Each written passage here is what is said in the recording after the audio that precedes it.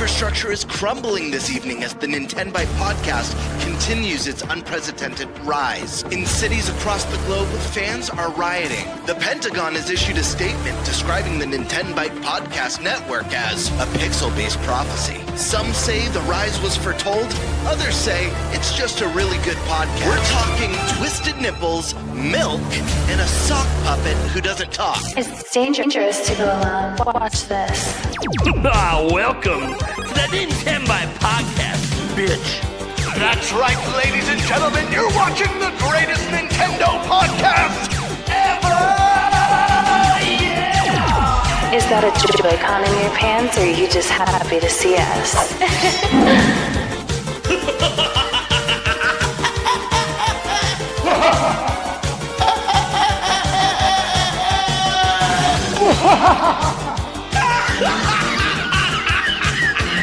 Shut up! Now feel the power. Everyone, do you feel that? Oh my god, I feel it! I feel it too, Gamer. What is it? It's the power of our podcast. I feel it! This is rad, Nintenbyte. So rad. Power.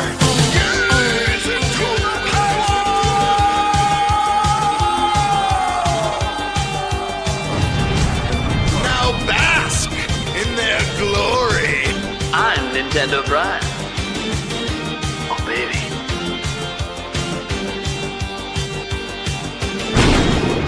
I'm ThunderStash.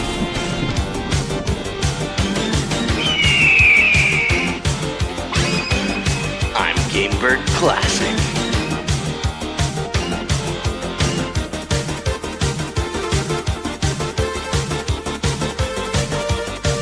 Nintenbyte rules. Let's rock.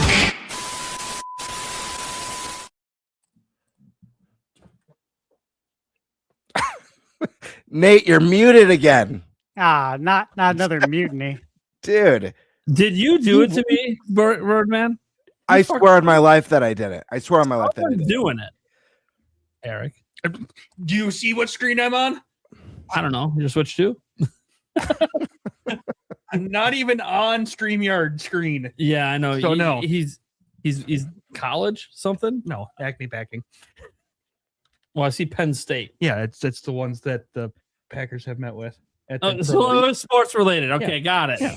That's all I was indicating. Yeah. All right.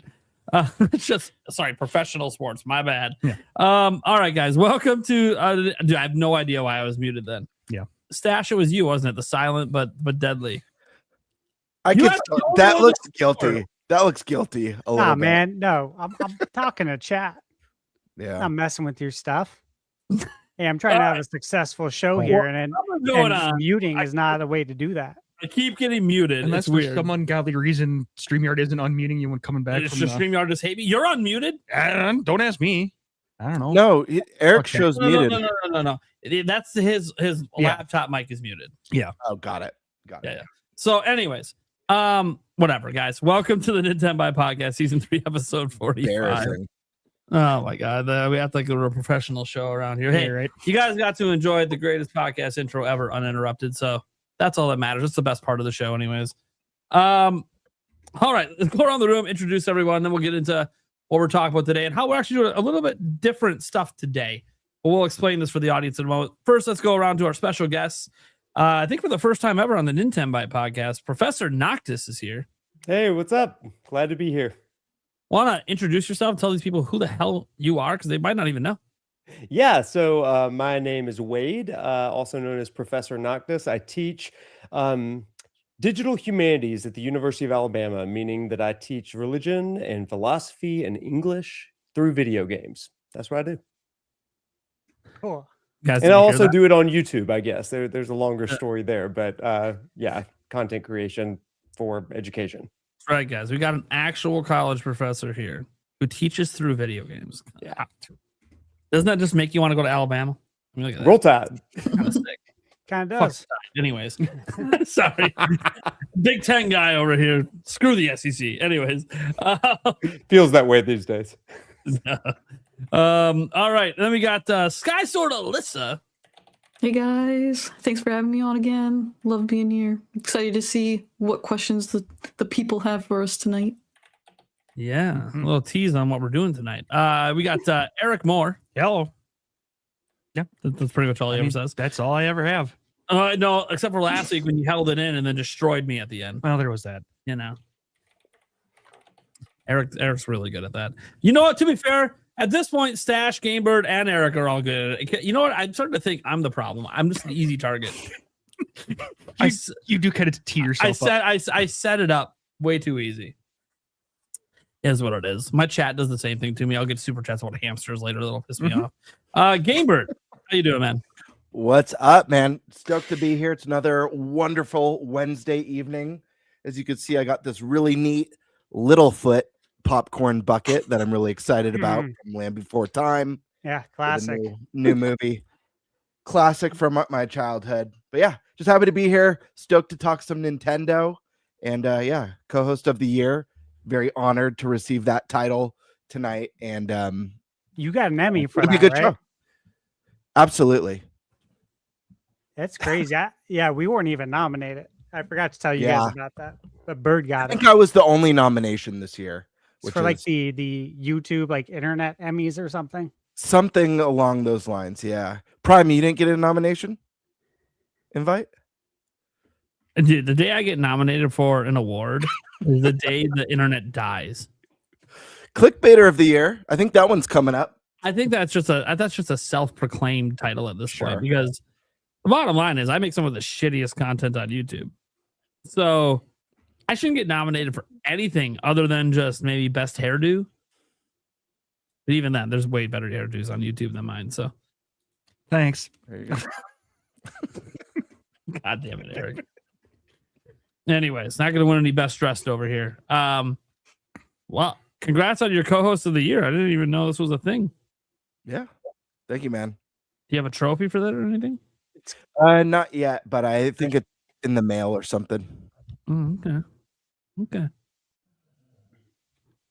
I don't even know how to move on. Stash. Apparently you knew about this. Yeah, I mean, I knew about it because like I had a vote to cast. And of course I casted my vote there. So I mean, you know. I heard you drove out to vote. Is that true? Yeah, I did. Wow. We made a weekend out of it. So that's cool. I really appreciate your support. Sounds like you may have been the only co-host who voted for me this year, which a little bit of disappointing. I thought you guys got emails. I mean, you probably did. You probably just didn't. Maybe it hit your spam. I don't know. I don't know what we were talking about. So yeah, that's awesome. At like the YouTube Emmys or content creator Emmys or whatever. Hell yeah. Yeah. Cool deal. Well, thank you, man. I got a question. Was it for this show or something else?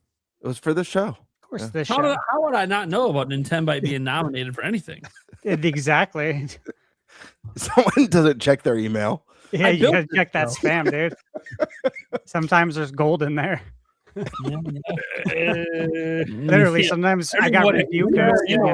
Last time I had someone from Saudi Arabia telling me they're my long lost uncle when I checked my spam. Yeah, those are always going to be there. You just got to sift through those, man.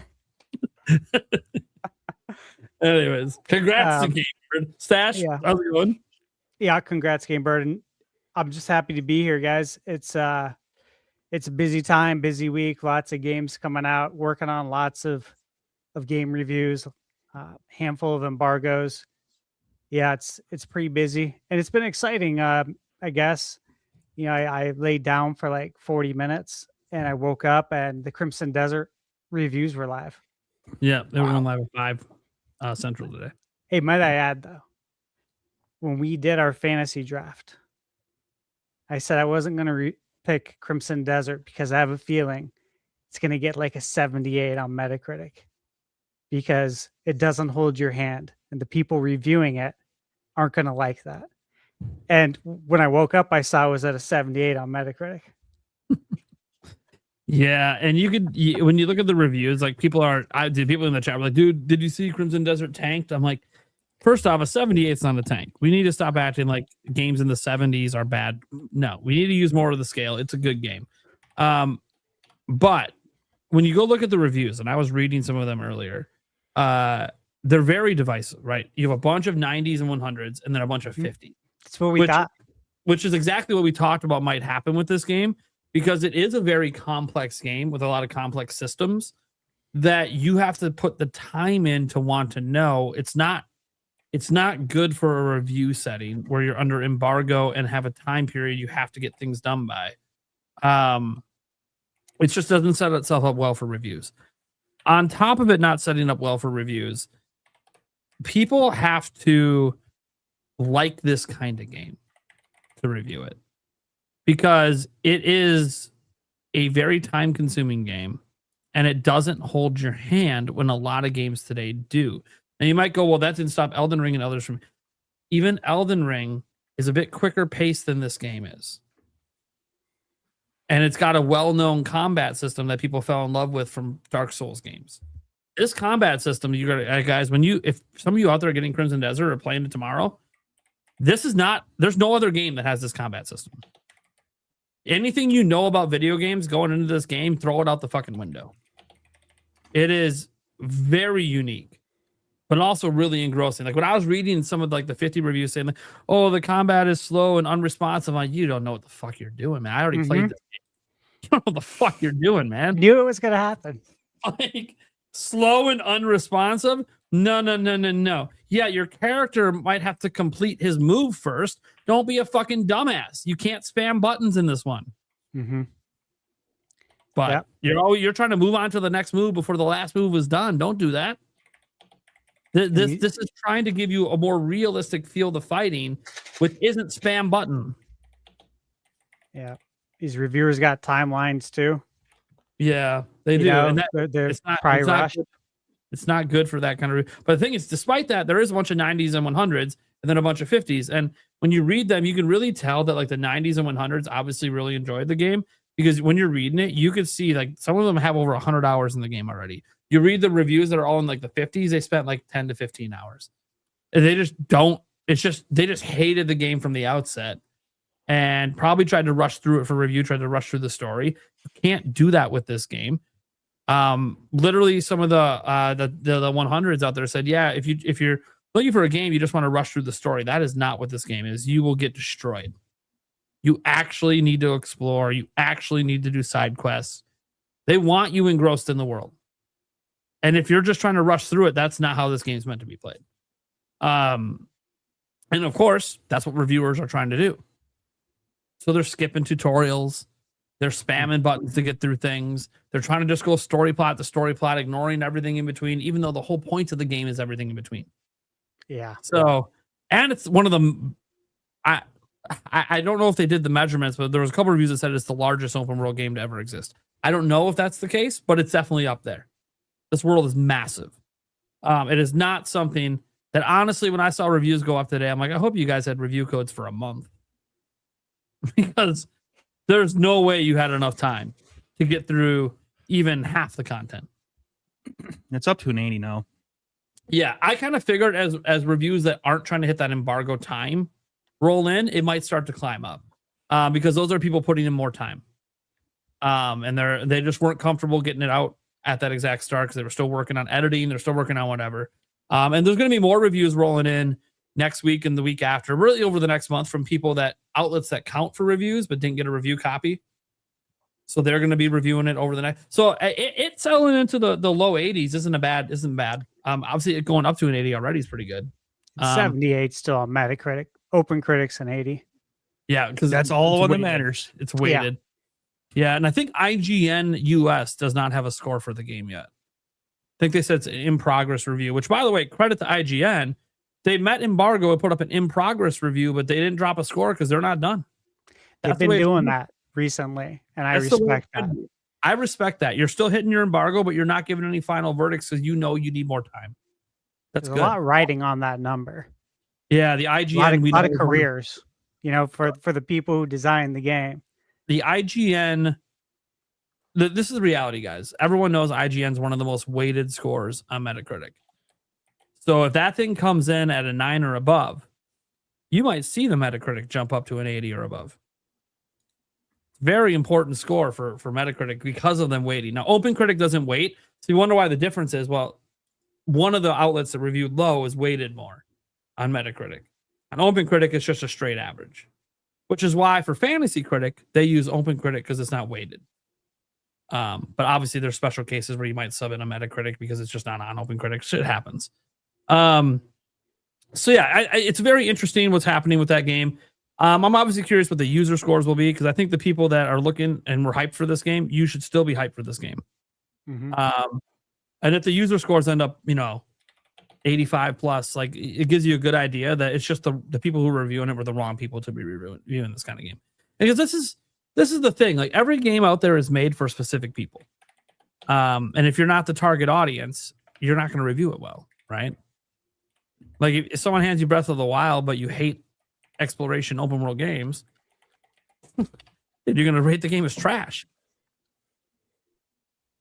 But someone who likes that is probably going to love it. So yeah, it's really interesting. It's also why that game's divisive because Zelda hasn't been that way since like the first game. So maybe the second game, I suppose. But yeah, so a lot of linear Zelda lovers were like, what the fuck? And then Nintendo's like, yeah, what the fuck? 30 mil. Let's go. What? We used to sell 7? That was fun. That was cute. Now we're going to be open world forever. I'm sorry. Nintendo's word, open air. Open air. Anyways, guys, I'm Nintendo Prime. You know what's up. Today's festival is going to be a little different.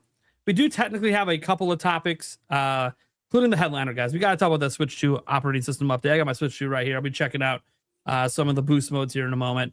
We're also talking a little bit about DLSS 5 because it's kind of a combo topic because it's both about game performance and obviously talk about what we like and don't like about. Do we think any of this could come to Switch 2? Do we think any of this affects future stuff? Some people complaining about the Switch 2 OS update doesn't let you play TV mode for Switch 2 games in handheld, which I think would be a mistake, but we can talk about that as well because some people think it should just extend to all games on Switch 2. Make that like a perk that you can optionally choose TV mode for everything. Cool. We could talk about that. We're also going to be finally, it's been on the docket for a while, but we haven't gotten to it because we ran out of time. Fantasy Critic update. Get to that at some point today. Again, probably towards the end. But today's episode's a little different, guys, because besides that, we basically have 1.5 topics. I always say Fantasy Critic is like a half topic because it doesn't take very long. We're just updating and going through, seeing what's going on. The rest of the show, guys, is actually a Q&A for you guys watching. Couple ways you can get your questions in. Obviously, people super chat or stuff in. We're going to prioritize those questions, right? And this isn't like the Q&A we usually do at the end of the show where we kind of rapid fire rush through stuff. No. If you want us to have like a serious debate, it's like, hey, what's your top 3 Mario games? We'll have like a real discussion on it. It won't be an hour long for each question, but we'll actually give some time and go around and have everyone on the panel answer, unless the question is specifically just for one person on the panel. Like if someone wants to come in and ask the professor how Final Fantasy applies to English, he's the man to ask. He's the man to ask. Not ready for a lot, but I'm ready for that. Anything Final Fantasy related to his professorhood, he's the guy to ask right now. So I'm just saying, guys, it's going to be a really cool episode like that. We're going to see how this goes. We had talked behind the scenes about doing an episode like this.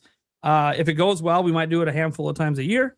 It really helps, obviously, during slow news weeks as well. It also gives you guys a unique opportunity to my audience is used to doing Q&As with me, but you never get to do it really with everyone on a show.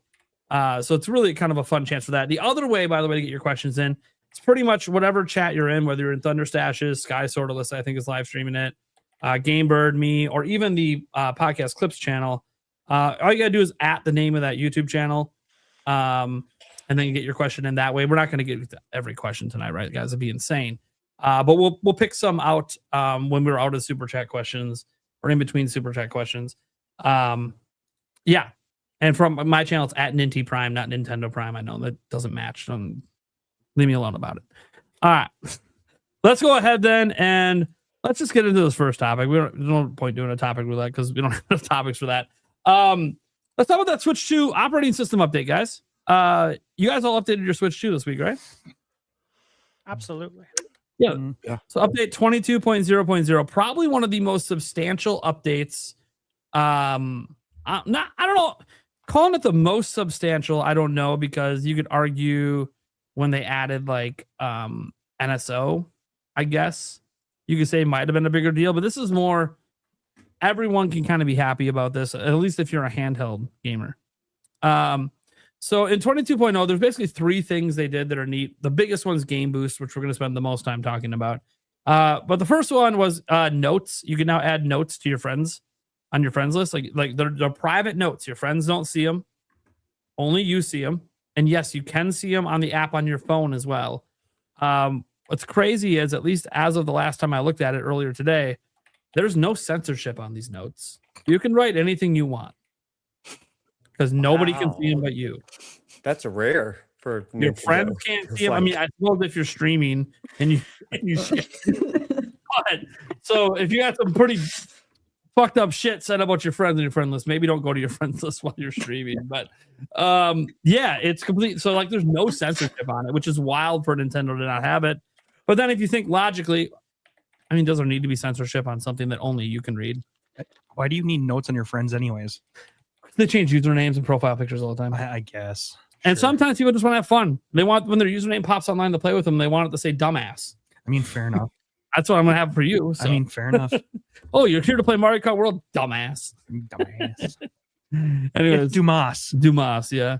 So that's one thing they added, which is, it's just neat. To me, it's like, who cares? But there are some people that will have fun with it, of course. So whatever. It's nice to have and it's free. So who cares?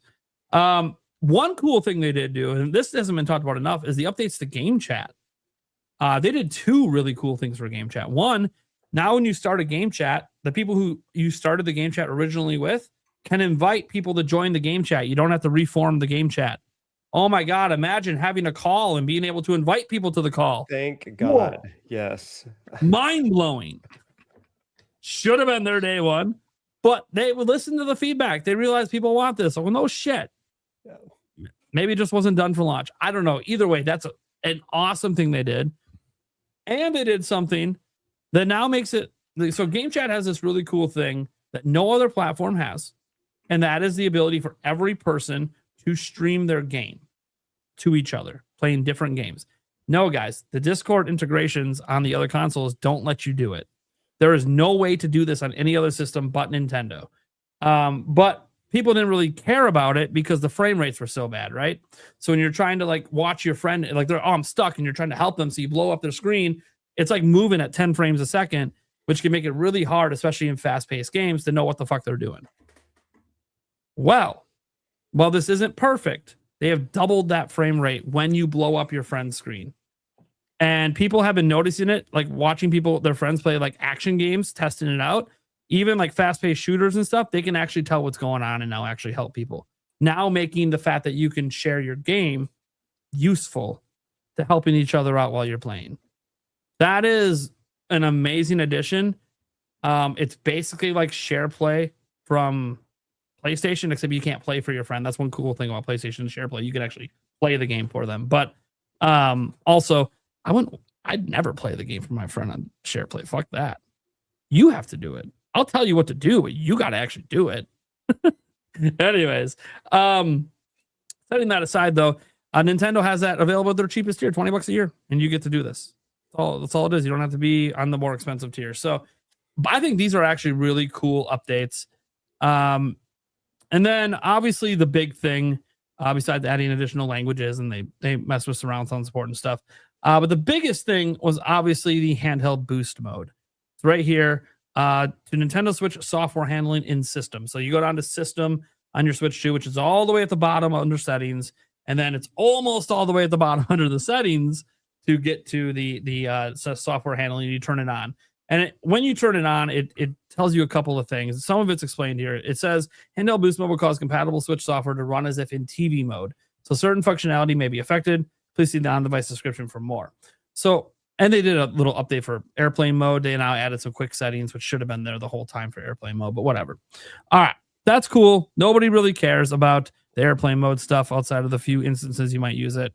So this gets back to the boost mode, because What it does, guys, is any Switch 1 game that doesn't have a Switch 2 free update, like Mario Odyssey has a free update. There's no reason that boost mode to affect that. You just get the free update, right? It doesn't have a Switch 2 edition. And even if it has a Switch 2 edition, it still works if you don't have the Switch 2 edition. It just takes TV mode from Switch 1 and runs it in handheld on Switch 2, which cleans up a lot of image clarity issues because, as you guys know, Switch 1 is 720p only in handheld. So almost every Switch 1 game looks a little blurry in handheld mode on a bigger screen that can support 1080p. Fixes some of that because a lot of games hit 1080p in dock mode, or at least a higher resolution. Because remember, there's a lot of downscaling on Switch 1. Well, the downscaling was not as bad on TV mode. So you would actually get higher resolution, which actually looks really good on a smaller screen. And you would sometimes get increased performance. Now, some people did note, and I forgot to clarify this in detail in my video, that there is one caveat to increased performance. It's increased performance as in you get the same performance that Switch 1 TV mode got. If you like playing the game with the increased performance that Switch 2 is naturally giving it, that goes away if you turn this boost mode on. And the chances are the reason it goes away is that overhead used to do that is now being used to run TV mode. Because you got to remember, guys, this is an emulation layer running Switch 1. This is not technically just raw running on the operating system and hardware like Switch 2 games. They have to emulate Switch 1. So that emulation layer means they can either offer you, hey, just naturally boosted frame rates because you have more powerful hardware, or we'll give you TV mode. For some games, it won't make much of a difference because like the boosted frame rates wasn't that big a deal anyways. For other games, it might make a bigger deal to you. But then technically, because you're running in TV mode, you're at least getting the frame rates you would get in TV mode on Switch 1. So it's kind of a give and take. In some games, you might prefer not to turn on boost mode. And there are some games boost mode just naturally is going to be buggy with. One caveat, like when you use boost mode, it treats your Joy-Cons as Pro controllers. So when you want to play in tabletop mode, you actually have to disconnect them to connect a Pro controller to use it in tabletop mode. And again, this is all part of that emulation. All part of that emulation layer, and you're in TV mode. In TV mode, you're not playing with Joy-Cons attached in TV mode, right? So it's all part of how they're solving emulation quirks. And there's anything that used a touchscreen won't work because there's not touchscreen in TV mode. So yeah, there are some games that basically are incompatible with this boost mode and don't work. But a majority of the Switch 1 library does work. And I think even games that have the free updates, if you haven't downloaded the free update, it still might work. But why wouldn't you just get the free update? Because then you get boosted resolution and frame rate, right? Like, why wouldn't you just do that? Like, why would you play the update for Odyssey versus boosting Odyssey? Makes no sense. But if you don't have like Breath of the Wild Switch 2 edition, okay, it makes some sense to play TV mode from Switch 1 on your Switch 2. So, before we say anything else, because we'll get into the DLSS later, have any of you guys tried out boosted mode? Not yet. I haven't had the opportunity to, although I am looking forward to seeing it with my own eyes and how it performs, how it looks outside of screenshots and some of like the video examples that I've seen online. Yeah, the screenshots online have been pretty nice for people that pay attention. I think for general consumers, they might not really care that much. Mm-hmm. But for more hardcore consumers, some of it's very noticeable, which of course it is. If you guys remember playing Switch 1, it can be very noticeable the difference between TV mode and handheld mode. Well, yeah, that's the same differences here. And as in Eric, I don't think you've tried boosted mode because I just told you about it. No, I knew about it. I just didn't know where to turn it on. Yeah. And I had a chance to really look into it. So okay, Scott, sort of Alyssa, you get a chance to try it out a little bit. No. See, look at that. This is our headline topic, and nobody's done it but me. Professor Knox. It came out after Pocopia, and I'm just building. Man, like came out after Pocopia. I'm right there with you, Perfect. Noctis. I've been in Pocopia world. I'm gonna go back. My goal is to play finish Xenoblade 3 and Chronicles because I just haven't done either of those yet. But now's the time. So you know what's funny bringing up Xenoblade? So there's a Switch 2 edition for Xenoblade Chronicles X. It looks better running the TV boost mode than it does playing the Switch 2 edition. Oh, yeah, it visually looks better. Like that lets you know how bad the visual upgrade actually was with the Switch 2 edition. That the TV is better, but you don't get the frame rates. That's the thing. Like you get 60 FPS with the Switch 2 edition. You don't get that with the boost mode. But like it looks significantly better than it does on the Switch. Yeah, the Switch 2 game's a mess. This is what makes me feel like doubling down on one of the things I was talking about last week about how including the Switch 2 editions as part of the expansion pass Nintendo Online service would just sweeten the deal so much more that when you do have examples like Xenoblade where maybe it's not as pretty or as clean as people were hoping, it softens the blow because it was free if you're an NSO member. You know what I mean? Yeah. And this is just free for everyone. It's great. Stash, have you at least looked at it? Yeah, of course. Thank God. I checked it out at least. Yeah, I was on the internet. I was playing my Switch. I'm working on reviews, so I'm literally, Switch doesn't get a break, man. I think I told you guys I had to go buy a new Switch 2 Pro controller. Yeah, yeah. My right joystick just went out on me. You guys got to understand the amount of hours he's putting in these controllers. He is not your normal gamer. Yeah, so I don't blame Nintendo. It's just like, damn, I guess I put a lot of wear and tear already on this, like apparently. So I watched some videos. Switch Up, YouTube. They have a great channel. They've been covering in depth Switch 1 games on Switch 2 since the Switch 2 launch, and they did a video yesterday and today. And, they got the whole slider on their video, just like the NVIDIA demos.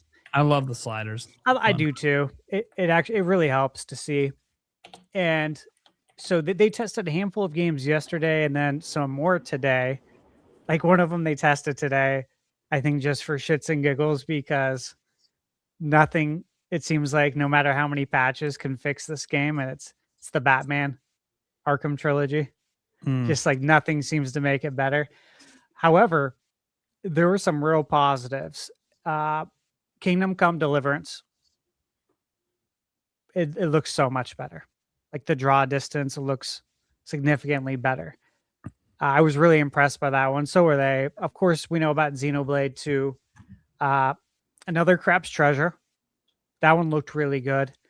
The Outer Worlds had a nice glow up. The Witcher 3. That was one that I was hoping they would test, and that one looked considerably better. And Dragon Quest 11, which, as you know, like if you played it on Switch, it's pretty blurry in handheld mode. I have it on Switch and PS5. I beat it on PS5 and did the whole platinum deal over there. But I definitely played it on Switch 1, and seeing what it looks like now is significant improvement. So this is pretty cool, man. Overall, though, this is just a great update, right? This is a win for everybody. Can actually get the native resolution, right, for Switch 2 in handheld mode instead of playing these games in 720p on a 1080p screen. So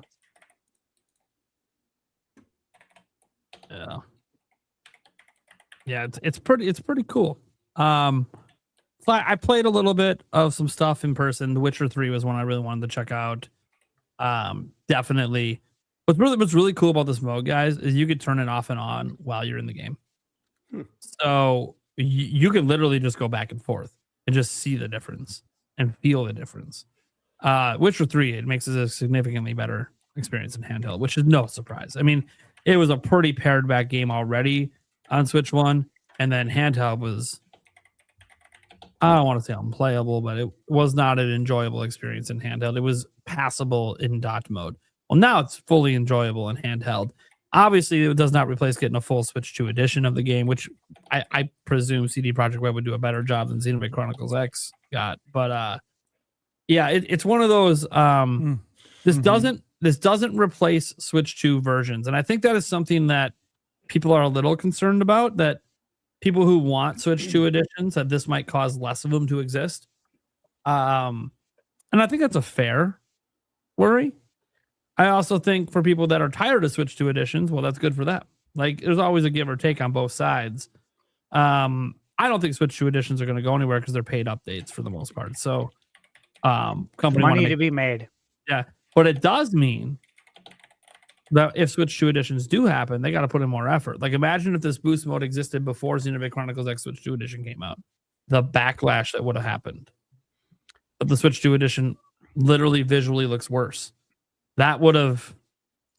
It already got backlash. Now imagine it's worse than a free update. Yeah, it's a big win for gamers because of that reason. And, I saw that too. Like, it seemed like a lot of folks on YouTube and Twitter were asking that question. Actually, most of them were declaring that this means Switch 2 editions are over. And then it was funny. This morning, THQ tweeted out that dedicated Switch 2 editions of Epic Mickey Rebrushed, Destroy All Humans 1, 2, and SpongeBob all coming out. SpongeBob's already on Switch 2. That SpongeBob was going to Switch 1 now, though. Yeah, all coming out in, I think, June, July, August, October for Epic Mickey. But it's just funny. It's like this. That's not what it means. It doesn't mean it.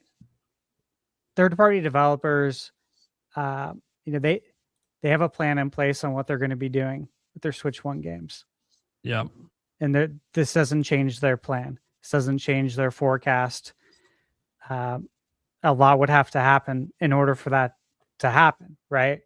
Like, if you don't release your Switch 2 edition and you have that planned in your financials, this isn't going to change it. The biggest thing it does is it makes them have to try more. Which is great. Which is good. That's good for us. To not get any. Now, to be fair, I think third parties have actually done a really good job with their Switch 2 editions overall. Much better job than Nintendo's done consistently. But I do think that it just puts that added pressure of, hey, just so our whole dev team is aware that's working on the Switch 2 edition, we got to go look at Switch 1, like in boost mode on Switch 2 is the basis of we have to be better than this and noticeably better. Because I think, while I haven't seen a third party do it yet, there is the chance that they could phone it in, just be like, well, we'll just make it run as well as it does on Switch 1 dot mode. And it's like, no, that's not going to fly now. So I do think that it actually won't make Switch 2 editions go away. I think Switch 2 editions were always going to slow down eventually anyways, because companies are going to focus their budget on making new games because there's more money to be made off the new games, unless you're one of those like evergreen forever games. Like a Minecraft Switch 2 edition makes total sense. It also would make sense because the game isn't $60, $70, and they just release a whole new version. Don't know what they're going to do when they get around to it. Fortnite, we know, is a free-to-play game, so they just literally gave you an entirely new game. If you go to the eShop, it's 2 different downloads. So it's not a Switch 2 edition. It's a full new release, but it's also free-to-play. And if you know anything about Fortnite, your account works on all platforms, so it doesn't really affect anything. But not every game is set up that way. So it is interesting. I'm really excited about it. Look, there's a reason that videos on this yesterday were doing well on every YouTube channel that made one. This is widely considered a universally positive thing Nintendo just did. And in a world of where they've been just taking lots of blows for what people feel are bad business decisions, this is absolutely free, and they didn't have to do it.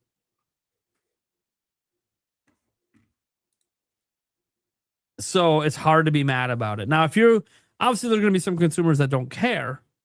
People that only play in dot mode, you don't care.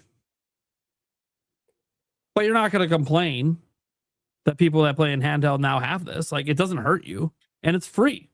And I know some of I wish those the people that work on the operating system aren't working on games.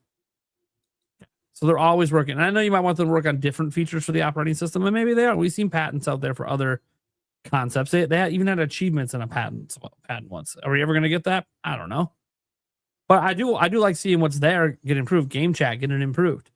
Yeah, I think adding notes to friends is a little weird. I think you should be working more so on us being able to message our friends.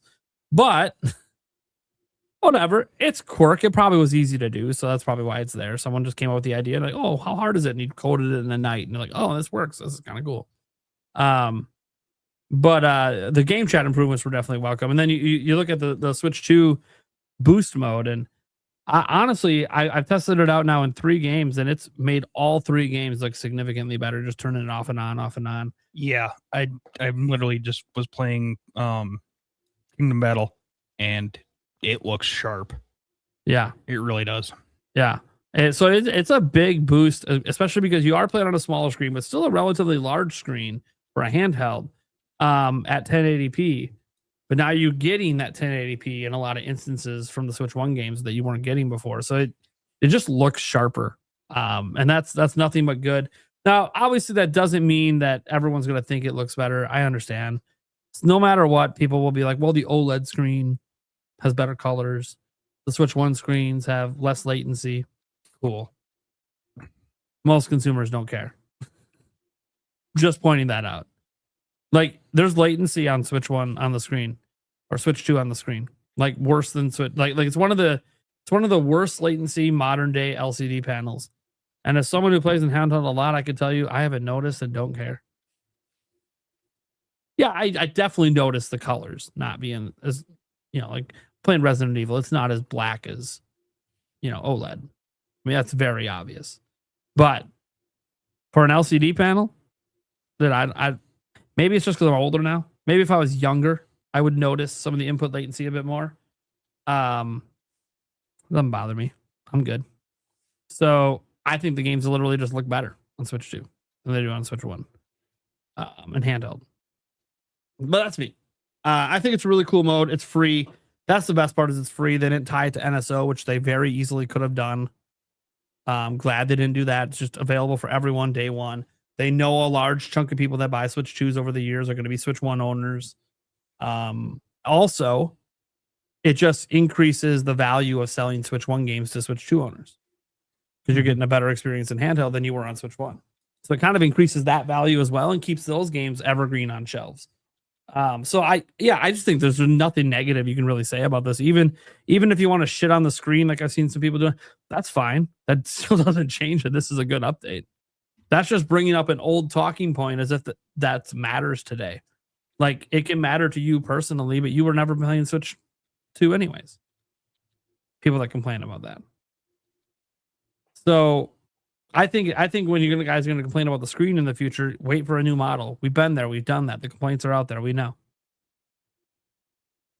Nothing Nintendo can do about that right now until a new model comes out. So until then, them improving stuff like this is great. There's just no way. I've watched, I guess you call them grifters, haters, whatever you want to. I've watched them try to spin this, and the spin is backfiring because there's nothing. It's free. They didn't have to do it, and people love it. What, like? It's universally like, let's just say, in the month of March so far has been the month of Nintendo wins, man. Nate, what's the spin? What's even the spin? Is, example. Well, you can't do it the Switch 2 game, so who cares? That's one of the spins. And it's like, well, to run Switch 2 games in TV mode and handheld, you can do it. And when people eventually hack the Switch 2 and modify it, they'll upclock it to run like that in handheld mode. But it's Nintendo's number one concern with their handheld mode has always been battery life. Battery. And when you start hitting that battery with 20 watts of demand on the small capacity it already is, and you're doing that in handheld, you're getting less than an hour. And to Nintendo, that probably just is a no-no. When you do the boosted Switch 1 mode on for Switch 1 games, you're still getting your 2+ hours that they advertise. So that 1 hour is just not tenable to Nintendo. And it's also really bad on your battery to hit it with that much demand all the time. These batteries weren't built for that. It's not like a car battery that's built for high voltage. This wasn't built for that. This battery was built to be used the way it's currently used in handheld. Now, you could argue Nintendo could fix all of that and just go with a silicon carbon battery. But I don't need a $700 Switch.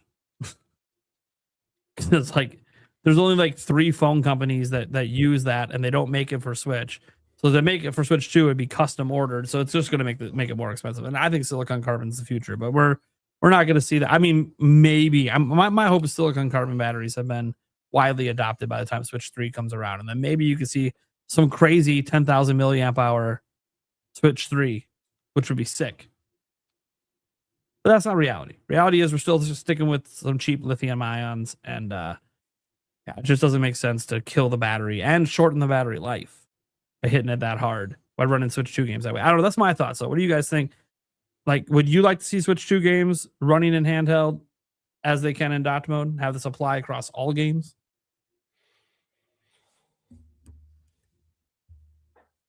Don't everyone talk at once. I mean, obviously, I would love to be in a scenario where it's peak performance across all ways of playing. Obviously, battery is already limited on Switch 2, so the power issues are a real one, and obviously, there's workarounds with that, with the power banks and and different alternatives like that. But I don't know. I don't see this as a big drawback. I think it would be an excellent plus. Maybe for a Switch 2 Pro. I don't know.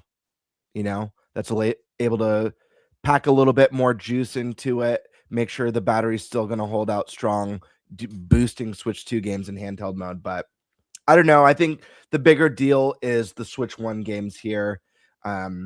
Like you said, I think it's going to encourage more people to reach backwards or even backlog stuff. We all have a growing backlog, that it could be exciting way to go back and revisit that stuff. I don't know. I think it would be a good thing, but I don't think we're missing out right now at this stage. What do you think, Noctis? You agree?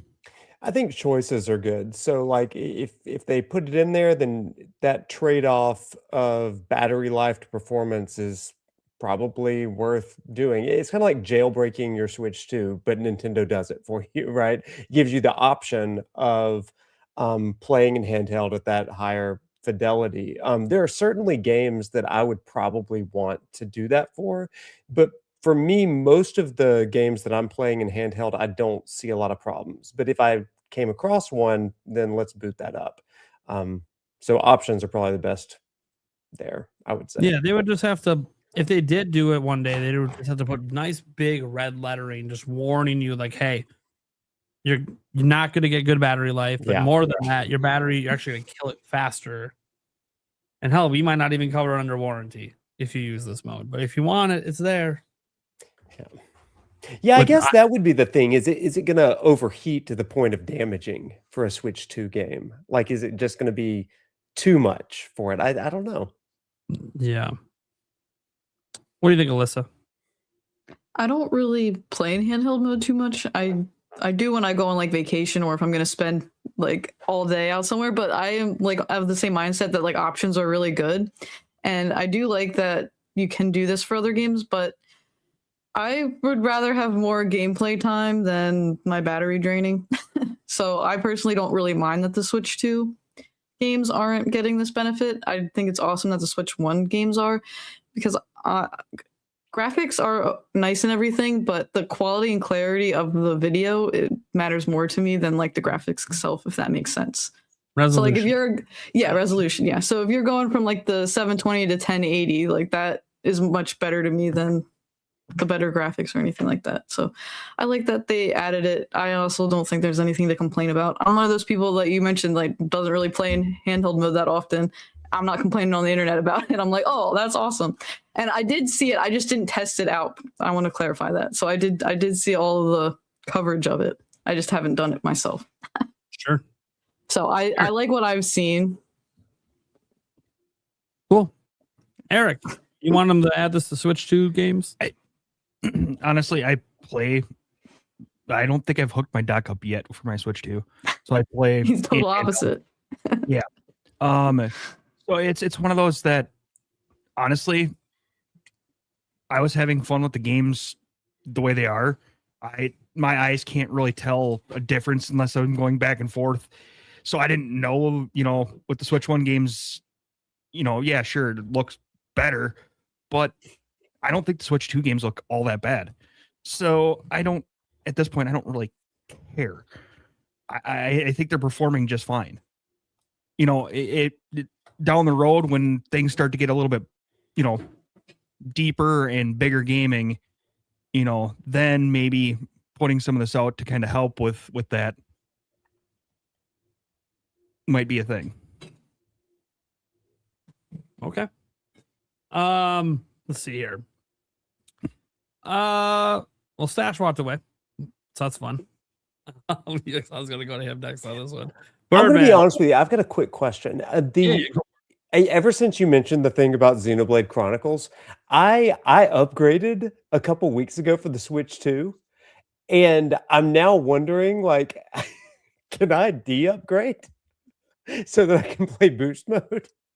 I don't think I can. I think I'm locked in now. I think if you go into the data management, you might be able to delete the update. Okay. Don't quote me. I'm not 100% sure. Yeah. I haven't tried Just to to delete play it. on handheld, I guess. Like docked mode would be fine, but I literally was like, I need to buy this update because I've got a big plane ride coming in about a month, and Sure. I'd really, oh man, that was not a worry on my table today. Gamer, do you think they should add it to Switch 2 games? You're muted. I already answered this. I was the first person you called on. I know. The chat was gone, I'll so- double down. I think it's a great thing to add. I think we'd all like to see it. Just like the ridiculousness of people already complaining about this update. I think it would be really weird to be like, no, I do not want this added to Switch 2 at all. It would just be odd. Yeah. I don't think we need it right now. Again, I think this is something that would be really cool with if we, we're getting longer cycles now for generations. They're not the 5 to 6 years anymore. They're bleeding into that 7 to 8, maybe even 9-year generations.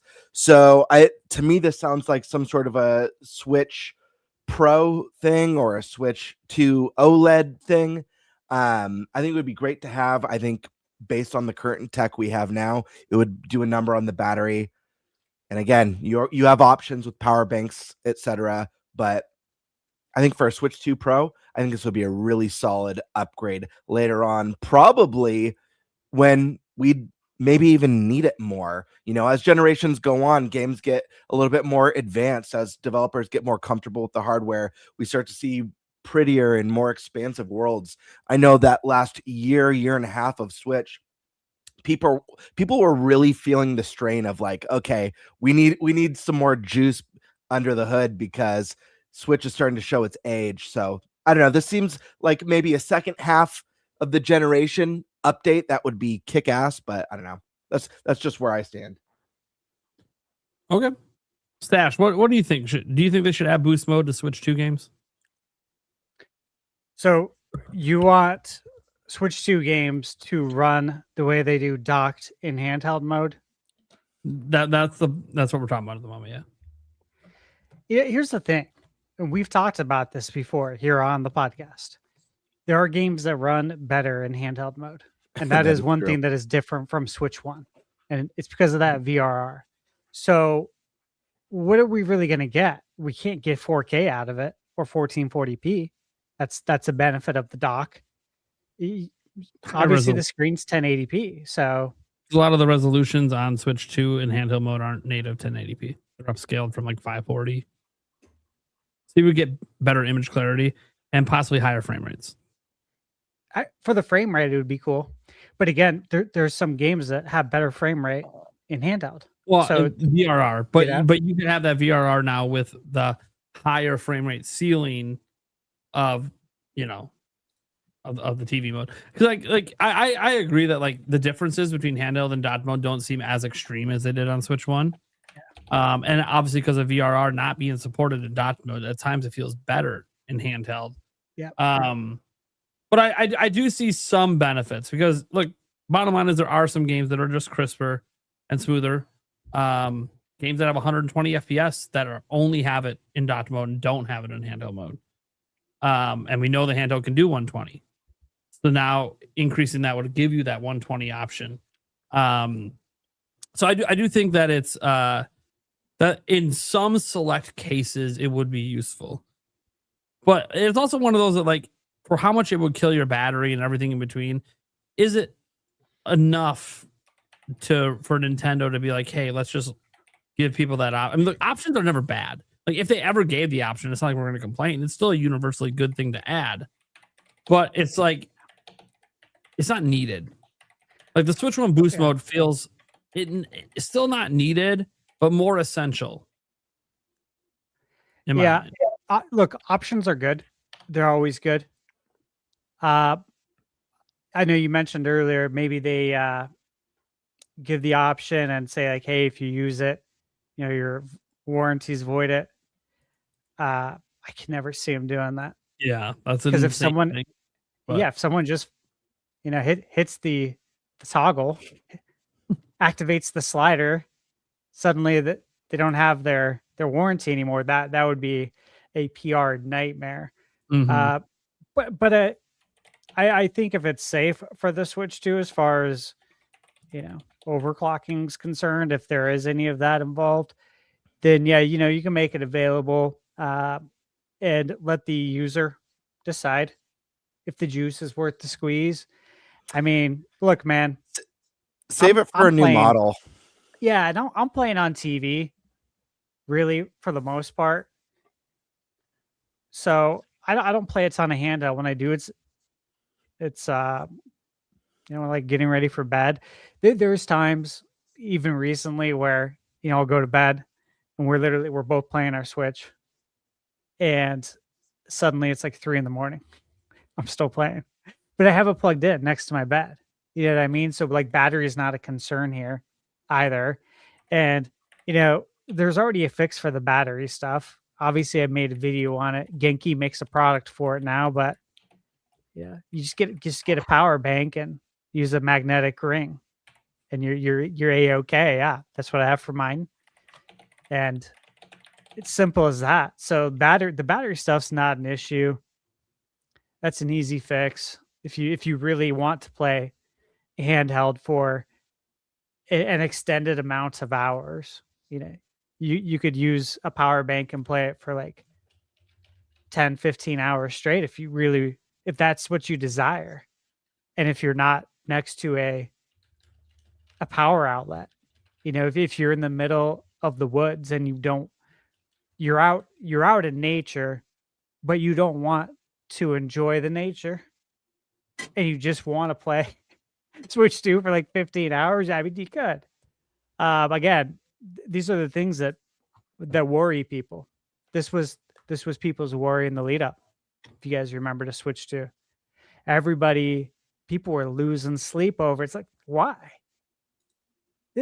This happens with all handhelds. All of them. No handheld has perfect battery life, and there's an easy fix. If you want to put those worries to rest, buy a power bank. They're not expensive. End of story. Move on with your life. Yeah, I got a sponsorship coming up with this cuck company. Literally, What? CUK. It's CUK. That's how you pronounce it. I did not come up with the pronunciation. Yeah, it's in the official documentation. All over faces. It's not pronounced differently. No. Is it based out of America? It's like No. kook. They sell in America though. That said, 20,000 milliamp hour battery bank. Something's not right here. That's on sale on Amazon right now for like $22. It's so And cheap it now. does 45-watt charging. Supports with like that's an amazing deal. I paid like $60 like 6 months ago for 20,000. Yeah. Easy, man. Easy fix. If that's what you want to do. Mad at me. I didn't brand the brand, guys. Okay. And I gotta try not to laugh when I say the name in the sponsorship video. I can't wait to see the sponsorship. Do you want me to make a commercial for it? Dude. The ideas are already flooding Awesome. Dude, I kind of do. I mean, I can send you the document with the restrictions so you know what you can't do. And you tell me what you need from me. Yeah, it's a sponsorship I have. I just got the documentation for today, but I've had the battery bank for like a week. It's my primary battery bank now. Like it's fucking awesome. But yeah, that's the thing. Like it is cheap to get those battery banks.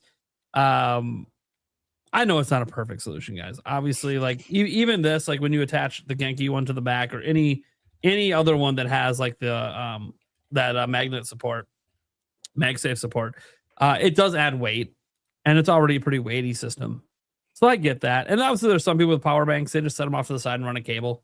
That's fine too. That's what Yulia's doing upstairs right now for a heating pad, right? Running a cable from a power bank. I don't know, guys. I think Switch 2 boost mode is really cool overall. I think it being available for Switch 2 games, I would never be mad about it, but I also probably wouldn't use it personally. Unless there's like a very specific. Like, I'm trying to think of a case where I would. Maybe like Star Wars Outlaws. That one does actually run better in dot mode. So like that one, that could be like an exception. And it would probably be like that, like the high-end AAA, like a GTA 6 if it ever came over. Yeah, I'm sure the dot mode's probably better. So I would probably like to run that in handheld if I could. But also, I can imagine GTA 6 in handheld, regardless of boosted or not, is going to kill the battery. But that's a game that I would refuse to even turn on in handheld without being hooked up to a power bank, because I just know that game's going to cook. Yeah. And Crimson Desert might be a similar case as well. That we know that one's coming. Starfield today, we got a small update from Nate the Hate. That it's still in active development, but they're having problems. But what's cool about it is he says cross your fingers, because obviously when he's hearing they're having problems, he's also hearing it's still in development. So I hear that, I go, well, whatever problems they're having, they must think they can overcome it, or they would have already canceled. And to be fair, that game had performance issues at launch on every platform. So we'll see if it has performance issues when it launches on PS5. I hope not, since the hardware is so similar to Xbox, but you never know. It's Bethesda. Yeah. We know with this engine already. We know.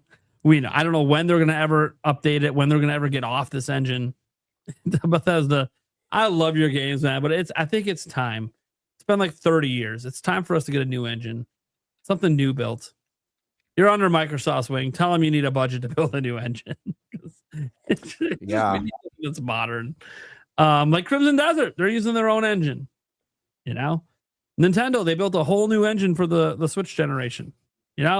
These new custom engines are sometimes better than just rehashing old ones over and over. Anyways, that's a different conversation. I'm happy to hear Starfield is still coming. I don't really care that much about Starfield. I didn't like it that much when it came out, but I honestly think, guys, if you want a space game, No Man's Sky is the way to go right now. That game is very fleshed out with tons of content, and it's cheaper, and it also looks fantastic on Switch 2. But okay, so the second part of this topic, or really I guess topic 1.5 1B, is DLSS 5, which is not a thing on Switch 2. Technically, nor is 4.5. There hasn't been any updates as far as we're aware to having a new version of DLSS on Switch 2. At least nothing that's been shared from the developer side yet. Now, to be fair, a lot of these things that get developed for the top end cards first, and to be fair, DLSS 5 isn't even out yet, right? Comes out this fall. They come down, trickle down the line, later. But I wanted to show DLSS 5 and just kind of get your guys' thoughts, because it basically only does one thing. One of those things is piss the people off. That's true. So let's just watch and so it does this thing. What do they call it officially? I had it in the notes here. What do they call it officially? They call it a real-time neural rendering model that infuses pixels with photoreal lighting and materials. Apparently how this works is entirely in the hands of game devs. So if you don't like the way it looks in this video, the bit in the video is like, hey, it ain't our fault. This is what the game devs did with it, not us. That's I don't know. I honestly don't know if this was like super easy for the game. Yeah, I'm sure the game devs implemented it, but also did they barely touch it and it just did this on its own? I don't know. We need a game dev to actually talk about how this functions to understand how much was their decision and how much is just what it does on its own. And then what does it say? Apparently, it's in the hands of game devs. That's according to NVIDIA, and it does not include any improvements to upscaling and the like. So basically, this entire update's about this one feature. 4.5 had the improvements to upscaling. 5 is literally just about this and nothing else. And I find that interesting because you see things like this. Like Requiem's one that obvious to us as Switch 2 owners because we have it. And when I see this happen, this is just my personal take. When I see the update here, this does not look natural to me. This is a very low light setting in rain. And there's all these skin highlights that just wouldn't exist in natural lighting. in this type of light? So I don't know. Like, first off, just overall, do you guys even like what you're seeing here? Let's just start with that. Let's get a baseline on how we're feeling about DLSS 5. This has been a huge thing on the internet the last 24 hours. And we got to talk about it because guess what? There's always that small chance it comes to Switch 2. So let's start with the professor. Oh Professor gosh, me first. Oh Professor Lord. of video games over there. Do you even like what's going on here? Do you like what it's doing to the games? Oh man. So I like the idea of giving developers new tools that are going to expedite some things. I am concerned about, first of all, everything kind of looking a little bit samey eventually. A lot has been said about the AI filter, right? And it's not really an AI filter, but my concern is that are all of the games going to really evoke that same art style, and it's going to take away integrity from the artists? And so what happens to artistry? Is it really in the hands of the artists, or when we say that the developers are knowledgeable of this, or is it really just the boardroom deciders, right? And that would be my concern. How is the artistry still maintaining its own integrity? But I like the exploration of new technologies. The first iteration is never the last iteration, and that is a comforting thing, I think. Because what is it going to look like in 5 years? But I think that the conversations we're having right now are important for getting us there. I guess that's my take. I'm curious and cautious. Okay. Alyssa. So like I kind of mentioned a little bit before how I care more about like resolution over graphic fidelity. So this is kind of like meh to me.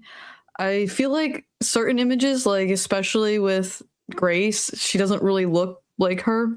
And I haven't played Resident Evil 9, but apparently that's not really how her character is portrayed. She looks like they're making her look more like a supermodel with that kind of upscaling rather than this like awkward girl. It reminds me of the AI when like people tell Grok on X, hey, make the girl look beautiful. Yeah. Like some of the characters like Leon, like his looks nicer. Like he just looks like a little cleaned up, a little more detail. If it's adding a little bit to what the developers already created, I don't really have a problem with that. But once it starts adding more things, and then you brought up a good point with the lighting, that lighting would not have made sense in that kind of area. Like, it was very dark there, and it looked like she had a spotlight on. Yeah, it looked like studio lights. I'm like, yeah, that's not realistic. Like this is photorealistic lighting. That doesn't exist in that game, in that spot. Like that's not the lighting of that scene. The scene is dreary and drab because it's raining. Yeah. But I love cartoons, as you can see. So like the realistic graphics don't really matter to me. But it is a little scary, the AI stuff with the AI with the art is where I'm kind of like I don't like that. The AI to help with like small things like coding or maybe just adding a little bit more detail that they can't quite get with the tools they have, that I don't really have an issue with. But once we start messing with like human creativity, I don't like it. Yeah, there was one thing I noticed too on like the soccer scene with the one player celebrating. I don't know if I can really capture very well, but when he was celebrating, like there was like one of the stadium lights, right, shining off one of his like spots on his forehead. Sure, that happens, but then as he's moving around, it moves with his head, which is not realistic. I played sports. It does, when you're moving around, it doesn't just stay in that one spot on your head and move around with you. The light is stationary. Your face isn't. So it still isn't even realistic. It's like it's literally, to me, it just feels like telling Grok to beautify things. Mm-hmm. And I'm not saying that those results are always bad. Like if you like what AI does to make people look more beautiful or more photorealistic or whatever, then you're probably really loving what you see here. Like I think it's very obvious that if you love that, this probably looks baller to you. And I think in some cases, like there was the one with the Harry Potter and her face. Obviously, it made her have more wrinkles. No, if you look, those wrinkles are there in the other one. But then why do you They see added it? like depth to it. It added depth, and it's because of the photorealistic lighting. But then again, look around the scene. Where the fuck is that light coming from? That's the problem. It's not photorealistic if that lighting doesn't exist in the game already. Like, no one has a light right here, except like content creators. And We do. yeah, we do. But I mean, that's what I'm saying. Like, this shading on my face, this is not what it looks like when I'm normally walking around. This is a studio light hitting me. That's not what natural lighting in a video game looks like. So it's very, very interesting. And then even like when it can look like that, that's when like you're glaring basically at the sun, dude. They're squinting. Then if you're gonna make that be a bright face because of the sun, then you better show them squinting or wearing sunglasses, because then that's also not realistic. Like, to me, I obviously am not a huge fan of this. I'm not saying it can't get better, and obviously, as tech goes, it gets better over time. So they could fix some of this stuff over time. But, and I get that maybe if NVIDIA's trying to wash their hands of it, yeah, maybe they're being honest. I don't know. NVIDIA likes to say a lot of bullshit when they're on stage. Maybe they're being honest, and all the things we saw were because the devs chose for it to be that way. I don't know. But, and it's hard to get mad at the devs if they think this looks good and this is what they want their game to look like. Like, okay, I mean, they're the developers. If that's what they think the game should look like or what these characters should look like, cool. But I play, like, Resident Evil is the one that really gets me, because I played that and I'm putting time into that, and I'm like, dude, this like takes away from the feel of the game. And it makes all these things, all these games they showed, like they showed FIFA, they showed Harry Potter, they showed Resident Evil, and I know all these games they showed go for a more realistic art style, but even within those games there's a little nuance in the style of the game, and this just made them all look the same. I like took away the art style. But that's my take. Eric, what are you thinking? I know you love AI, so totally love AI. No, I gotta do this for a second here. Uh-oh. He's prepared. Oh God, I gotta shout out to Gamer Ran X for this beautiful freaking thumbnail. What do we got here? That's pretty good. That's actually really good. It's fantastic. Yeah, that's the beautifier, yeah, please. Right. So, I mean, there's parts of it that I like. I mean, but at the same point in time, it just, man, like you said, it just doesn't feel natural. The face shapes and stuff like that, really great.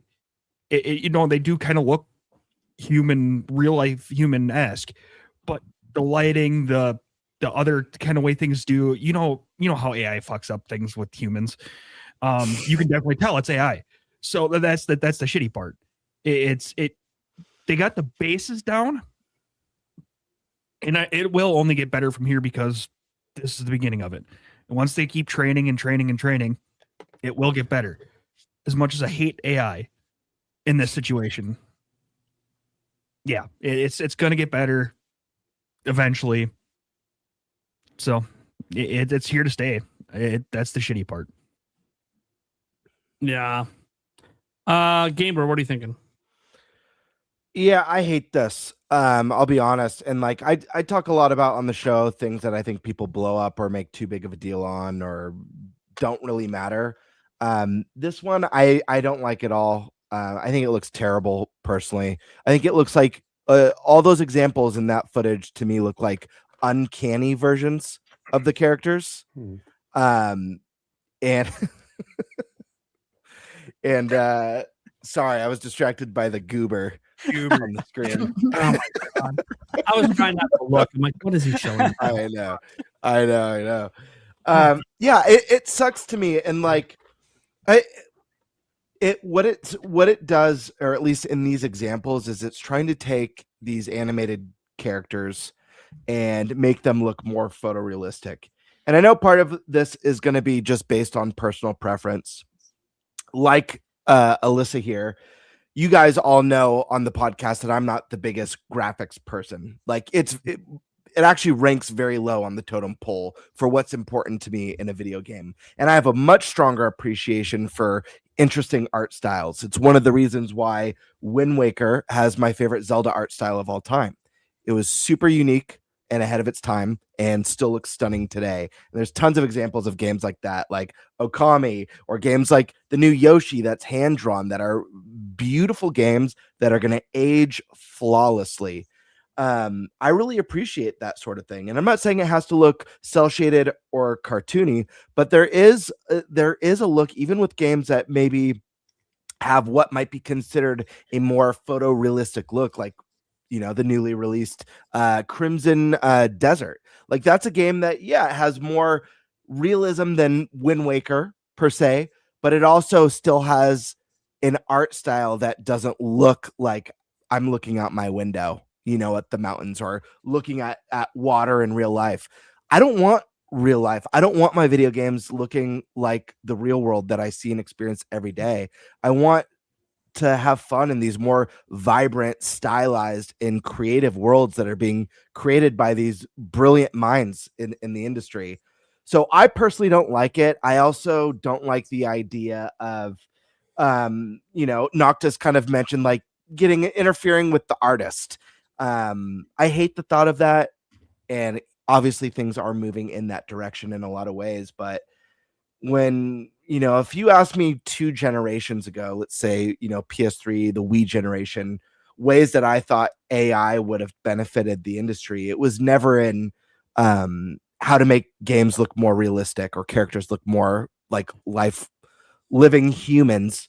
It wasn't about how AI could write our scripts and write our dialogue for us. All the things that I don't like, it was, how can AI enhance NPC personalities and make them more immersed in the world and react to the things that you're doing in the game? And for me, that's a use of AI that I think could really help out devs a lot. You know, we talk about games, you know, we're talking about Bethesda, games where there's characters on schedules and stuff. And these worlds and cities like in Cyberpunk or Fable that's coming up, ways that they can use artificial intelligence to enhance NPC interaction with the world and with you as a character. And, you know, we've been given the promise in the past of a narrative that changes based off of your actions and your decisions. This is a really cool way that I think AI can help developers as a tool. I don't want it looking like an uncanny photo that was generated on ChatGPT. It looks weird. And yeah, there's probably going to be people who think this looks way better, that it looks more realistic. But you got to ask yourself if at the end of the day, like, a full product, you know, being designed with this in mind, and knowing that the way AI works, at least right now, is that it pulls from sources. You know, you mentioned, Noctis, about everything kind of looking the same, not just, you know, going beyond just visuals. Like, what about, you know, using it in development and how games feel, how games play? Like, are we going to be getting a lot of like weird copyright infringement, everything pulling from the same sources? Yeah. So I don't know. It's weird. It's unfortunate. I know AI, like, you know, I don't know if there's going to be a big AI crash or how long it's here to stay or at what capacity, or if it's been overpromised or underpromised. A lot of that's yet to be seen in the grand scheme of things. My hope is that this doesn't hurt the industry, and instead, you know, when things settle down, instead becomes just a tool to make game development stronger, maintaining that creative direction. And I hope we see a lot of beautiful, unique and original ideas, because I'll tell you right now, the things that Miyazaki from Software is creating, those designs, you're not going to see stuff at that level in lore at that level from AI, at least not in the next, you know, 10, 15, at least not the next couple generations, or what's ever left of console generations. So yeah, that's my thoughts. I don't like it. Gamebird, you brought up something really, really interesting as far as like the NPC behaviors and stuff. And it really strikes me, like, at Alabama, every professor has to have an AI usage policy to make sure that our students are actually doing the work, and all that stuff. But part of what we are being encouraged to do is to help them not only learn the content of the class, but to learn how to intellectually, academically create prompts that are going to produce something unique and something of their own thing. And so it makes me curious. Is it possible? And I don't know enough about NVIDIA or about DLSS in general, but it makes me curious in the hands of developers and particularly artists, how much they can actually program into this to create prompts that are going to pull back something that's more integral to their artistic vision. And if we start to think of DLSS as maybe a platform to program for, a language to kind of make unique to your game, I wonder what it would look like. Do they start programming the personalities of NPCs? Do they program how lighting works within that? Is it almost like a replacement for the engine that they might have been using? I just don't know, but I wonder if that is the next step. Yeah, I mean, I think having like a specific engine design, like an AI designed to work with a specific engine instead of just a generic across the board, definitely would probably be better. And we probably would see less of what we just saw that has that, well, in my opinion, uncanny kind of look to it. But yeah, I mean, that's an interesting question. It's an interesting point. Stash, what are you thinking? Well, first off, I think we all need to like remember that this is a demonstration. Sure. And this is a blanket demonstration of the technology and what it is capable of. This isn't a demonstration of how the developers would have used it. Okay. I think everyone's not here on the podcast, just in general, has kind of failed to see that point. Is that Capcom didn't create this for them. This is just a blanket thing to show you what it could do. Going further into that, I know there's been a lot of discussion about having control over the lighting. There's more control there. I've read into this. I've been following it closely because it is very interesting to me, and it's a huge part of not just the gaming industry, but our futures, all of ours. Sure. And they do have control over more things like the geometry. They have direct control over it. They have control over the prompts. I mean, it's a tool. You figure out how to use the tool. It's not figuring it out for you. Obviously, it's going to do what you tell it to do. And if you don't like it, you say, okay, I need you to change this now. Keep this, change that. You did good here, but fix this part. That's how it works. AI is the modern day calculator. That's so, obviously in school, in math class, what do we always say? It's going to use a calculator anyways. What do I need to learn this for if I'm just going to use a calculator? Well, much of life now is that. And it's happened in doses. You guys look at when we were growing up, I was growing up in the 80s and 90s, and you went to the library to do your research project. We've talked about this, and you had to hope that your encyclopedia or whatever resources you were going to be using for your paper, whatever you're going to be citing, weren't already checked out by somebody else. Okay. Mm-hmm. And then we had a big boost. I think it was in like 94, 95 with Encarta. I don't know if you guys remember Encarta, the encyclopedia. I had that. I used it to do my state report in 5th grade on Idaho. I got stuck with Idaho. I didn't pick it. I was out sick for a week. Playing video games. Of course. Nonetheless, we had that, and then came the internet, Google, right? We had Lycos back in the day. Ask Jeeves. Ask Jeeves. Oh my God. Classic, right? But as time went on, more and more technology came out when we got Google, and the answers are all there.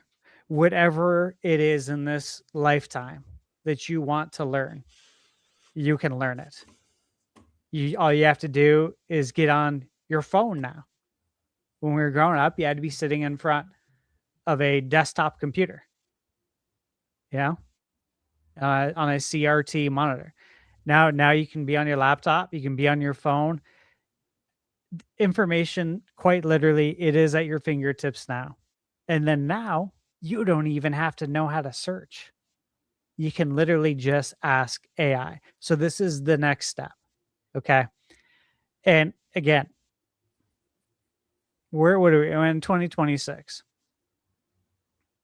I remember talking about this at Loan Depot, and it was during our monthly awards.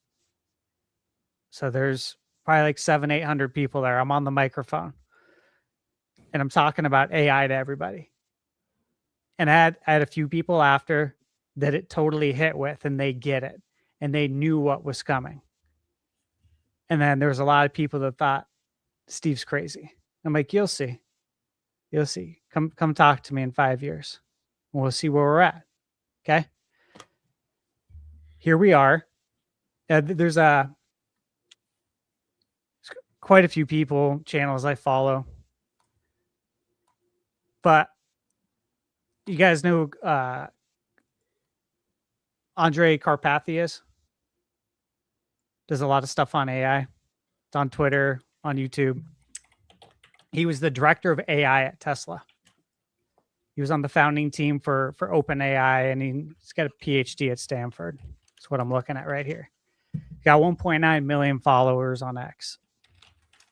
He did a live stream that I was watching, and it was a U.S. job market visualizer live stream, and it was about how many jobs, how many occupations, okay, right now that are going to be impacted by AI.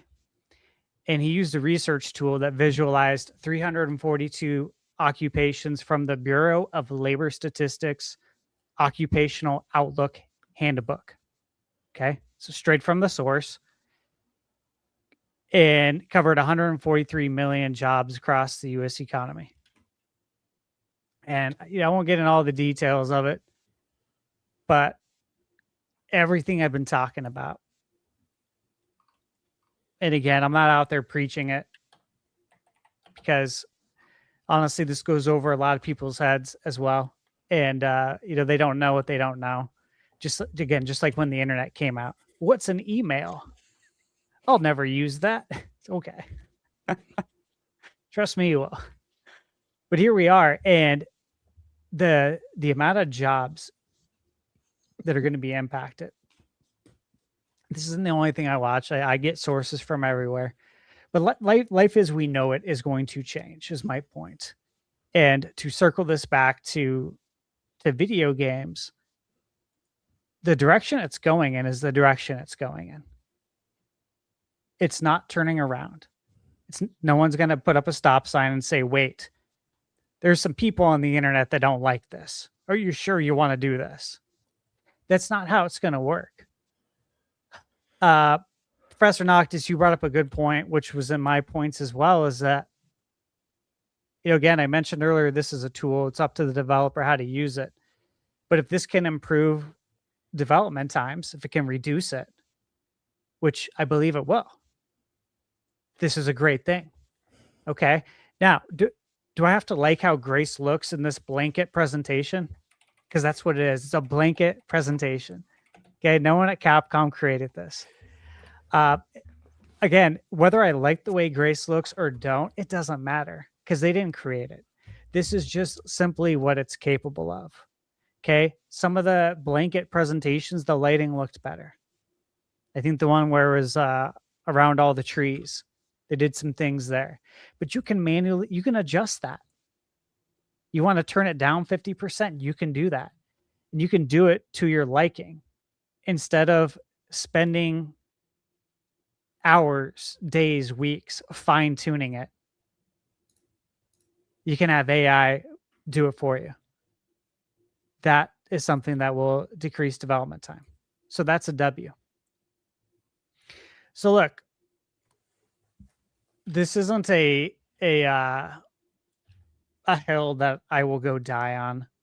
And I would recommend that nobody goes and dies on any hills about this, because this is where we're going. This is where we're at. It's not going to change. Michaela, she works in mortgage. I worked in mortgage, and they're required to use AI. My cousin Jim works in mortgage at another company. He's required to use AI. My brother John, he works in mortgage. He was required to use AI. Okay. When I was at Loan Depot I was working here in Arizona, but with our team here in AZ, California, and India. And a lot of the training materials and the guides that we were creating for the team in India to train them was then going to be used for AI. We knew that. Now, did I like that? Of course not. I don't like that. I don't like being a part of it. But if I don't do the job, somebody else is going to do it and collect my paycheck. That's the fact of the matter. This is how it is. And so I did it, obviously. And there's a lot of people that are faced with that every day. I think I read something recently. I forget which development studio it was, or if it was Microsoft. But all these people were basically working to have their job replaced. They were writing all the stuff for AI, and they were all laid off. So they trained their successor. There's a lot of companies that are doing that right now. But if you look at the big picture, though, from going to the library to getting Encarta to getting the internet, starting with Ask Jeeves, Lycos, all that stuff, to Google, where we are today, and now to AI. If you do any Google search, you get a Google AI rundown now. And I check it, right? Because I want to see too if it's right. Like, I'll go through it. Sometimes it's not perfect. Most of the time it's right. But it's only going to get better.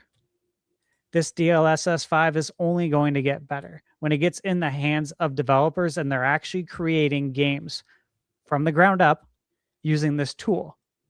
That's going to be a positive, because they're using it from the ground up and you're creating it exactly how you want it to look. It's going to be as a new skill set, right? The developers are going to have to learn on how to talk to AI. It's no different than training an employee. It really isn't, if you look at it that way. And you're going to just have to learn how to do that.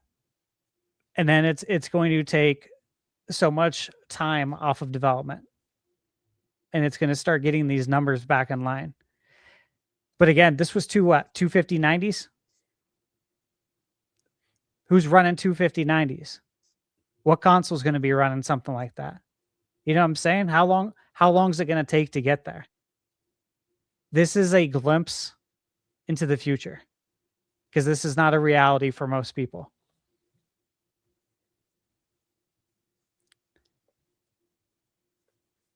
That's where I'm at with this. Okay. It's very interesting. All right. Oh, cool. I think that kind of runs the gambit on like this conversation, because like the DLSS 5, the bottom line is we haven't seen game developers do anything with it yet. So it's kind of just if Nvidia is the one that implemented this all on the games, which they very well could have, they could have just did a really poor job. They don't have access to the source code. So it literally, like, it's funny because on their video they say, important to note with this technology, game developers have full detailed artistic control over DLSS 5's effects to ensure they maintain their game's unique aesthetic. The SDK includes things like intensity, color grading, masking off places where the effect shouldn't be applied. It's not a filter, although obviously it looks like one in the way they presented it, probably because if NVIDIA did this, they're not the developers, it probably kind of was a filter in how they did it. Because again, they don't have access to the source code. They can't fundamentally change the game, so they're just applying it on top of what's already there, which that's a filter. And I think they put this up because they knew people would react that way, but then it's like, well, my thing is this doesn't come out till fall. Okay. If I was NVIDIA and this doesn't come out till fall, why wouldn't you work one-on-one with a developer to use it first and then present it with what they do with it? I think that would have been much, hopefully, still could end up with the same result in the end. I don't know. But I think that would have ended up going over much better. Because the way they presented it is not great. And then all the people that were there in person to see the demos, they saw the same thing. And it wasn't great. So it's like, I would have preferred that they would have just waited to announce this until they had worked with someone to actually put it in a game and then see it in action. But I know NVIDIA doesn't always work that way. Jensen likes to announce things way too early. Is what it is. And it says it inputs the game's color and motion vectors for each frame into the model, anchoring the output in the source 3D content. So again, it's just one of those things where until I see it in action, I don't like what they've showed so far. I think what they've done with it for most of the instances does not actually look very good. I know other people disagree, and that is totally fine. Everyone has their own preferences. But I want to see how an actual game developer uses it. Obviously, for me, guys, with DLSS, my biggest thing is the upscaling, the improved frame rates, the improvements to ray tracing. Those are the things I actually like about DLSS. But DLSS does other things like frame generation. And now this frame generation, as far as we're aware, isn't supported on Switch 2, although there was one developer. We haven't had an update since, but one developer saying they were trying to use frame generation on Switch 2. I don't know if it's because it can do it or they were hoping it could do it. I have no idea. It was like an indie dev saying it. So we haven't had an update on that since. And then for this, I don't like, in terms of this tech, I don't know if this tech's ever coming to Switch 2. Okay. I don't know how it works. I don't know how intensive it is. I don't know if it's something they could downport to lower end hardware, because the bottom line is we haven't seen this run on anything yet. So like if this comes out and it runs on like a 2060, well, at that point, yeah, maybe it could come to Switch 2. But we haven't seen what it's all going to be on. And if it's only 5000 series exclusive feature, then it's like, well, okay, then this isn't even going to be relevant for Switch. It would be relevant for overall gaming, especially on PC, because we already figure the next hardware from PlayStation and Xbox is going to be AMD again. So they won't have this tech. But it will be interesting to see if it ends up being able to run on low-end hardware. I know there's been some faint hopes, which, again, we don't have confirmed yet, that some of the improvements to 4.5, which 4.5 was definitely a upscaling improvement. I know there's a lot of hope that some of that trickles down the stack and gets to Switch 2. And we'll see. Julia was shocked today. So she was trying to help me come up with podcast topics, which is really weird because she doesn't follow video game news at all. And all she was quoting me was a bunch of stories I would put in my video today. I'm like, oh, thanks for helping me out, finish out my video today on stories I need to cover. And then she's like, did you know that there was an analyst yesterday that projected that Switch 2 would hit 80 million sales and become market leader in 2028? I'm like, yeah, doesn't surprise me. Okay. Like, sounds about right. Sounds about what it's pacing for at the moment anyways. I don't know if it's going to keep pacing like this, but sure. Yeah, that makes sense. She's like, dude, that's crazy. I'm like, yeah. Did you know Switch 1 sold 155 million? She's like, wait, what? She doesn't pay attention to any of this. And she's like, they're using that NVIDIA crap you talk about, right? No one else is using it. I'm like, no, not no one else. PC gamers are using it, but no other console is using it. She's like, well, dude, what are these developers doing? They got to get on this shit. So it's like maybe the popularity of Switch 2 will lead to the NVIDIA being like, maybe we should try to get some of this stuff running on the platform that more people will be using it. Well, I say more people. I know PC gaming's bigger, but it will be interesting. PC gaming, you have options. Not everyone's using NVIDIA, especially. Have you seen the price of like a 5060? Jesus Christ. Like it's priced out of consumers, normal consumers. Like it just is what it is. Yeah, that's why this is a future thing. I hope People aren't it buying comes down the stack. 5090s. Yeah, I hope it comes down the stack to people who already own current GPUs because like this is. I don't know when the prices are going to get better thanks to AI. That's the funny thing is it's an AI thing that they need AI hardware or they need hardware to use. And then also we can't afford the hardware to use the fucking tool. You know what? At one point I wanted to make that I forgot. I wrote this down. It's with the Resident Evil presentation. I wrote that if Resident Evil Requiem came out right now and what we saw in the NVIDIA presentation was all we knew. Like it was a Resident Evil Requiem trailer from Capcom. Is our first time seeing it. Everybody would think it looks great. Everybody. I would put my house on that. Everybody would say it looks amazing. But because we already know what it looks like and they're doing a comparison, everyone is upset and up in arms about it. But if all we knew was what we just saw, everyone would think it looks great. And to me, that's what's funny about all of this.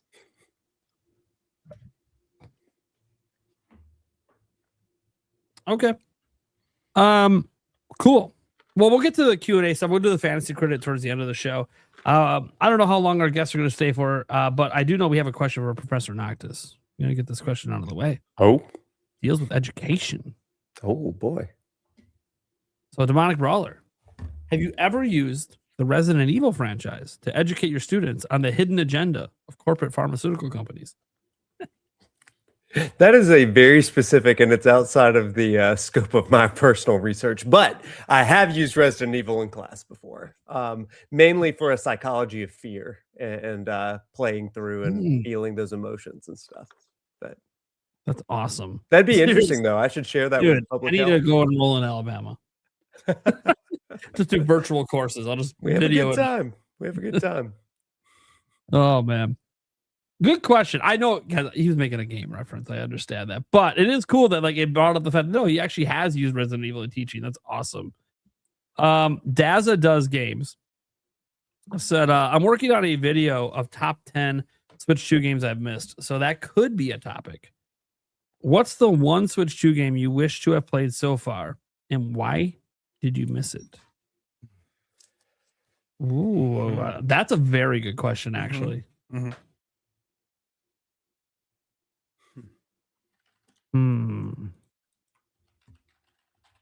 Anyone want to go first on this one? Like anyone got a game right at the top of their head?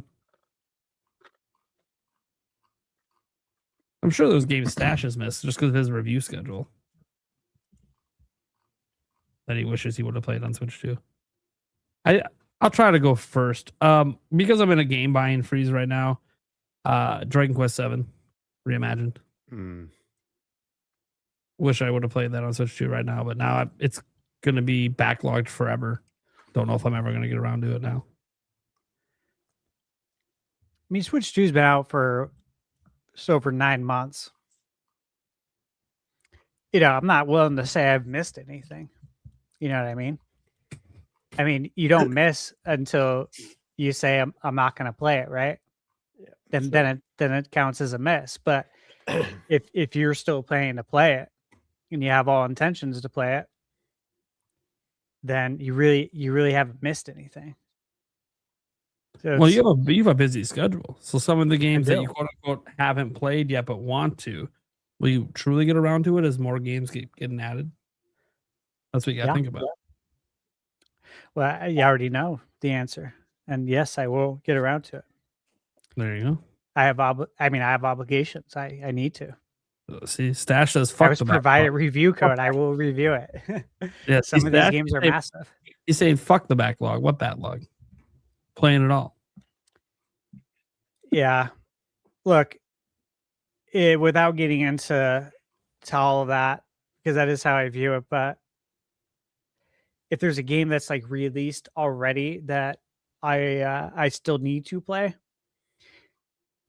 You could say Trails in the Sky. I was given a review code for that. I have it. That's a good pick. And obviously Second is coming out in the fall. So it's going to happen because I'll be playing that before Second comes out. So it'll be played soon in due time. But yeah, that'd probably be one that there are times where there's just so much coming out and I can only do so much. Like I am slammed through like June, July. You say that. I think you're just always going to be slammed because more games are going to get announced. Like I just think because you're a game reviewer and you're doing it full time, like you literally will never not be slammed. Like if you were already dedicated to the show and I got a hold of you now to try to join the show, I don't even know if you'd have the time to do it.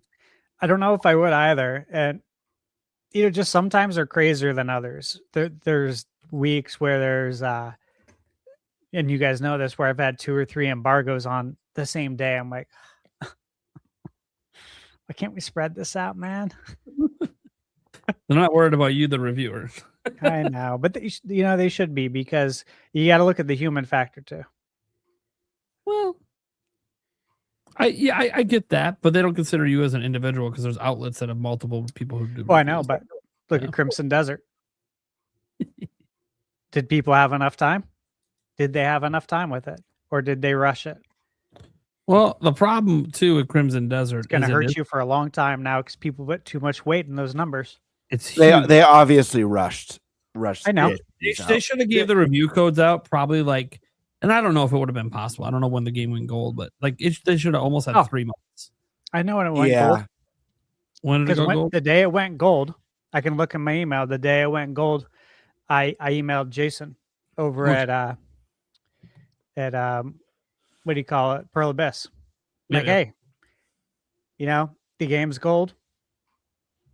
When are we doing review codes? Because I know how massive this game is because we all played it. Mm-hmm. Obviously, the more time, the better. And it was interesting. The game went gold, but my belief would be that, it's gold as far as they're making the disc now, but it was going to be patched up until the last minute. And so it's gold. They were able to put out a press statement and make sure they continue to get those pre-orders coming in. Vote of confidence by it going gold, but really they were working on it till the very end. And that's why console review codes didn't go out. Yeah, I think it's a game that needs like 3 months. Yeah. It's not worth it. It's not the only thing you're playing for 3 months. It doesn't have to be. But it's like if you want realistically good reviews where people put in the time, they don't feel like they have to rush through it because it's a game that can't be rushed. Can't. Like a lot of those low review scores, a lot of them are just complaining about the controls and they're so hard to get a hold of. I'm like, yes, as a game reviewer, they're going to be very hard because you're swapping between games. Mm-hmm.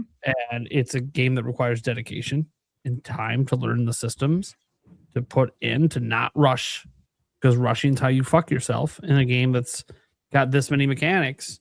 Yeah. People were crazy. Like, oh, look, they got the gliders. Dude, I didn't know we could do any of that fucking shit till a week ago when they showed it in the video. It's like, that's even more complex mechanics on top. So there's a lot to learn. It's like when you build something, right? Like a piece of furniture from IKEA, say, and you get so far and then you found out that, oh shit, where does this go to? Oh my God, I didn't do this at all. I have to go back and figure out how to do this now. That's how it is with the training though in this game. Like, if you skip any trainings and then you don't do something, it's going to come back to bite you and you're going to have a poor experience. We all talked about this, but I was talking to my friend Blake earlier today before the reviews came out. I said, look, Crimson Desert's PR manager has been quite vocal on X about the lack of handholding and how this game isn't meant to do that. They designed it that way on purpose. Said, so when you read and watch reviews, you should be able to discern the reviewers who gave it a bad score because they simply weren't up to the task. Because there's a lot that just aren't going to be up to the task. So it's not just the time thing. It's also the ones that, bro, where's my yellow paint? How am I supposed to know you're supposed to climb that? The yellow paint. But the thing is that Was that Assassin's Creed for that one? I can't remember. Well, It's that's- Ubisoft games, I think. that's the That's in the hand-holding stuff. Final Fantasy VII remake. Final Fantasy, There's yeah, a lot that do Rebirth, it, and I think subconsciously we don't notice that because that's what we've been given. And you play the game and you don't think twice about it. But as soon as it's gone, that's when you notice. And that's when people start throwing their hands up, especially game reviewers. You know, we all kind of know the sentiment when it comes to game reviewers. If we're being honest, the sentiment around the hardcore gamers is that they're not very good at games. It's true. I see it all the time in my comments. So yeah, that's why we knew this game was going to be reviewed a certain way, man. Also, IGN updated their thing. They said if they were going to give it a score right now, they'd give it a 6. Yeah, but they're not right now. IGN, I think Spain and India gave it a 6. Sure. A lot of outlets that look. I always notice these trends that happen with these outlets. There's certain ones that review games like this very similar, and they continue to dish out really low scores. They're all the same outlets that keep doing it. And so it was no surprise when I saw the scores. I'm like, oh man, yeah, these guys they're burnt out, man. They're burnt out on gaming. I retire. People are gonna lose jobs, man, because you're tired. And you gave the game a bad score because you're tired, or you weren't up to the task. And now these people are gonna get laid off. That's actually the big picture of it. Sure. If you think about that, because you weren't up to the task, man. And I'll tell you guys, as of tomorrow, my answer to this question will be Crimson Desert. Yes, I also will not be playing that game for a very long time, or maybe not ever, because of my game buying freeze. Well, there's no Switch 2 version yet, though. I know, but Kiwi Talks is in the chat. He said it's coming, so Fair enough. I don't have an answer to this question really, because kind of like Stash said, like we're so early in Switch 2's life cycle. I feel like I've played at least from like the Switch exclusive point, I've played everything. Not all the way through, but I've played everything. You know, your Mario Karts, your DK Bonanzas, your Kirby Air Riders, your Pokemons, all that good stuff. So if I had to say anything right now, I'd probably there's probably 2. Dragon Drive. They're both third party. I don't feel like I missed the boat on that one. But I'm not saying it's a bad game. I'm just saying I don't feel like I missed the boat on that one. The 2 games that come to mind are both third party titles that I really want to play. I just don't know when I'm going to get around to playing them. Just because there's so much to play right now. It's stupid. And Pocopia has taken an ungodly amount of my time away, surprisingly, for someone who's like, as I said last week, cozy curious. You know, I'm not really the cozy player. I'm not the anti-cozy player. So I would pick Dragon Quest VII Reimagined, like Nate.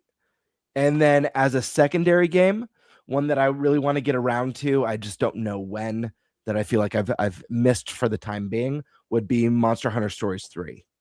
Both those games. And they're both big games. Yay. Massive. We need more 20-hour games, guys. We need more of those. More Resident Evils. Yeah. When I see some people bummed that RE9, I think people were clocking anywhere from like 8 to 12 hours on that game, and they were bummed about it. Like I feel just like a sense of relief and like, thank God. Same. And I miss the age of like the average game being anywhere between 8 and 25 hours. I miss that age. and like a 30-hour wonderful RPG with no fat and a killer storyline, great combat system, I'm here for it. I'm ready. I know Stash, who's living in review mania, is probably ready for some more epics within that ballpark range. So Yeah, those are the two I've missed so far, and I just don't know when I'm going to get to them. Eric, you got one? Yeah. Oh God. Kirby Air Raiders. I played the demo. A lot of fun. Just backlog and trying to catch up with games like that. That's the reason why I haven't bought it. Okay. Alyssa. I'm in the same boat as Gamebird and Stash, where it's like I didn't necessarily miss it yet. I'm gonna get to it. There's just so many games to play. But if I had to pick two, they're both third-party games and they've both been out for like years now. Assassin's Creed Shadows and Final Fantasy VII Remake. Good pick. Do you see it's on sale? Or do you What, already Final have it? Fantasy? Yeah, I posted both? on X thing yesterday. It's on sale on the eShop for like I think $23.99. Oh, okay. I saw it's on sale for $30 on Walmart's website. When I was looking at games real quick, I'm like, what are all the games that are out? Because I know I'm gonna get to them eventually. just trying to look real quick. 30 for the key card, and then 20. I think $23.99 it was. I was like, damn, that is really good. But they need you to buy that, so you are compelled to buy Rebirth here in June, so it makes sense. Yeah. Rebirth does look more interesting to me personally, just because it doesn't look like it takes place in the city as much, or at least, the environments look way more diverse and I don't know. I'm more excited for that one, but I feel like I have to play Final Fantasy. I get them mixed up. Is it Remake is out now and Rebirth is what's coming? Okay, all right. I spent over 200 hours on Rebirth on PS5, and I loved literally every minute of it. Yeah, the gameplay, the characters, the story, the soundtrack is just so the mini good. games. Don't forget the mini games that a lot of people games. complained about. Guys, Queen's Blood deserves so good. You know how Gwent exploded and got its own game? Queen's Blood needs that. Am I right? That's the mobile game that Square Enix should be putting out. Absolutely. We would all be playing it. Queen's Blood. Yes. They need it. That's one mini game, right? That I never wanted to end. I was hoping there would be more to it. I mean, it's going to be in part 3. That's been confirmed, which is great. Yeah. But God. Yeah, dude, I literally I remember telling Michaela about it, and she knows too. You know, like she's seen me play mini games like Assassin's Creed Shadows. You know, there's like button pressing mini games. Sure. Assassin's Creed has always had a lot of these mini games too. I think it was Valhalla had some sort of dice game. I forget what it was, but it was actually really fun. But man, I was telling her, I was like, babe, I would literally buy a full game if it was just this, which is so weird, but I totally would. It's that good. I want a Final Fantasy VII Rebirth party game. Yeah. I think it would be amazing. They've got the rhythm game in there. They've got the tower defense. And then part 3 with snowboarding. Yeah. Let's throw that in. DLC for the party game. Right? There you go. I'm all in. Good picks, though, by the way. I was going to say I'm playing AC Shadows. I'd put in, I think it was 82 hours on PS5. I held on to that review because I'd said it's coming to Switch too, and it did. And then transfer that save over. I've been chipping away at it at night. I don't want to give away my review, but I will say that it's damn good on Switch too. Like, I am thoroughly impressed. I'll just leave it at that. Very good. Oh yeah. Okay. Professor, did you give it one? Yeah. So first of all, everybody should play Dragon Quest VII Reimagined. It's really good. So, like, I know. Really so but for me, I'm kind of the same boat as everybody. I haven't really missed anything as far as exclusives are concerned. But one thing that is on my backlog is the DLC for Donkey Kong Bonanza. And I just, when I rolled credits on that, I was like, Let me take a break. There are other games. Let me go. But that I always want to go back. And I was listening to Nintendo music the other day, and the DK Bonanza soundtrack came on. I was like, man, I got to get back in that world. So Emerald Good Isle or soundtrack. whatever may be the reason I go back. Okay. Well, yeah.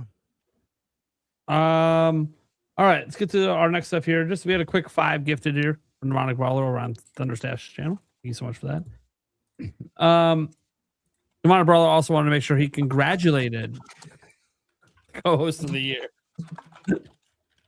Game Bird. I don't know. See, I don't know why Stash just went like this. Like he won co-host of the year. Nah, I'm cheersing to him. Oh, okay. Well, no one else cheers him with you. It looked like you were tipping the bottle to Demonic. I mean, I did help make sure he won because I made sure to cast my vote. So my vote did count. Wasn't even aware there was a vote. And I had to drive out to California to do it. Sorry, I didn't support you, Game Bird. My bad. It's all good. There's always next year, right? Yep. Always next year. You're gonna Game Bird getting some more level. We're gifted a member over on Game Bird's channel as well. Demonic Brawler doing his thing. Resist NWO 1984 has a question here, kind of an old topic. Would you rather have a compressed game on a real cartridge or a game key card with the entire game? That's why I don't mind game key card. Anyone want to go first on this since I usually go first? Yeah, I'll go. Key card. I don't want the game compressed. Simple answer. There you go. Professor, what do you think? Your eyes getting wide. I get almost all my games digitally, so key card for me. There it is. Look at that. I don't know if Key you guys card because it doesn't matter to me. look at that. You guys realize you're on a podcast. This is why Nintendo loves this show. It's pro key card around here. Except for me, which is why they don't invite me to shit. I don't want my assets compressed. Yeah. I don't want the game being worse because I want it on a cartridge. That'd be a bad move. I have a solution, but I'll wait for my turn. Eric. I just want the game. As long as it works and plays well, I just want the game. Eric, what if they compressed it with AI? Good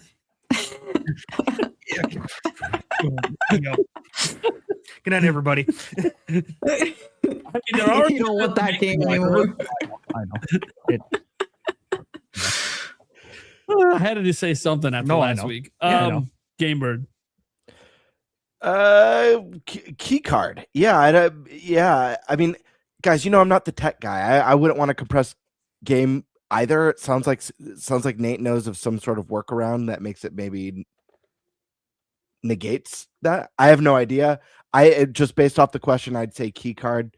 But I don't know. I don't really care. I'd buy digital over either, honestly, at this point. And yeah. So I got 2 solutions. Real cartridge is my answer. But you don't have to compress. I mean, you should within reason. All games should be compressed within reason. There should always be some form of compression to keep game file sizes. Like, I don't want an uncompressed 300 gigabyte Pokemon game. Like, no, games should have a reasonable amount of compression. Nintendo's been maestros of that for a long time. Where their game file sizes look so stupidly small compared to everyone else because they're just really good at compressing things in their own engines. That said, that's compression without seemingly sacrifice that we're aware of. That's not always true for these AAA games. Sometimes the compression does lead to sacrifices. But I have a solution here. And one of them already exists and is already done frequently. Have it on a real cartridge, but just have like some of the game on it and download the rest. We've been doing that with NBA 2K this entire time on Switch. But just all you gotta do is split it up. Like the multiplayer, make that download. Single player, put it on the cartridge. That's solution number 1. And literally games already do that and have been doing that this entire time on Switch. That's solution number 1. That already exists and is being used. We haven't seen it really on Switch 2 yet. They're just all opting for key cards. but it's still a solution that was used on Switch 1 and has been used on other like disc games on other platforms. So It's a bad solution. I mean, it's the best of both worlds. If you can get a No. playable portion of the game on cartridge and then say multiplayer's download, No, how? If I don't need internet to play single player, how's that a bad thing? because you have to pay more for the cartridge. Why would I be paying more? They'd be paying more. No, you would. Why would I? The prices Games on are cartridge cost more money. That's not been the case here in the United States. Yes, it has. What game's cheaper for the 82. consumer? Who? 82 is more expensive on cart. That's one. There's That's a the ton. indie I could literally go to Best Buy's website right now. Tell me a AAA game. I follow all of it. You Tell me a should know AAA this. game at launch. I'm talking about at launch. I'm not talking about discounts over time. Yeah, at launch 82. But yeah, there's plenty. Find me one AAA game that launched. Yeah, on remember, Switch that had a price. We talked about this though on the podcast. We know this. It's more money for the cartridge. They Yes, charge more money. But we didn't have that. That hurts the people selling the game. The AAAs haven't changed the price because of it. You're talking about an indie studio. AAAs are putting it out on keycard anyways. Not all of them. Cyberpunk. Yeah, that's one. Again. You understand it costs more money though. They pass that on to the consumer. So if you give me it on cartridge and it's all on there, great. Okay. Solution. But if it's only We can't- half, Hold on. Solution. I'm still paying for the If cartridge. it's not on cartridge and it's only digital, then the digital should be cheaper. The key card should be cheaper than a physical game. Yeah, but But you it's know we're not. not going to do that. I know. So why does this matter? The price doesn't change regardless if it's physical or key card. So why does it matter? Unless it's indie. Indie studios are different. Obviously, they don't have the ability to eat some of these losses like AAA's can. Well, yeah, there's a major reason. If I have the choice of getting a game on cartridge and half of it's on there and the other half I have to download and it's $50. Or the other option is I can buy that game on key card and it's $30. I would buy the game on key card. I don't care if half the game's on there. That's stupid. Sorry. But I don't want half the game. What's the point of that? Why would I pay $20 more for half of a game? Because some people don't care about the multiplayer aspect and only play single player. And they don't necessarily have good internet, and some people have data caps. Oh, that's bullshit. Well, it's not bullshit. Ask the country of Australia. Everyone there has data caps. This is like entire countries that don't have the access to internet we do in America. I just mean, dude, spend more. Why would you spend $20 more to have half of a game on there? So you can actually play it because your data caps and can't download it. Nah. See, this is what happens, guys. We live in America. We're very entitled with our internet access. Huge chunks of first world countries do not have uncapped internet. And they hate digital because they can't download everything. One game eats up their entire month's worth of bandwidth. It's insane. Now, I'm not saying every internet provider is that way in every country. There's obviously always internet providers that will eventually offer the uncapped. There are plenty that do. Even in the United States, there are. A lot of people that get their internet through the cell phone companies have caps on it. Not all of them. I know some have unlimited plans, but some don't because not everyone's got the money to pay for the unlimited. Also, some people just don't have options. Out where I live, there's very limited options, but at least it is uncapped for the option we do have. That said, that was solution one. And I said it's a solution that's already been used and been being used for a decade. Like it already exists. People are already doing it. So it's already something that exists. Here's the other solution. I don't think ThunderStash agreed with you. He didn't agree with me, but it doesn't matter. It exists. We already know he chose key cards. He's the opposite. So did you. So did everyone. I'm the only one going physical here. I said I don't know enough about. I already said I don't know enough about it. I just took a pick. You just had a poor solution. That's all. It's not. It's a solution that's already being used, Stash. I'm not the one making this solution. It already exists. But it already poor solution. I'd rather that I don't solution want than a that. key card. I'm going to tell you that right now. I'd rather that Yeah, than a key like- card. Yeah, I'd rather buy a key card than I'll buy give you a another reason, cartridge Zach. for more money. Here's with another only reason. half Here's the another game reason, on. Zach. You're not thinking about this either. How much are 1 terabyte cards for Switch 2? I have one. I know, I Hey, do the too. price Right? changes all the time. Yeah, it's between $180 to $220. It fluctuates between that. Okay, we're in a RAM crisis. That's going to make these prices go up over time. Right now, so and even at 1 terabyte, which is the max we can put in, I had that filled with just my Switch 1 library. So think about game sizes today, getting bigger and bigger. If I could take 64 gigs of a game and stick it on a cartridge and not have to download it, you're saving storage space. That's a huge deal in the market we're in, where we're really limited not. for 1 terabyte. We're limited. You can only go 1 terabyte with Switch 2. You can't go I know. higher. I'm aware, So, but it's just not a big deal because you're never going to play 1 terabyte's worth of games at the same time. And I've talked to a lot of people about this, and I said that the solution is simple: play the game, beat it, delete it. If it's All right. multiplayer, All right, keep Stash. it. I've understood at this Simple point. solution. I've understand at this point you only consider how you play games and not anyone else. Yeah, it's a simple games can fill it solution. up. That 10 games can fill it up, and some people actively play 10 games. it's a simple Literally do. solution. It's not a solution. If you have 10 multiplayer games that you are going to continuously play all year, that'll fill up the whole thing. Doesn't And- solve anything. You have to quit playing a game to put a new game on. And And What's the that's problem not here? a big problem. If you take the games and put a bunch of it on a 64 gigabyte cartridge, you can put more games on your system. How is that a Yeah. bad thing? you're not going to be playing 1 terabyte's worth of games all at the same time. No, but You can people only don't play want one game at to. once. Stash, people don't want to uninstall and then reinstall a 100 gigabyte game. It takes a while. Not everyone's got That's super on fast them. internet. That's on them, though.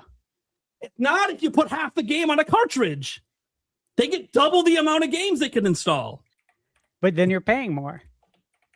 Not for if you're betting the 100 gigabyte AAA games, you're not paying more. It's the same price. We already went over this. You couldn't find me one AAA example. You just brought up an indie game. That already is a small file size Well, anyway. Hades is AAA. It was a 95 on Metacritic. Hades too, and it was up for Game of the Review Year. ratings don't determine if something's AAA. Stash, come Trails in the Sky second. again. Review scores have nothing to do if something's AAA. No, it's not even out yet. I know it's game budget. That's what determines AAA. But it's more money because it's physical. It's an actual physical, so they're charging more. And what are they charging? Some places have it for 69, some for 64. It's less though on the D shop. How much is it on the eShop? I actually don't know. Disney Afternoon Collection. Physical is 40. Any game not charging But, 70. but it's generally- on it's on cart. It's 40. And if you buy it digitally, it's 20. But if it was a key card, they even said. That's okay. I mean, That's I all- talked to Atari about this because obviously I worked with them on Sure. the game. But if it would have been a key card, they said they would have charged $24.99. That's But serious. I knew, by the way, That's guys, I knew Stash was going to do this because I already know his stance on all of this. I knew his answer to this question and his stance on this the whole time. And I'm trying to provide the alternative perspective that I've literally seen people complain about. And Stash just doesn't care about you. He wants you to change how you game. Yeah, I think there's a better way to do it. And I think complaining about it is not the I way think to do telling it. people how to use their free time and game is wrong. No, That's I just just not don't right. think you should spend your time in life being a chronic complainer. There's better ways to do this. So don't criticize anything. There's just better ways to do it. Think of a solution. That is That's a it. solution. That's dude. That's literally how I live my life. I don't Just I don't offered a complain about solution and you stuff. said, "Fuck that We solution. come up Change with a how you play solution. game." That's a solution. A solution's also put some of the game on the cartridge. You're That's not also going to a play all solution. 10 at the same time. Some people do, Stash. As someone like you that plays a ton of games, before you were game reviewing, you never had a stack of games you were playing in the same week. No. Okay, so you play games differently than other consumers do. Why are you telling them how to play? I start a project and I finish it. Okay, I'm playing 7 games right now, Stash. 7. And? Why? Because it depends on my mood and what I feel like playing in the moment. That's on you. That's the problem, Stash. You're not considering how It's not a anyone else problem. plays games. Yes, That's it is. not a problem. That's not how I play. Okay, but you shouldn't dismiss how other people want to play because it doesn't fit your agenda. I You said just that's on did. you. You That's just on you. dismissed it. You No, just I said dismissed that's people that on would want you. it on the cartridge, Stash. I You said just that's on did you. it. Yeah, it's on you. That's it. Yes. All right, you're trying to force everyone to be like you. I got it, Stash. No, it's All just right. it's on you. It's your call. It's your decision. Yes, and No one it's forced you to make it. You're right, and my call is I would like games to be on the cartridges. Yeah, I think we all would. But the full game, not half. Not half at full price. Okay, that was one solution. He's gonna hate the second solution probably too, based on all this conversation went. I don't hate it. I just don't think it's a good solution. Hate's too strong of a word. He just spent the whole argument telling people, if you think that's a viable solution, change how you play games. I am sure. Right? If you play games differently than Stash does, you're wrong. Fuck you. Get a key card and play one game at a time. I didn't say one game. You did actually. You said play one game, beat it, move on. You actually did say I that. said multiplayer games, keep them. I said that in the beginning. Sure, Probably but weren't listening. some people play a ton of different multiplayer games every week. Yeah, keep them. That could fill up your entire storage. Not going to. You know the size of Call of Duty, Madden, NBA 2K? What are you talking about? Call of Duty is not on Switch 2. What are you talking about? It's out of contract to come to Nintendo. Come on, Stash. We know that, but it's not there, so we don't know what But it size will it's be. going to be. But we don't know what size it's going to be. Oh my God. Yeah, the game that's 200 gigabytes on other platforms is suddenly going to be 30 on Switch 2. Well, it depends on the assets. You know that. Yeah, compression, which you just said you don't want. Wait, I really want to. I'm really excited to hear the You just second. said you don't want compression. It's weird. Yeah, I said I'd prefer a key card. Okay, so would over you? compression. I have a question for you. That's not And weird. This is just related to something that's already on physical, say Cyberpunk. Would you have preferred it was a key card if it had, I don't know, let's say it offered, I'm trying to, what is the resolution in handheld? I can't remember. Come on, Cyberpunk 2077 handheld resolution. I'm trying to remember. I don't remember. This is like back from launch, guys, so I don't remember all the numbers anymore. It was more important back then than it is today. Okay. So it does 1080p quality mode, upscaled. Can't remember what the native resolution is. I'd have to look at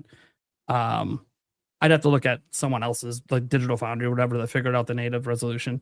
So let's say they have 720p 40. So let's say the only difference was, this is what usually happens, is that it just, whatever it's upscaling from is just a higher resolution it's upscaling from. Would that be worth taking it off a 64 gigabyte cartridge and giving you a 100 gigabyte download? The resolution changing? Yeah, just the resolution it's upscaling from, because it's still going to be below native. Because it's I don't actually care what resolution it's upscaling from. Well, that's what compression does. I've been very It clear on that. it actually makes it lower resolution. That's literally what compression does. We're not going to see the difference. So then why are you arguing against compression when compression doesn't matter to you, because that's what it affects? Depends on what we compress. It's resolution. They compress the asset. It affects literally the clarity of the game. That's all compression does. The biggest assets are the character model. They compress that down. That's how they get it to run on Switch 2 in general, let alone on a cartridge. So that's what's compressed. Yeah, and I said I don't want compression. But you just said that you wouldn't care. No, I said You I just- don't want it. I would choose the non-compression route. It was very clear. So when I asked you though about Cyberpunk, you just said you don't care about resolution. All right, And I don't care if it's different. I'm gonna jump in because we've been stuck on this question for so long.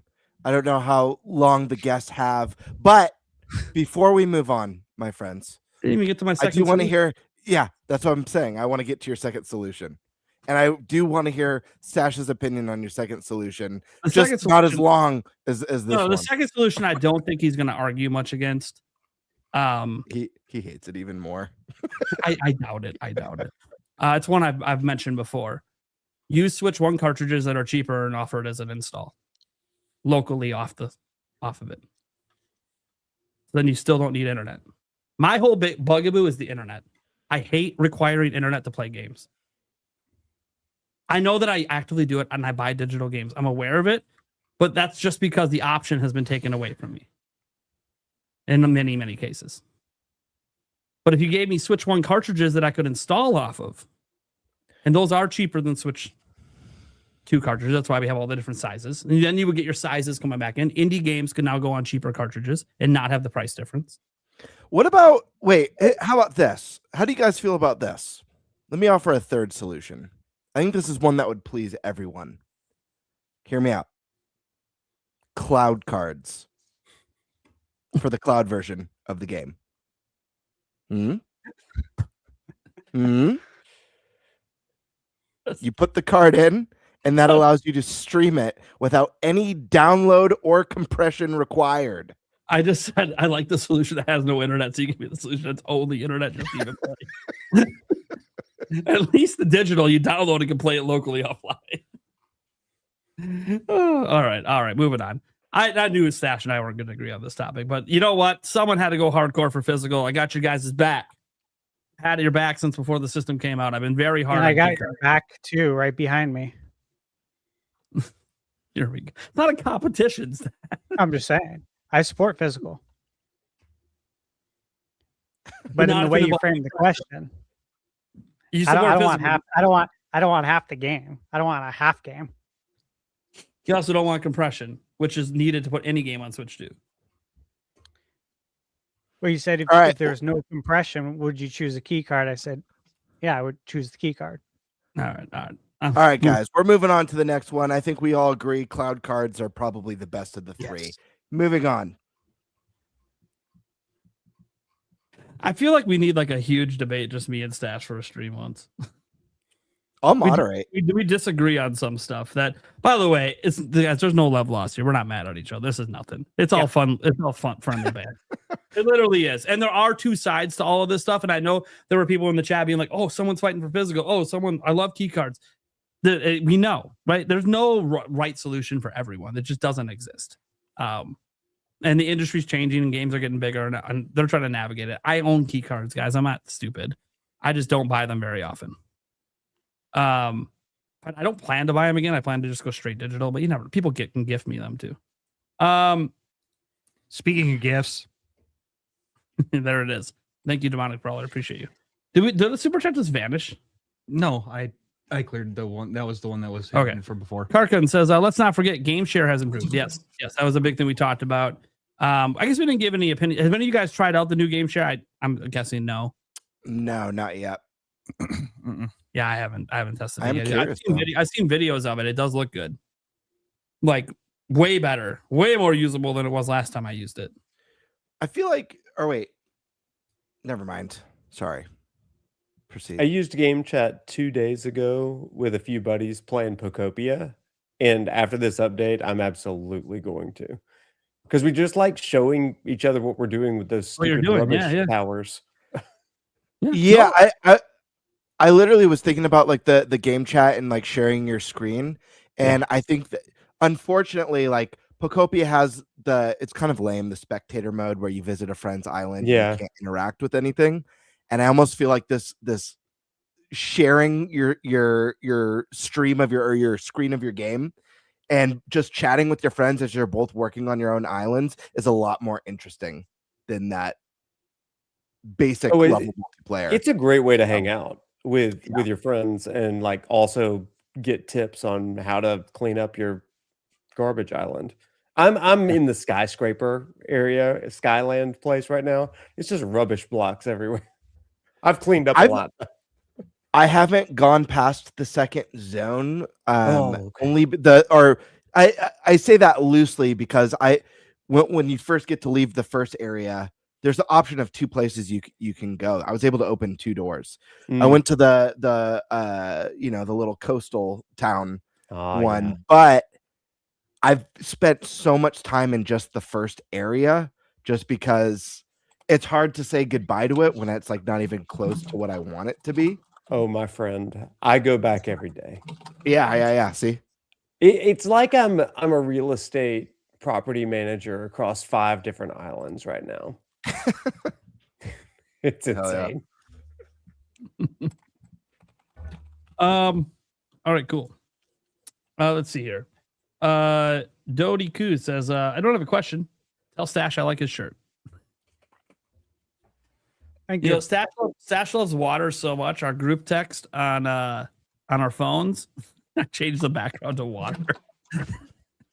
Just because Stash loves water, man. But it's real water, I think. I should probably check if it's a real photo or not. Let's see here. The classic, of course. Bring back NFL Blitz, Hell yeah. NBA Jam, NHL hits. Always going to bring that up every week. Not a question, guys. It's just a factual statement. It needs to come back. Period. So Karka, try number 2. Game chat and video feed has improved a ton. Yeah, we did bring it up. We brought up that it doubled in frame rate. And obviously the ability to invite people once a chat is started is just basic. Should have been there day one. It was one of my number 1 complaints day one was when I used it, and I've used it a couple times now with my community. I actually think the audio quality on the microphones is fine. I think it does pretty good with noise rejection and pretty good with the voice clarity. I mean, you could tell it's not the same as like we're talking in professional studio mics and I hear it all day, but it sounds better than I remember gaming back on the Xbox 360 online. I'll tell you that. So the mic sounds better than those mics. So I think it does a pretty good job with that. So game chat's actually always been fairly decent to me, but dude, the frame rate on the game made it like we would never share our games because like it just looks so bad and runs so slow. And then you couldn't invite anyone, which would always suck to have to end the group and then get on Discord and all chat to each other and be like, hey, who are we inviting in now this time? Instead of we could just be talking in voice and being like, hey, this guy wants to jump in with us. You guys cool? Yeah, invite him in. So yeah, I'm very happy with the game chat change. I think it is being under talked about because people aren't going to view it as big a deal as the game boost, but it is nice. I think it's also because it's only a small subset of users uses game chat versus the amount of people that will use game boost. But yeah, improvements to it are great. I hope one day my hope is one day they can get it up to 30 FPS. That would be very nice if they can find a way to optimize to get to that. This one's from Logan. This is for ThunderStash. Specifically, do you think 3D Mario will release this year? So, Logan, I've been on record. I have it on my bingo card for the beginning of the year as well that I think we'll see 3D Mario this year. As far as if it will release, maybe it's the holiday title, but I do think we will see it this year. I will tell you this. I think it'll be out before 2028.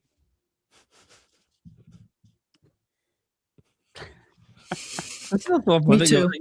The fun thing about me and Stash, if we ever did like a straight debate stream, would be like I don't actually know what we disagree on until the topic comes up. So it almost had to be another Q&A format where people bring up topics I didn't know we disagreed on. Anyways, maybe a time when it's just the core 4. That'd be fun. Because Game Bird will moderate and Eric will just laugh.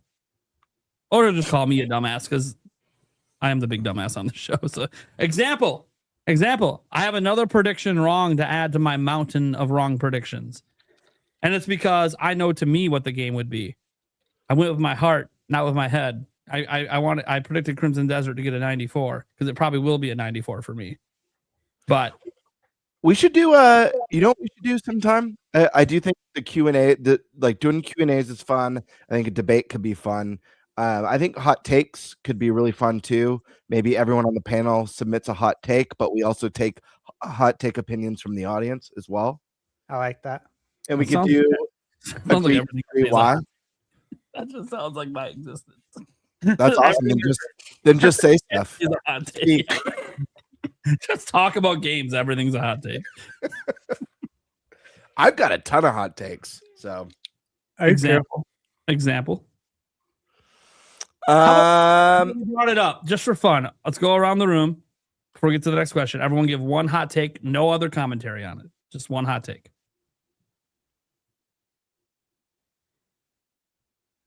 Game key cards are fine. Wait, what did you say? I said game key cards are fine. Game key cards are fine. That's our hot take. I can't think of anything else. I mean, I have tons. Grand Theft Auto is overrated, and Sleeping Dogs was better. Whoa, that's a hot take. What do you got, Eric? You got one hot take for us? No. All right, Professor. I mean, I was going to go game key cards, but I would say Final Fantasy 15 was finished at launch. That's a take. That's a very hot take. I don't think anyone on the internet agrees with that take. That's great. Love it. It was my dissertation, and I earned it. So, and right? Stash, you got a hot take? I mean, I don't think it's a hot take. It's just fact that gamers spend far too much time on the internet complaining about inconsequential things when they could actually be playing video games or anything productive in life outside of going on the internet and complaining to strangers about video games. I gotta remind myself I said no commentary. Because I have a response to that, but nope. That's one for a debate. There's nothing to debate there. There is, because life, Eric, write this one down. We're planning a debate at some point. I didn't think this was a hot take. I thought this was common sense. It's a hot take because it comes with a lot of presumptions, but we'll get to that later. Okay. That's again no commentary, so I'm not going to dive into it right now. My hot take. This is one a lot of people know, but maybe the podcast audience doesn't. At this exact time, Zelda 2 is the third best Zelda game ever made. Could I give a Zelda hot take? Well, I said one. I'll give you 1.5. I want one more. Yeah, one more. Breath of the Wild is overrated. Fuck off. Okay, moving on. I said no commentary, mate. God damn it. I said no commentary. I'm the one that the rule exists for me. I'm the one that breaks it. All right. Van, could this update open the door to themes and achievements in a future update? Nate would be pissed if that happened. I wouldn't be mad about it. No. Just kidding. Because I wouldn't use it doesn't mean that I would be mad about it. I love the idea of this coming down the road. So I really hope so. Wink. For me, as long as I can turn off achievements. Like you can still have me earn them, but I don't want to see them. I don't want to have them pop up while I'm playing. I hate when it pops up when I'm playing. It just takes me out of the game. I'm not playing the game for achievements. I'm playing it for the game. Yeah. But I'm not saying that it won't be cool when I'm done playing a game, going back and seeing, oh, what did I do? That's fine after the fact. But and by the way, the PlayStation and Xbox do offer the ability to turn them off. So like it's like is a standard. So yeah, but do you expect Nintendo to follow standard? No, they'll be like, oh, do you want it to be the talking flower or Toad telling you? That's your option. We're bringing back Lippy. Is it the sound that bothers you, or is it seeing it that bothers you, or is it both? Interesting. Okay. Well, think about this. When you were a kid and you're sitting there playing Super Mario World, do you want a chunk of your screen taken up by something popping up saying, congrats, you just stomped a Goomba? Yeah. Well, it's just listen, I understand it. I understand the sound even more, especially if it's doing it during like a story moment or a cinematic. But I've never seen, and I don't really have experience with Xbox very much, so I can only really speak for PlayStation trophies. I've never had a trophy pop up that like just took me out of the game where I'm like, whoa, oh yeah, playing a game. I've never like lost the immersion. I mean, I have enough. And again, I live in a house with a family, so maybe there's just enough other distractions and sounds in the background that I don't really think about it, but I'm not, Yeah, and I'm not saying this as someone who care. Like I could care less about trophies. I know people really, really care about it. Yeah. It's just never broken the immersion for me I personally. want to be clear. I don't mind if achievements are there. I just want it to be something that I choose if I want to see them or not, and not have them pop up while I play. I'm not saying they shouldn't pop up when they play. Lots of people like that, but it should be a toggle to turn off. Because like, look, I'll give you one game that I do achievement. I do achievements in World of Warcraft, but that's because I'm done doing everything I want to do. So then I look at the achievement list and see, hey, what might be a cool achievement to do on here I wasn't thinking about. And that's the same thing with some games on Xbox and PlayStation. I'll go through the list and be like, hey, what's something I didn't think about doing in this game that might be cool to go try to do? And achievements can kind of give you an idea for that. And then obtaining it's kind of cool. And I know some people like care a lot about like platinums, you know, where you 100% the game, or 100% the achievements in the game anyways, I guess is what I should say. That's actually a pretty good idea. Like maybe like unlocking the achievement system after you roll credits or something. That would be a very Nintendo way of doing it. Enjoy it the way you want the first time, and then if you want to extend it, here's some checklists. The thing about achievements, and I've said this before, and I know Stash knows people like this too, is that there's people who care about it so much that they will purposefully choose a PlayStation or Xbox version of a game solely because, like, I have a friend who loves the From Software Dark Souls games just like me, and I had so much fun with Dark Souls 3's DLC, the Ringed City. I loved it, but that DLC has no trophies in it. There was no trophies for it, and so my buddy dipped out. He's like, yeah, I don't know. He's like, for some reason I lost interest because there was no trophies. And people did. Yeah, and like I might not be able to necessarily wrap my head around that, but the fact of the matter is that there's so many people that do. It's only going to help having it there because I think some people some people I think what trophies do, and this is just, you know, I understand like there's a corporate side to it where it's actually like kind of a data collection thing. But for the end user, it's kind of like social media. It's about trying to give you that dopamine hit. Yeah. If you don't get that constant dopamine hit, it makes you not want to continue playing. It's just not why I play games. So that's why I'll never get it, because I never played a game because it has achievements. You know, I'm playing crying out loud, right? There is no achievements for most of the games. People also really like the carrot on the stick stuff in gaming as well. Yeah. And I don't know if, again, I'm not as familiar with like the achievement side on Xbox, so I don't know if there's an equivalent, but PlayStation obviously has the platinum. It's usually, you know, if you get every trophy or if, you know, you hit some goal, it's like the big end all be all carrot on the stick. And people like that. And I think the one positive, even as someone who doesn't really care about it, is if there are systems or mechanics, regardless of how you feel about it, that keep people in your worlds and your games longer. Like, for example, if Switch 2 had an achievement system and there was a bunch of great like open world achievements with like some sort of a platinum star that you know, what do they call them, stars or whatever, Nintendo bursts or stamps or whatever. But if there's like an ultimate star and an ultimate stamp for, you know, completing everything, you know, maybe people would have a lot more engagement in that open world of Mario Kart. I don't know. I'm just saying it keeps people in your worlds for longer. It keeps people trying things that they wouldn't normally try, you know? Gets people playing on difficulties that they might not normally try. Brings out competitive people too. Yeah, it's me wishing and hoping for achievements on a Nintendo platform has nothing to do with my own personal interests. It only has to do of like, what are ways that I think Nintendo could reach a wider audience and improve the love for the platform. And I think both achievements and themes are answers to that. Because again, I like themes. I do like themes. I would love to be able to personalize, whether it's with an awesome sound effects, you know, Zelda sound effects as I go between the different menu icons or switch between games, or Mario sound effects, or a jingle at boot up, or, you know, a theme song that plays in the background with a cool backdrop, that sort of stuff. Like, I like that, but you don't like that, Nate, or you don't care about that, Nate, at the very least.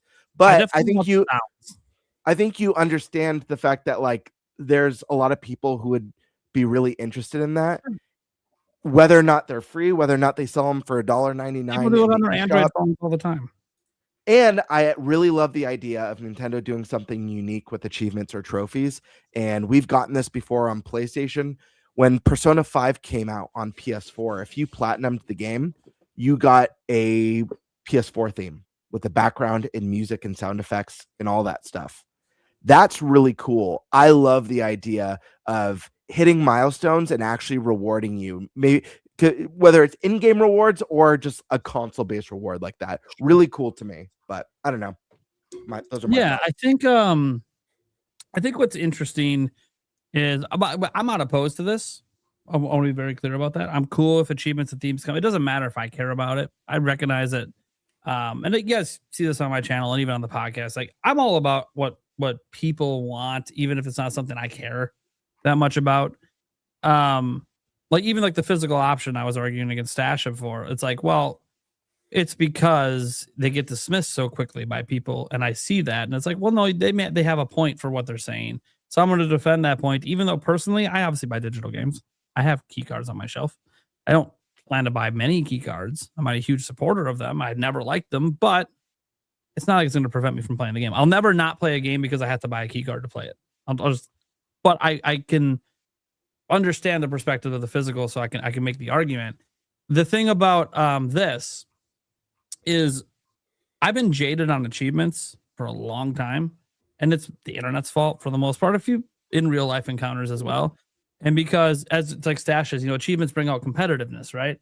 Well, I think competitiveness is great, especially when you have two friends racing for achievements or trying to get bragging rights over. I think that's cool, right? Like, I've definitely done that with achievements on Xbox before. I've tried to race with Eric and be like, oh man, did you get the trophy here? Did you get this achievement? Did you get this gamer score on this game? Blah, blah, blah.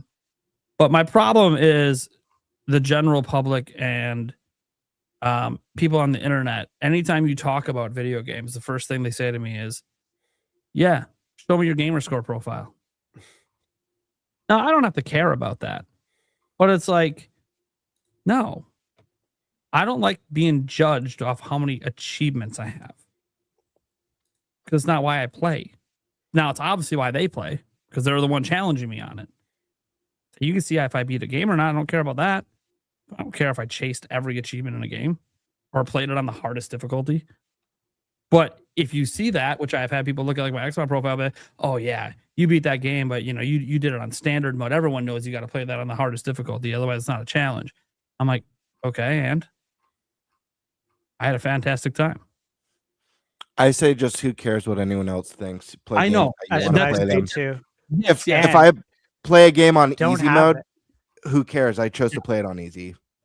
But don't have this debate in the first place. Well, spend less time online, more time playing. Less time talking to strangers on internet.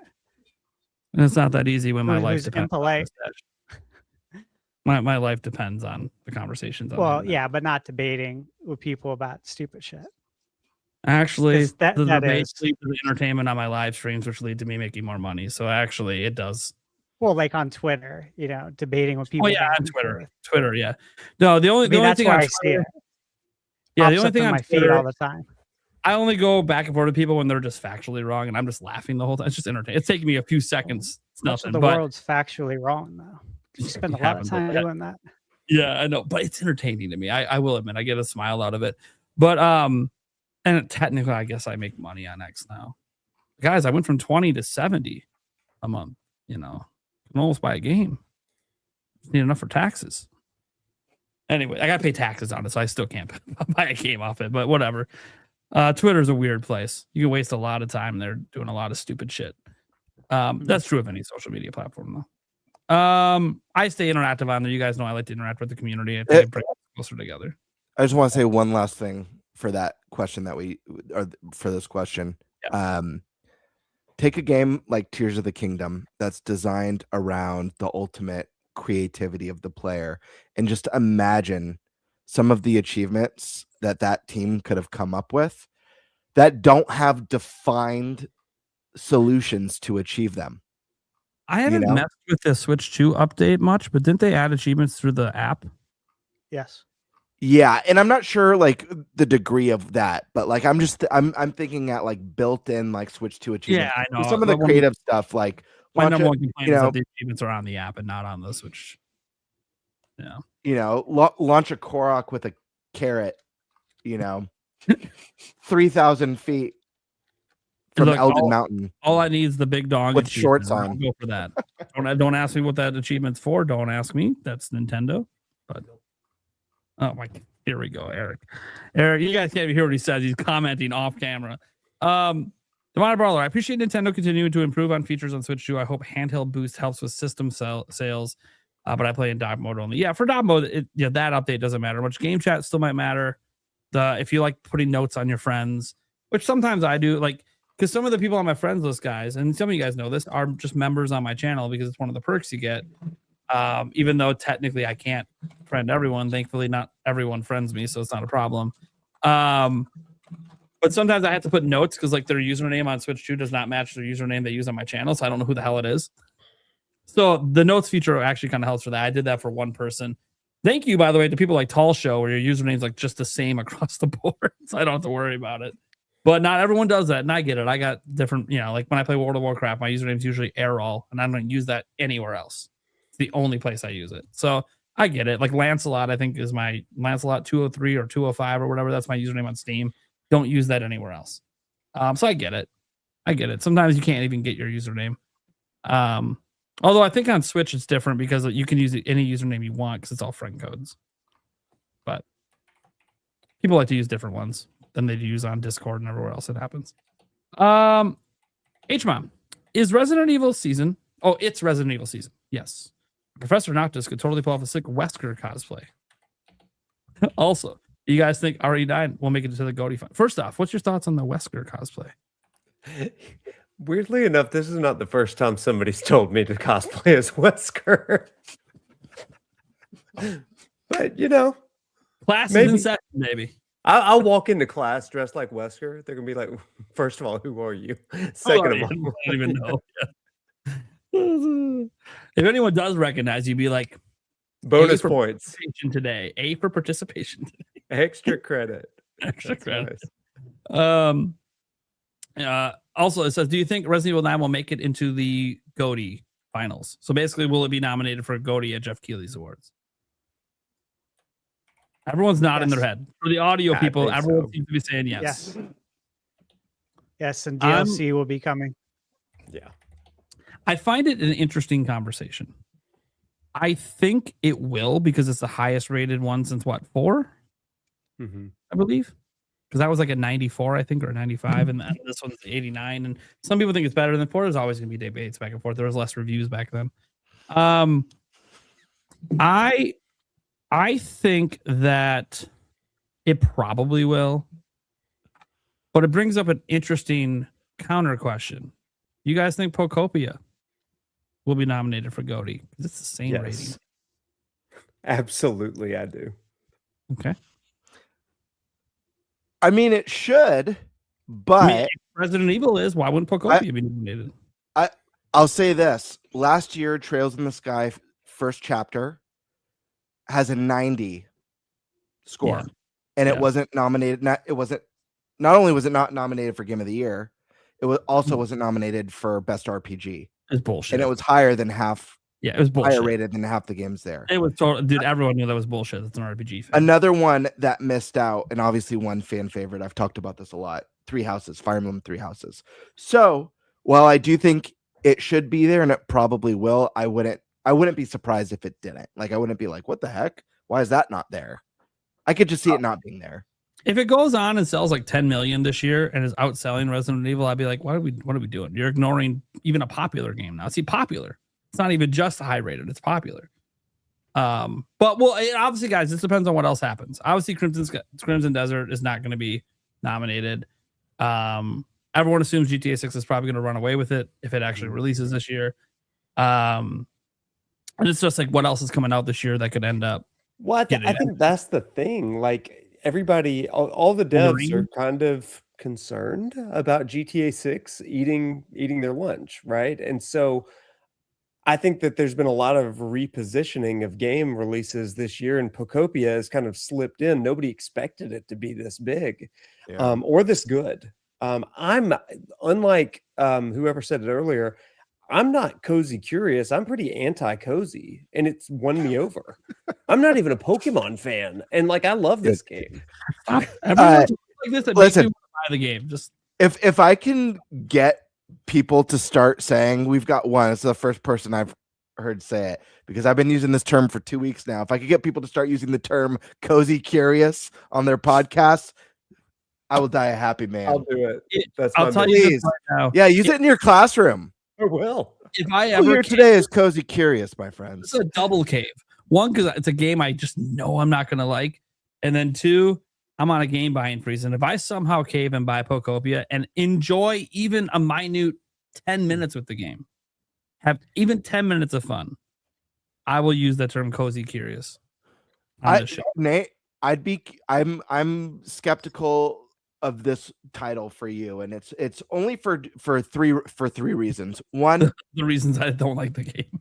yeah, one, you don't generally like cozy games. You didn't even like Dragon Quest Builders, which I feel like is a cozy game for people who don't like cozy games because it has combat in it. Second, you're not a big Pokemon fan. You know, you're Poke curious. You know, you try out Pokemon games, but you're not a true Pokemon fan. You're not hardcore. Three, as much as I love Pocopia, that first hour does have a lot of expedition, and it's very slow to kind of introduce you to the world and the mechanics and the abilities. Feel like you've got to get through that first hour to feel, because even me, like as someone who's cozy curious, like I was like, I don't know, like I love the Pokemon side of it because I'm a big Pokemon fan, but maybe this one's not for me because it's not going to have the combat like Fantasy Life or Dragon Quest Builders did. And you know, within 2 hours, I was like, I don't know, I think I'm hooked. I think it sunk its talons into me. But You know, I was thinking about When those Pokemon Charmander comments. looks at you though, like it just melts you. Like I only know like 3 Pokemon. I've only ever played Let's Go Pikachu and Pokemon Go, and I was like Squirtle. I know him, and I want to help I'm a him. Squirtle. I'm a Squirtle guy. Yeah, you like Well, you like to do that. You I got this. all 3 starters living in my mansion in the grasslands with me. Yeah. Well, here's the thing too. Like, it's funny because I'm not like a huge Pokemon fan, yet I bought every single Pokemon game on Switch except for Sword and Shield. And the only reason I didn't buy that is I got to play it in person at E3 to know I wouldn't like it. Oh. And Brilliant Diamond, to be fair, the only reason I own it is because of the chat. They forced me to play it and beat it on stream. And then people got mad at me because like 3/4 of the way through, I was so frustrated because I already didn't like the original releases, and I really don't like these remaster, remakes, whatever they call it. I'm like, this game is so trash. What are we doing? This is a terrible remake and remaster. They didn't improve jack shit about anything I didn't like about the original.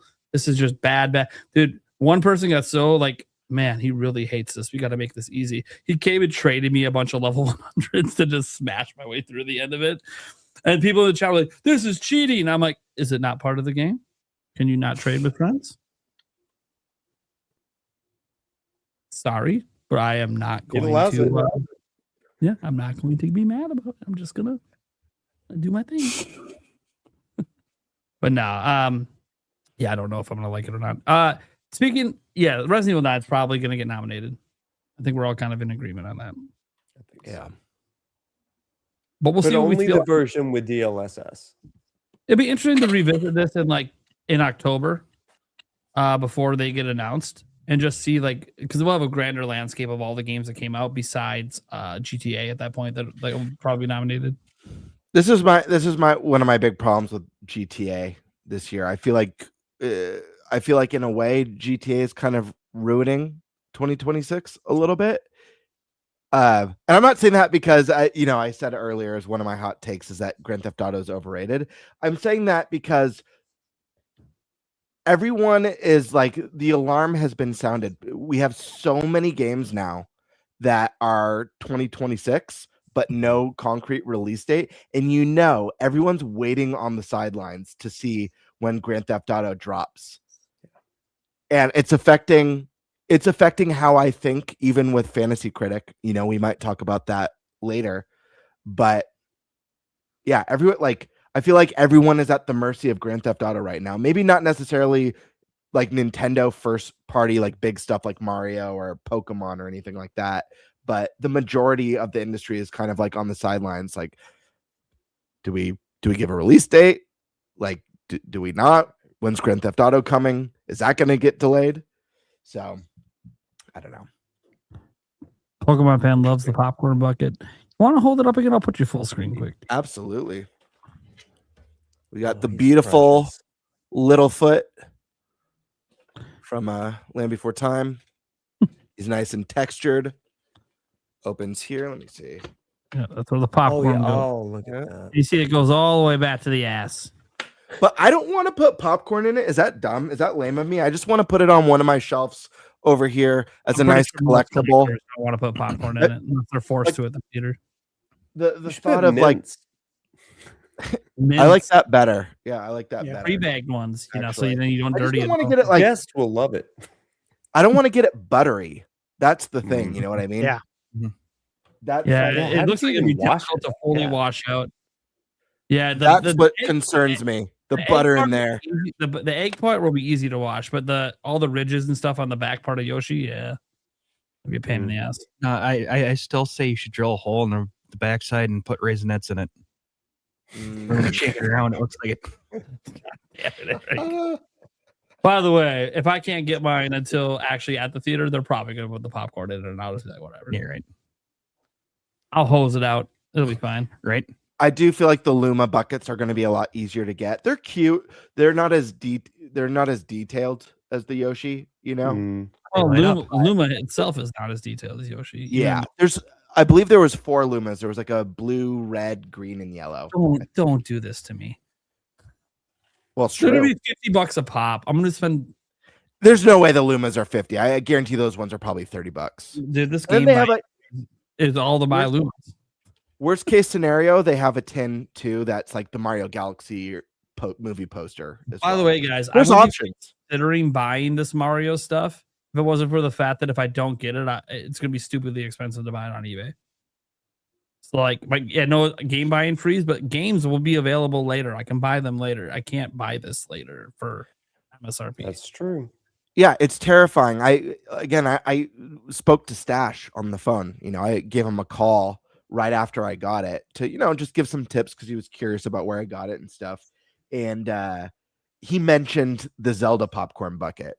And I got for the moment he's like, "Oh, what do you think they're gonna do for Zelda?" Like, I got instant anxiety. It's like nervous as I was about getting my hands on this one. If I don't get the Zelda one, I'm gonna freak. I'm gonna be devastated. It's going to be a Korok. I was thinking, and Stash that would thought it be was a good prediction. I was thinking a Triforce popcorn bucket, and Yeah. they've done, by the way, popcorn buckets that light up or glow. They have the Luma ones bat do. signal one that they did, and it's actual bat signal that lights up. I could see them do a light up Triforce. I think that would be really, really cool. Good. Well, we'll see. We haven't even seen the trailer. I think I'll have a better idea after we see the trailer for the Zelda movie, Sure. what they may base it on. Mm. Tingle. Yeah, it was obvious they would probably do a Yoshi one, and Lumas look like they play a bigger role thanks to Rosalina, so it makes sense. Dude, if we get All a right. Star Fox movie and we get a our giant next R question. wing bucket, whew. Monty Brawler. Have any of you ever played and beat a very popular game back in the day, yet somehow forgot the ending of that game? That'd be weird. No, I can't say that I have. Yeah, Hate when that happens. that'd be lame too if you did, right? Be like something wrong with you if you forgot the ending. Especially if you forget the end of a Zelda game, How could you forget Zelda? Especially when you say it's like your favorite series too, and you forgot the ending. Yeah. That Starting and then your you- career too. that makes it worse. Or if you fought about it with a co-host or something. I don't know. Yeah, that would just be awkward. Well, the answer for Stash would be never, I'm sure. Stash talked about this before. Like, he's got a thing with his memory. Like, there's no way he forgot an ending to a popular game that he played back in the day. So for Stash, I already know there'd be no way. I mean, not unless he gets Alzheimer's or something someday. That's Hopefully, if that's a thing, that's like 40, 50 years away or some shit. We all hope for that because you don't know what happens when you get that old. Look at the bright side, though, Stash. If you forget a great game, you can replay it again for the first time. That is a positive. There's a positive. Yeah. So nobody else besides me. Obviously, everyone knows about me, guys. It's Ocarina of Time. And I guarantee it's not the only game I probably forgot the ending to. My memory's not like Stash. I used to remember everything until I had kids. And then once my priorities shifted, remembering the endings to games is no longer a priority to me. So, but I enjoy it when they happen. I can't remember the end to Earthbound. It's a good But one. I know I beat it. I couldn't tell you the end of it either, actually, right now. But would that be considered really popular? I mean, it's Like in a cult Smash. Well, so is Rob the robot, and he wasn't exactly. And he's also in the Galaxy movie, apparently. Yeah. So Because popular. everyone knows who he is. Just no one owned the thing. Well, I shouldn't say no one. But most people didn't That's own. fair. Didn't own Rob. Like people know about the Power Glove, and most people didn't own a Power Glove. Oh. Yeah, it's interesting. So no one. So at least someone's forgotten it into a game besides me. That may not be the most popular game, but it's a cult classic series. Yeah. So no one else forgot an ending ever. I don't remember what I had for lunch yesterday, so I probably forgot everything. If I did, I forgot that. I forgot. Yeah, I'm trying to think of games I know you beat back in the day. Like, did you forget the ending of Conquer? No. Did you forget the ending of Mario 64? That would be No. really weird if you did that. Oh. I'm trying to think of really popular games you beat back then. Halo 1? You ever beat the campaign? Yeah, I think so. You remember the ending? No. There you go. I mean, So there's one. There's one. Hey, good news for you. It's coming back out this Yeah, year. right. The Halo 1 campaign. Okay. Let's see. So, and Alyssa, did you ever forget anything? I was trying to sit here and think. I'm like, well, I can't remember the end of Mario Galaxy, so there. Oh, there. Yeah, that in would 14 days. Now, see, if this question was phrased differently, it'd be only about me because it has to be phrased someone who swears they remember it and then tell a false ending, only to be proven wrong. Yeah, I'm just straight up admitting I'm I the don't only one remember on the show the that's I'm the only one on the show that's done that. I haven't done it on this show. My record's clean on Nintenbyte. The problem is my reputation precedes me. Anyways, it's funny too. Is Stash making fun of me from your favorite video game franchise? Yeah, but it's not even in my top 10 of that franchise. Which is a whole nother discussion. The funny thing is, every time someone does that with a discussion, like it's a whole other discussion. I'm like, am I supposed to apologize for liking other Zelda games more? Like, there's nothing wrong with that. Shit. I know you like what you like. Yeah. I think it's interesting. I think it's interesting. Yeah, which is not a bad thing. And what I do think, and this is something I was going to bring up earlier about the achievement thing, about when people talk shit to you because your gamer score, your achievements. Like Stash is a great example of he's probably always going to have a bigger platinum trophies, more gamer score. And if Nintendo ever drops it more, because he plays more games than I do, period. And he's reviewing them and beating all of these games. So he's always going to have, and he doesn't have kids. That also eats up a lot of time. So he's got a lot more time in the game than I do. So he's always going to have a higher gamer score. I know for a fact he would never hold it over me. I don't even know what it is. Yeah, because he doesn't care. He does care. it for the game. Like he likes getting the platinum for certain games, not every game. If I love But the that's game, because he loves the game. It's not because he's trying to increase his score. that's how you know you 100% it, especially when they don't have a percentage when you start the game. There's many games that don't. Most don't. That is one way to ensure you see everything the developers wanted you to see. That's what I like. And that's one thing. Breath of the Wild guys had 100% thing in the game. I did end up I didn't care about it till after I beat the game. But once I beat it, I was like, oh, what do I need to do to get 100%? So yes, I did get the golden jet, which to me is about how much an achievement's worth. It's nothing. It means nothing. Like people may, oh, you got the golden shit. I'm like, what would you like, an achievement instead? It's the same fucking thing. It's nothing. But it is a thing in your inventory that you can brag to your friends. It would feel more special if you could show them it. You know what I mean? It'd be more special. When it goes to your profile and they see it. Yeah. If you could put it as your profile picture and you only got it because you got the golden shit. That's what I'm saying. Reward us. Yeah, if you give me a profile photo for it, I'll take that. Yeah. I'll take that. Nintendo could do this better than anybody, especially because they could tie it to NSO, which we've talked about. And there's Like so many beating people that play Punch-Out. Nintendo games that invent their own challenges that would just love to have like official stuff like this. Yeah. Yep. And Nintendo games for most people are infinitely replayable, so it'd be just a great way to just add to that replayability. Can we get a Mike Tyson avatar if you beat Punch Out on NSO? That's what I'm saying. That's what I want. Like That's that would be kind of my the- permanent avatar. That would How be cool would that be? uniquely Nintendo too, to give you like avatars for getting like beating games and getting certain achievements. Think about how many people who would never think to go in and go try and play through the old Punch Out On the Punch-Out, NSO. who would just out of nowhere be like, dude, I need Dude, that avatar. I would literally stop playing every game I'm playing right now until I beat Punch Out again, which by the way will be a challenge for me because it's been so Hard. long since I've done it. It's And I tough know it's actually hard when you're good at it. Because Mike Tyson's a one hit, you're done. Like you got to be perfect. But I would do it. I'd dedicate like the next month to do it. I hope it wouldn't take me longer than that. Have we That's why ever this gotten? would be fun with Nintendo. Yeah, and then third parties could do it.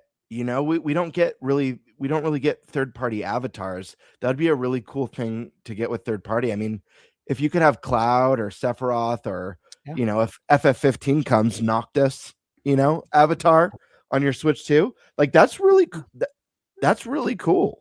Third I parties wanna- would be on board too because it would ensure that you're playing more of the game. It would help to make sure that you're seeing the credits, and when you do see the credits, you're more inclined to purchase the sequel. Okay. All right. Let's see here. Next up we got Demonic Brawler getting here saying, what I want Nintendo to do is work on a freaking Nintendo Direct. The sooner the better. I'm just saying. You look. I know a lot of Nintendo fans want Nintendo Directs, right? We've talked about this before. We just had this as a topic last week. Like all of us would like to have one, but we're mostly cool if we don't because there's so much to play anyways. And for me, I want a game buy free. So what's it matter to me? Well, it matters for my job for covering things. But yeah, I know. I talked about this last week about people being on edge and wanting a direct. If you're curious and you want more thoughts from the panel on this, we'll get the thoughts from Professor Noctis and Scott Sort of Lissa. But if you want our 4 thoughts, just go watch the podcast clips channel. We got the clip up. You guys can go check it out and watch our thoughts on a director and all that stuff. But we didn't have Noctis or Scott Sort of Lissa. So you guys, thoughts on the direct, wanting it, not wanting it, do we need it, etc. Let's start with Alyssa. She hasn't talked much lately. So at first, once we got Yoshi's release date, I was one of those people that was like, yeah, okay, no direct until June. I listened to the podcast from last week and I really liked all of your different perspectives. I liked how Stash mentioned how Nintendo likes to try to keep the headlines, and I agree with that. So I'm kind of thinking they'll want to ride out the Mario movie through April. Maybe in May we'll get the direct. I would like one sooner. I mostly just want to know like what Zelda thing we're getting this year, because like there are so many games to play. The backlog's always growing, so I'm not really looking for something to play. I'm kind of just like, what's the Zelda thing I should be looking forward to this year? That's like the main thing I'm a little antsy about. But I'm kind of thinking like May, June time. Okay. And by the way, Sky Sword, the super chats on your end did come through. So Oh, okay. I just saw the chat. So like, because she's streaming it, anyone who's co-streaming it will come through at least to me. I don't know if it comes through to everyone, but I see all of them. So, Okay. so I was just double checking the ones you said came in. I'm like, oh yeah, they're on the list. We'll get there. Okay. Cool. So I don't want people in her community to think like we're skipping out in. Yeah. Yeah, that's all I was doing it for too. I was like, I just wanted to make sure that you guys could see that they had a couple. So this was earlier because my username used to say $20 shots for science, or I'll do a shot for $20 for science. What that meant is, and I'll change my thing back to that in case people want me to do more. I'm basically creating like concoctions I've never done with a shot. So the concoction that I did for that one was I did a cookie dough whiskey and basically Malibu combined into a shot. Did not like it. Was not good. I liked them individually.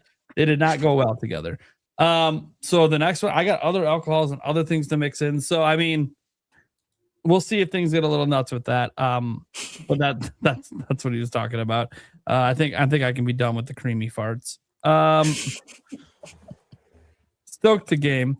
By the way, when he did it, I didn't know he did it at first. And then he said something in the private chat, and I just fucking lost my shit. Totally gamer. He does this to me like every other episode. Stoked to game.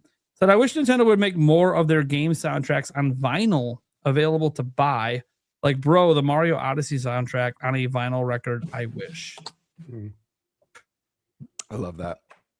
And I agree. I love vinyl. I love video game. A lot of my vinyl is video game soundtracks. So I love it. Yeah, and you guys get did the Zelda vinyls come out? Did you guys get those ones? I have they one come out in Zelda vinyl. June. They come out in June? Okay. Yeah, I have them ordered. I so have one.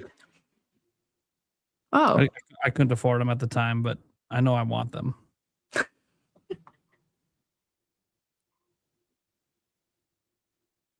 This gamer just vanishes. I think he's going to find it.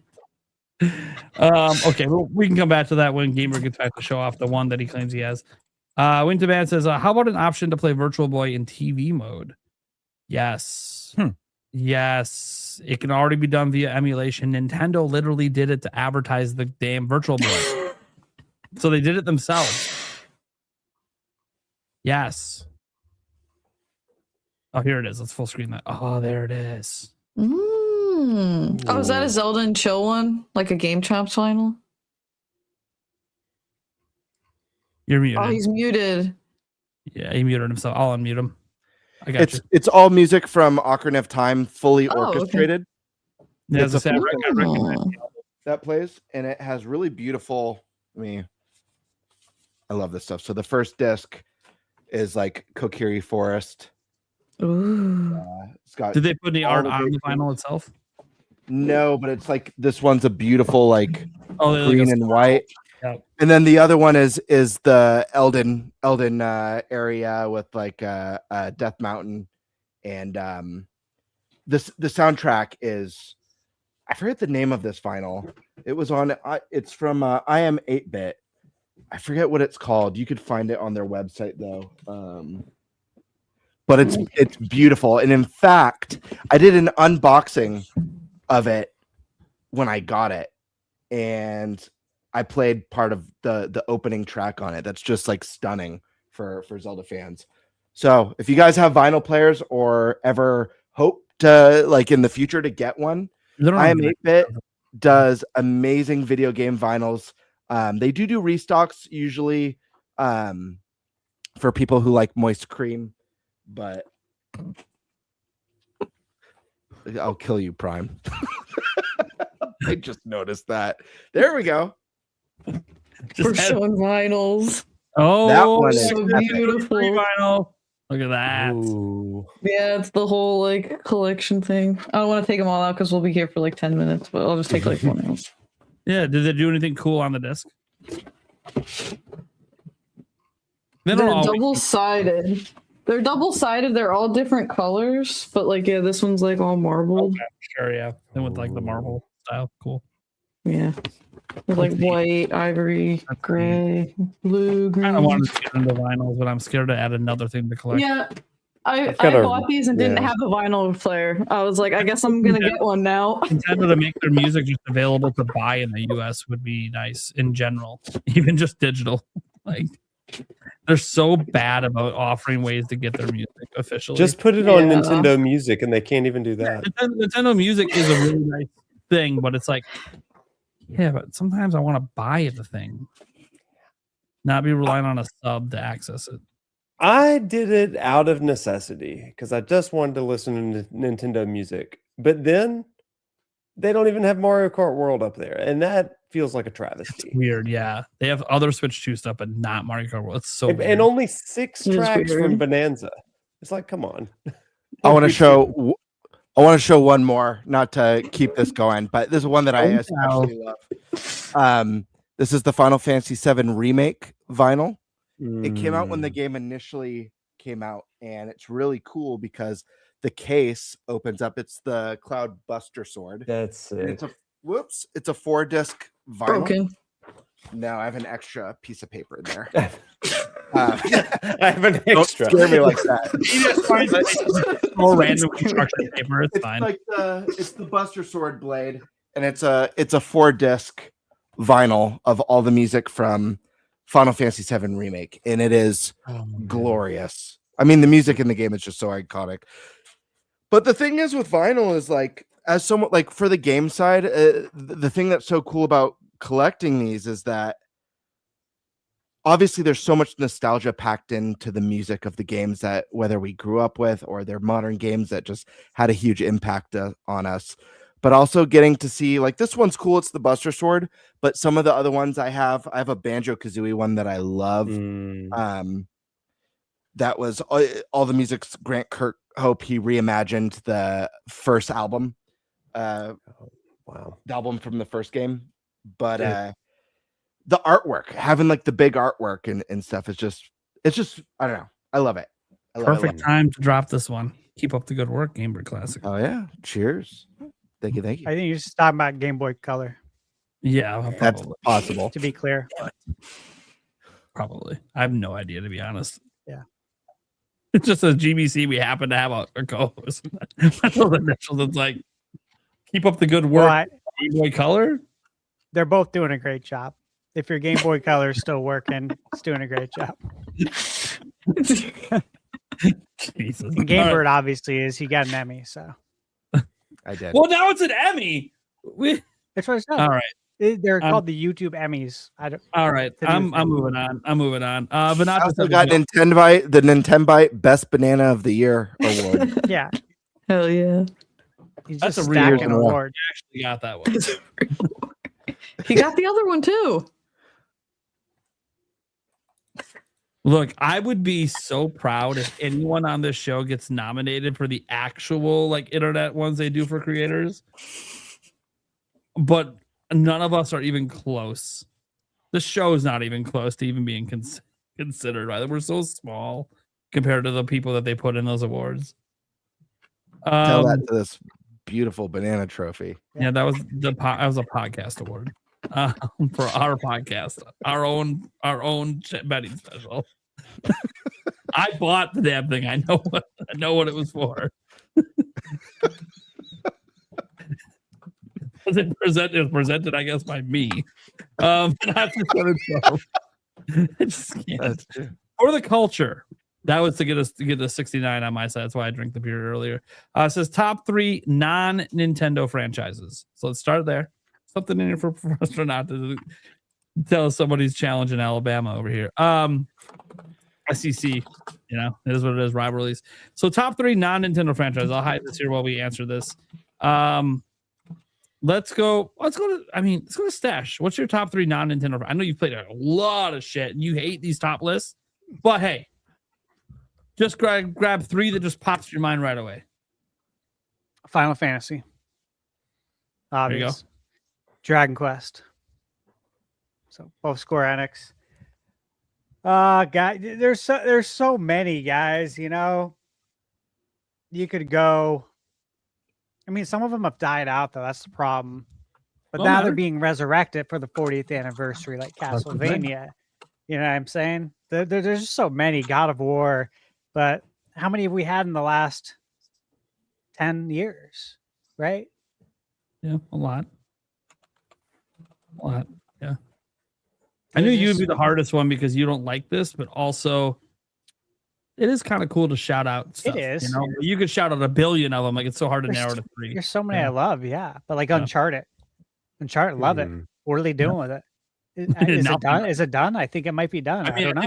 I think they completed the story arc based on what happened in the last one, but that doesn't mean you can't have more with new story. Yeah. Doing a new thing. Maybe it doesn't start Nathan, but looking at timeless IPs, right? That have started from when I started gaming and I'm still around today. 88 to now. Yeah, those 3, Final Fantasy, Castlevania, especially now that it's back, and Dragon Quest. Yeah, all right, those stood the test of time. It's a good list. What do you got, Gamebird? Two that come right to my mind. Dark Souls, the Dark Souls series. And I include Bloodborne and Elden Ring in that, and Sekiro, because it's all Miyazaki through and through. So Dark Anything but Souls is Miyazaki. an easy one. I mean, Dark Souls 1 made such a I started day one with Demon Souls. I was so intrigued by the game when I was first hearing about it, and it's part of the same universe. There's a lot of lore implications that could have Bloodborne tied like part of the Souls universe as well. Not to get like too nerdy with it, but Dark Souls 3, for whatever reason, made such an insane impression on me. I was so obsessed, and that third entry in the main Souls games is what really cemented it as possibly my second favorite series of all time. I love it that much. Another one, this is one that I've talked about a ton on the podcast. It's one of my favorites. I'm not 100% that this is top 3, but it's definitely in my top 10 favorite series of all time, and this is Yakuza. The series is just amazing. It's the unbelievable storytelling and character development and fun beat 'em up gameplay, and it's a series that's grown and evolved from a beat 'em up brawler to a turn-based RPG that has the most recent that has a Pokemon part of the game. Not actually Pokemon, but there's Pokemon mechanics, Animal Crossing, all the amazing stuff in there. So Yakuza, I'd put as number 2. And then 3, man, I'm wondering if I go with something more current, or you know what? I'm going to pick one. It was one of my favorite series way back in the PS2 age. And this was a series that was dormant, and it's one that I've literally been praying to the video game gods year after year for this series to come back. And last year, or not last year, the year before, or was it last year? I don't know. Either last year or the year before at the Game Awards, a dream came true of mine. And that was a brand new entry for just such a special series for me. If you guys, it's funny seeing the trailer for the new one and they're like, oh, it's a new Souls-like. Like Onimusha was a samurai game that kind of has the soul, like you collect souls from the enemies you kill to level up your weapons and gear and earn new abilities and enhance your weapons to evolve them into new forms. But this is a game that existed on the PlayStation 2. It's one part Resident Evil with the horror mechanics and the puzzle solving, another part action game with RPG mechanics, and it was just so wonderful and so much fun. And getting a new entry, I know they're deviating a lot from some of the staples of the series inception, but I'm really excited for this one, so I feel good about those 3. Eric. Yeah. I don't know if these really count as series, but Sonic and Pac-Man. Yeah, absolutely. Why would those be series? There's multiple games. Yeah. They're like 2 of the biggest franchises of all time. They're franchises versus series versus, Well, you said franchises, but yeah. Okay. And then I wish they asked us top 10. Halo. Because this feels wrong. Because now that I'm like, I was thinking about it too. I'm like, I'd put Resident Evil on there for sure. Then there's what about Mega Man? Mega Man. But Yeah, the second obviously gravity- I thought about Sonic. Another question. 3. There's so many. Alyssa, give us 3. If I had more time to sit and think, and it is also really hard to narrow it down to 3, but I wrote down Tomb Raider, Clair Obscur. I know there's only one game, but I guarantee anything Sandfall makes is going to be gold to me. And Okami. I'm so stoked for the next one. Okami Anytime is Capcom. What? Go ahead. Oh no, finish your thought. I was just gonna say, anytime Capcom comes up, like anything's Capcom, I'm just like, please, let us see it. Let us see it. I was gonna say, Alyssa, is I told my buddy, because I go to the Game Awards every year with my friend. We've been going for maybe like the last 5 years, and every year I always tell him, and I used to say this like around some of the different directs and stuff. If we ever get a new Onimusha or a new Okami, that'll be the day. Like I'm gonna die like happily. And we got both those in one Game Awards. And like that Game Award that we got those will probably forever be cemented as my favorite of all time. Yeah. Those truly are. Like Capcom has so many great series under their belts.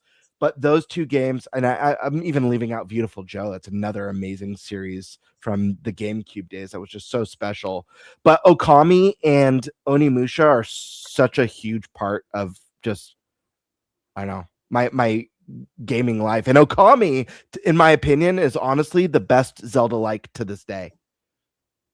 Because it's a Zelda-like, but it's also so new and unique that it doesn't feel like just a Zelda spinoff. You know what I mean? It has enough of its own identity that makes it stand out so much. Anyways, I could talk just thinking about these other series that mean a lot. These are two that I just care so much about. But anyways. Professor Noctis.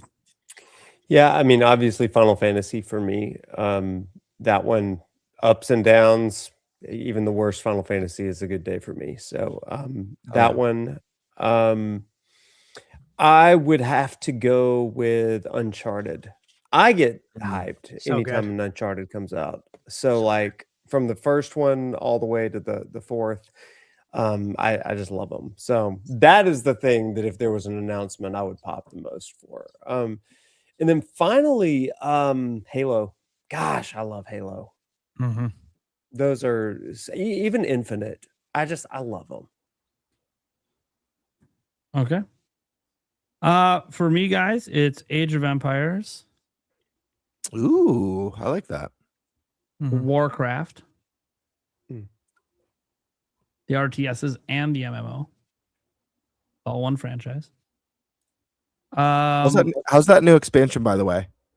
It's pretty good so far. It's pretty good. So we'll see. Apparently, the second half of leveling is better than the first half, and I just entered the second half of leveling, so we'll see what happens. I was thinking about dipping in. If I do, I'll hit you up to play, Nate. Yeah, I'm very WoW casual. Yeah, or WoW too. curious. I'm not sure. Yeah. I play it really casually. I could easily be level 90 if I wanted to be, but I'm playing Resident Evil and other stuff, so I'm only playing it, here and there. And then, and Yulia's been playing it a little bit.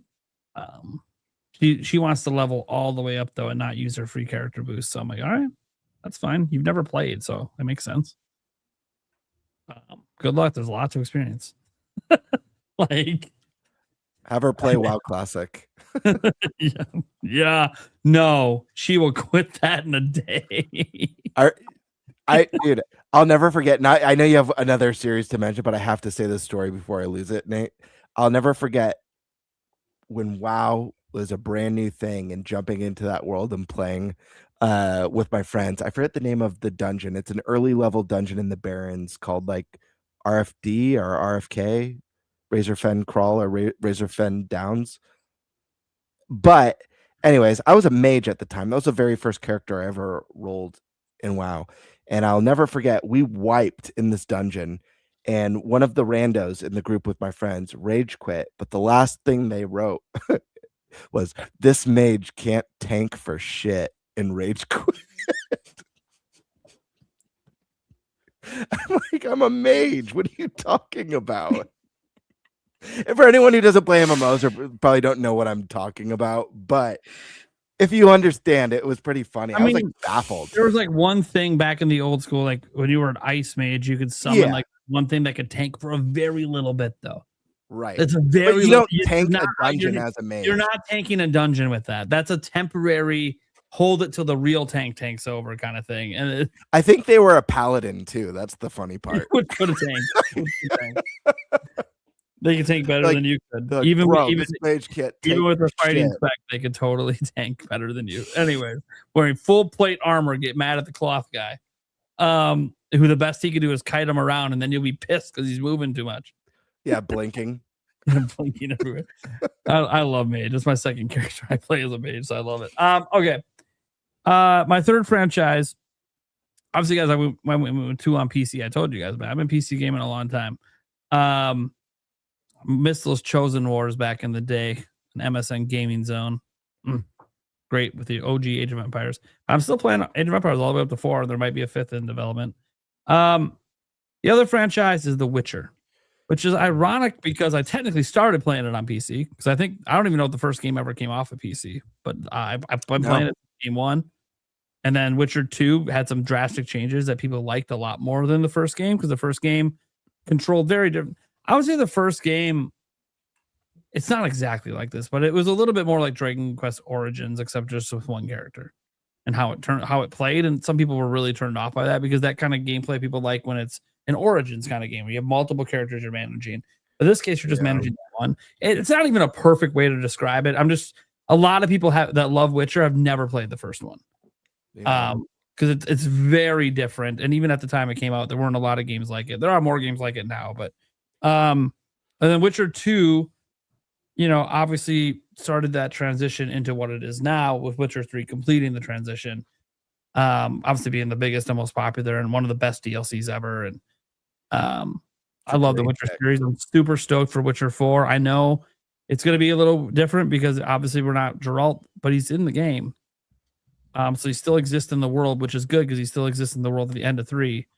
So now we're obviously playing from a different character's perspective and in the future. So I'm very, very curious on this one. And obviously I actually enjoyed the Netflix series right up until the main actor quit. So or whatever. He didn't like the creative. They're decision. supposed to remake the first game too, which is super exciting. Yeah, I think so. Because a lot of people should play it.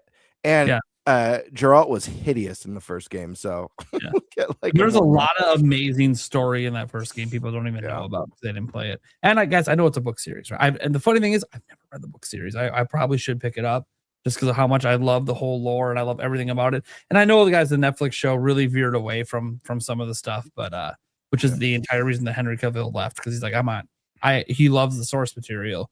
And they're like, you guys are going way too far away from that, so I'm out of here.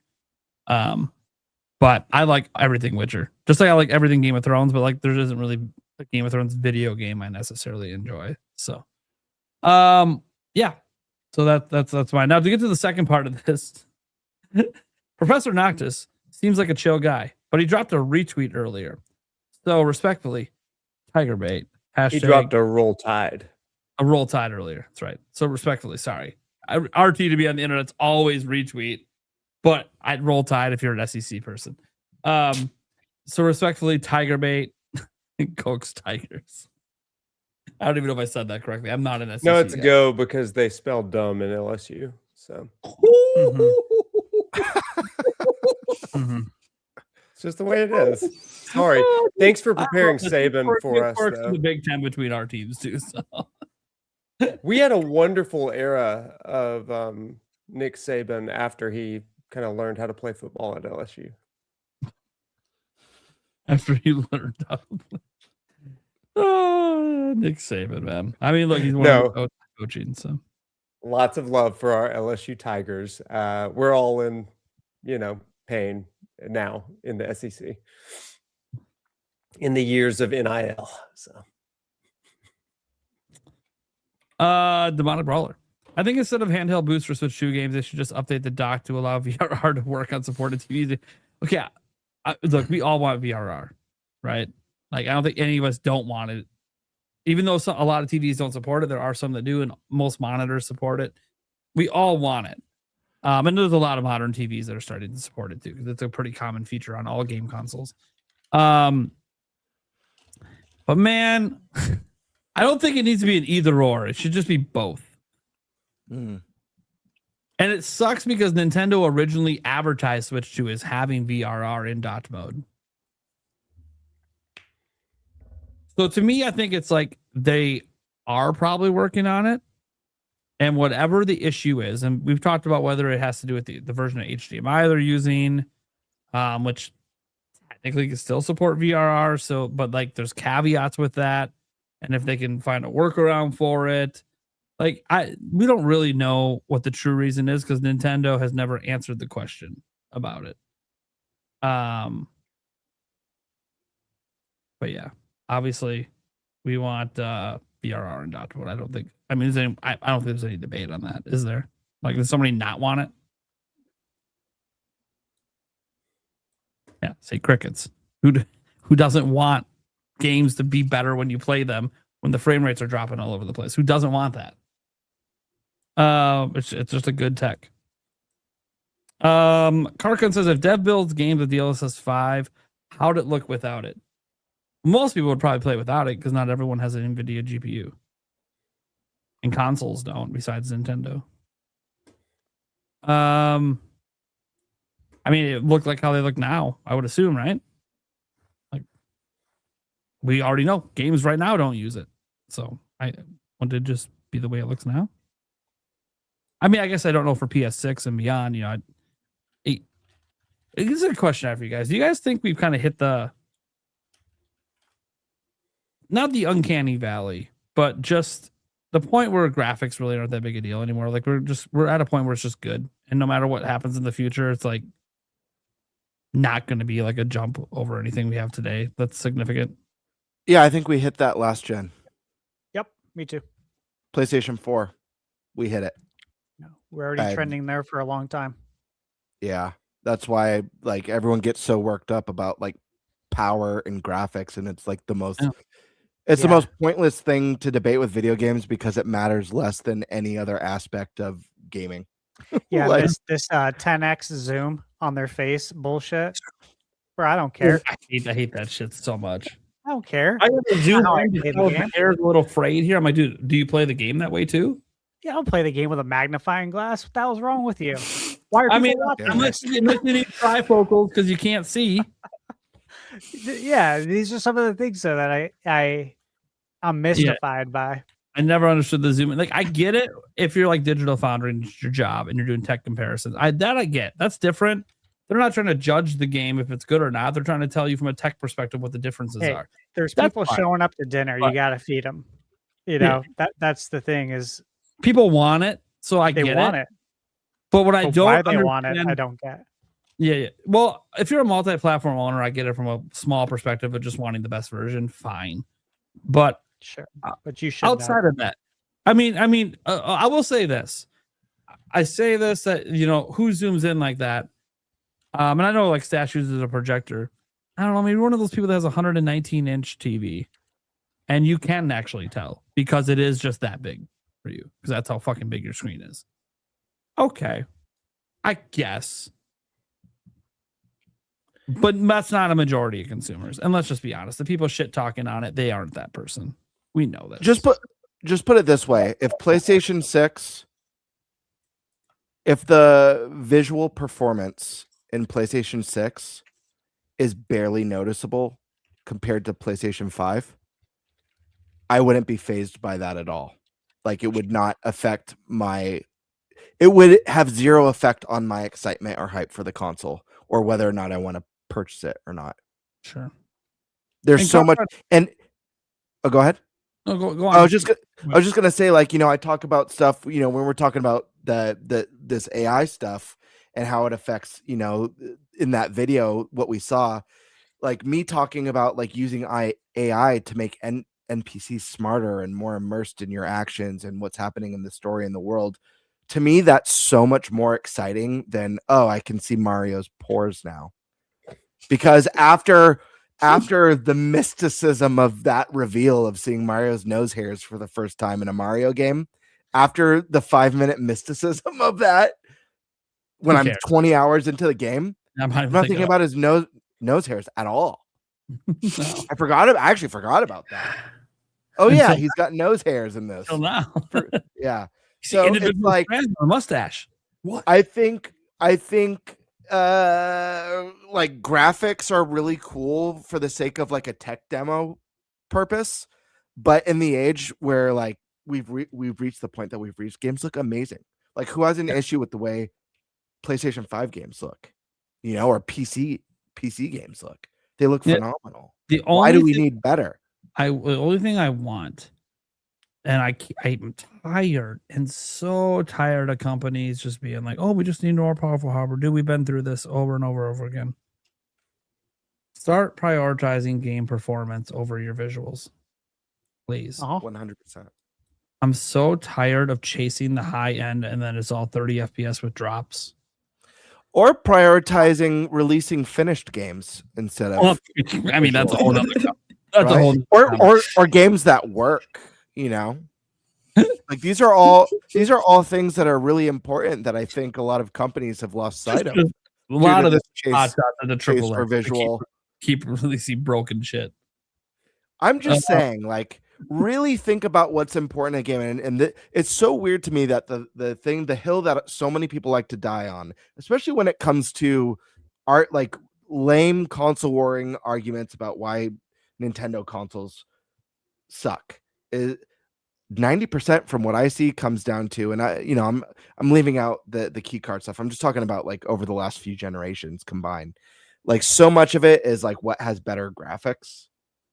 And to me, it's like the lamest. It's just the lamest thing. I also wanted to make sure I added to what Karkin said here because I said something in the chat. I think it would damage the artistic direction. I'm sorry.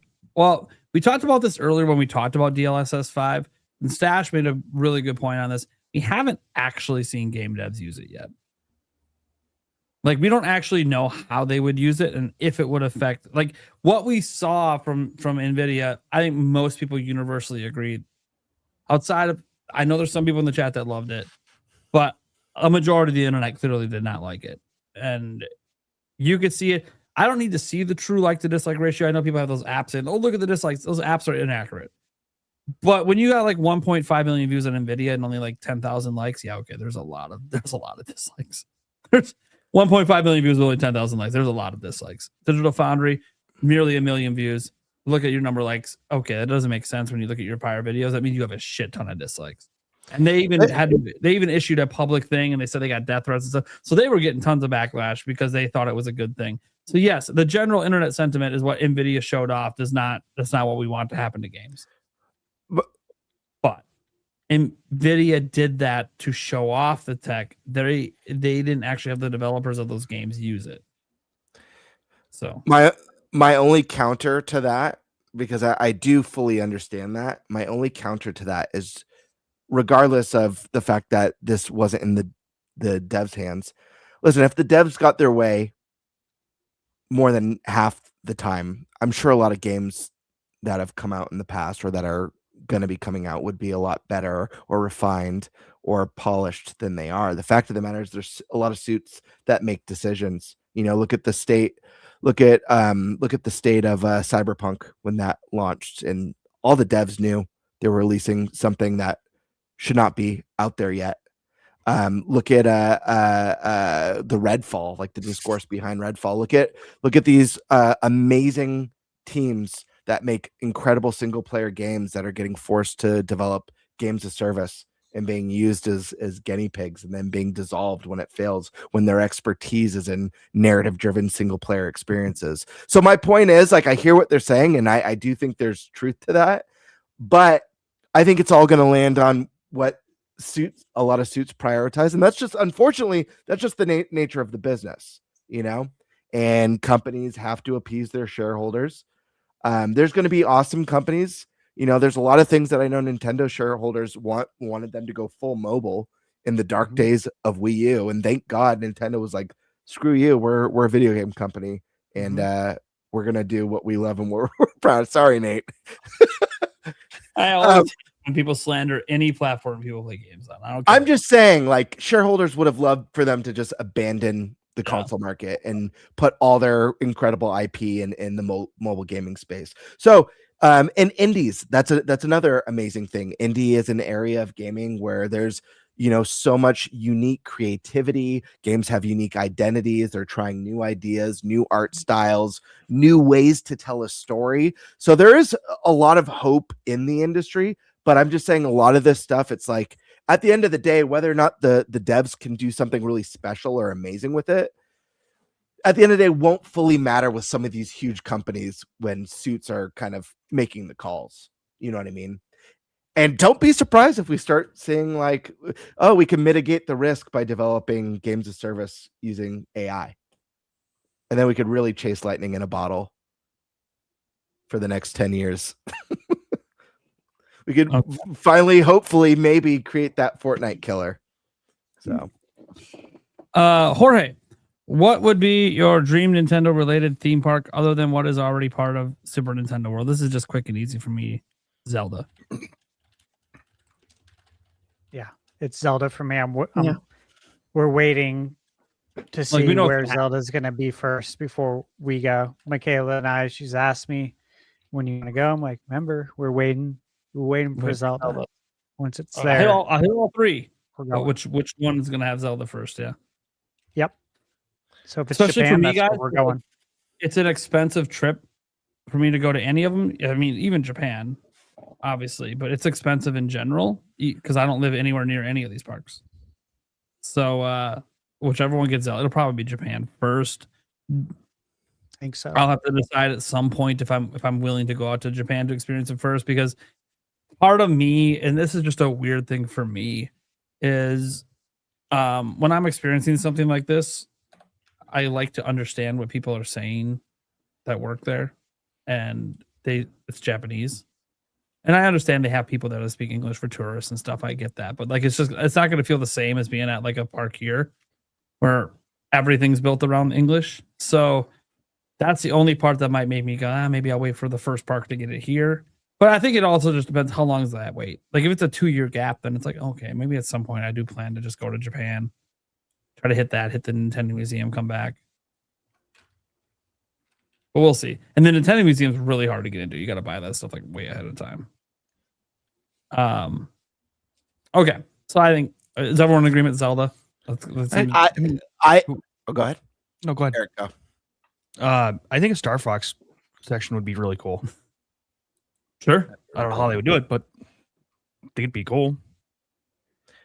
So for me, when I first saw this comment, Zelda was like my instant thought, but I want to change it now. Now that I've like sat on it for a minute. My actual pick is a true Nintendo Land. And what I mean by that is not just a Nintendo section at Universal Studios, but a Nintendo Land theme park the size of like a Disneyland that has, like Disneyland has all the different worlds that you visit. Having the Zelda world, the Mario world, the Pokemon world, the Star Fox world, all the different IP, you know what I mean? And being able to see all the characters, seeing the ice climbers walking around and having a Metroid world and all that good stuff, and a Luigi's Mansion that's like kind of the haunted attraction that's there all year round. So for me, it would be an actual theme park that's strictly a Nintendo Land theme park with all Nintendo's iconic IP, not just a section at Universal Studios. That's my pick.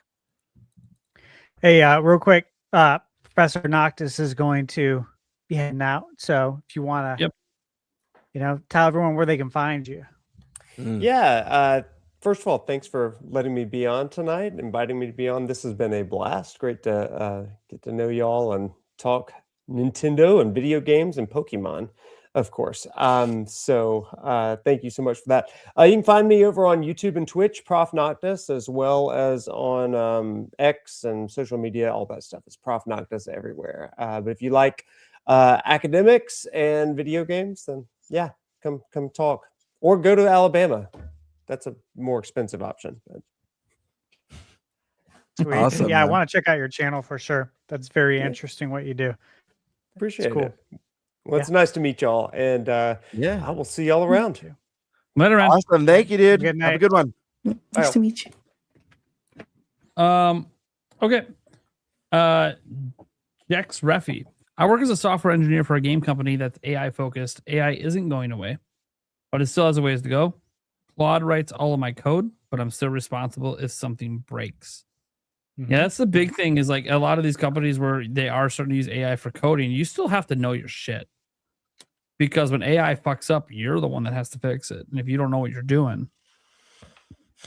And what sucks is, and people know this that are programmers, always trying to fix other people's code. And now that other people's AI.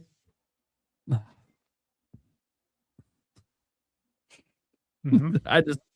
I know my dad's a programmer. Like, I know he hates AI because he thinks the code is actually not very good. Like, it functions, but it's sloppy. And it might get better over time, I'm assuming. I hope. But yeah, I mean, look, regardless of Eric and everyone else that hates AI, it ain't going anywhere. Oh. It's just going to keep, I mean, I guess, quote unquote, getting better. It will. It will, So- because we'll be training it. I mean, by the time it's super good, guys, I might be dead. But No, it'll be sooner than that. it depends on what you want it to be good at.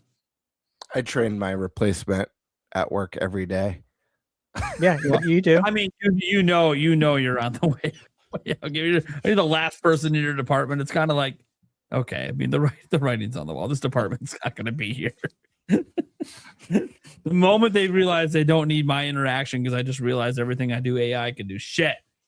It would be nice though if we could. I was saying this in my chat earlier in the stream when we were talking about it, because AI pulls, maybe not so much in like my field, but like with game development or with like movies and stuff. AI pulls from sources. That's why we had that big controversy with Marathon, where an artist was like, "What the hell? This is my art's my art's in this game." That wasn't them consciously stealing someone's art. That was AI pulling from that. And so it would be nice if that if AI is sourcing from other people's creations, if there was something in place that was anytime AI pulled from someone's work, that person got compensated for it. It's not going to happen, but it would be nice. That'll never happen. Especially when like you work for the companies and they'll just be like, we own all your work. It's not you, so you don't get shit. That's just no, but like if you're just like an artist who sells art and then like all of a sudden your art is like all over a video game, you're like, what the hell? I mean, that's illegal technically. They should I don't sue. know.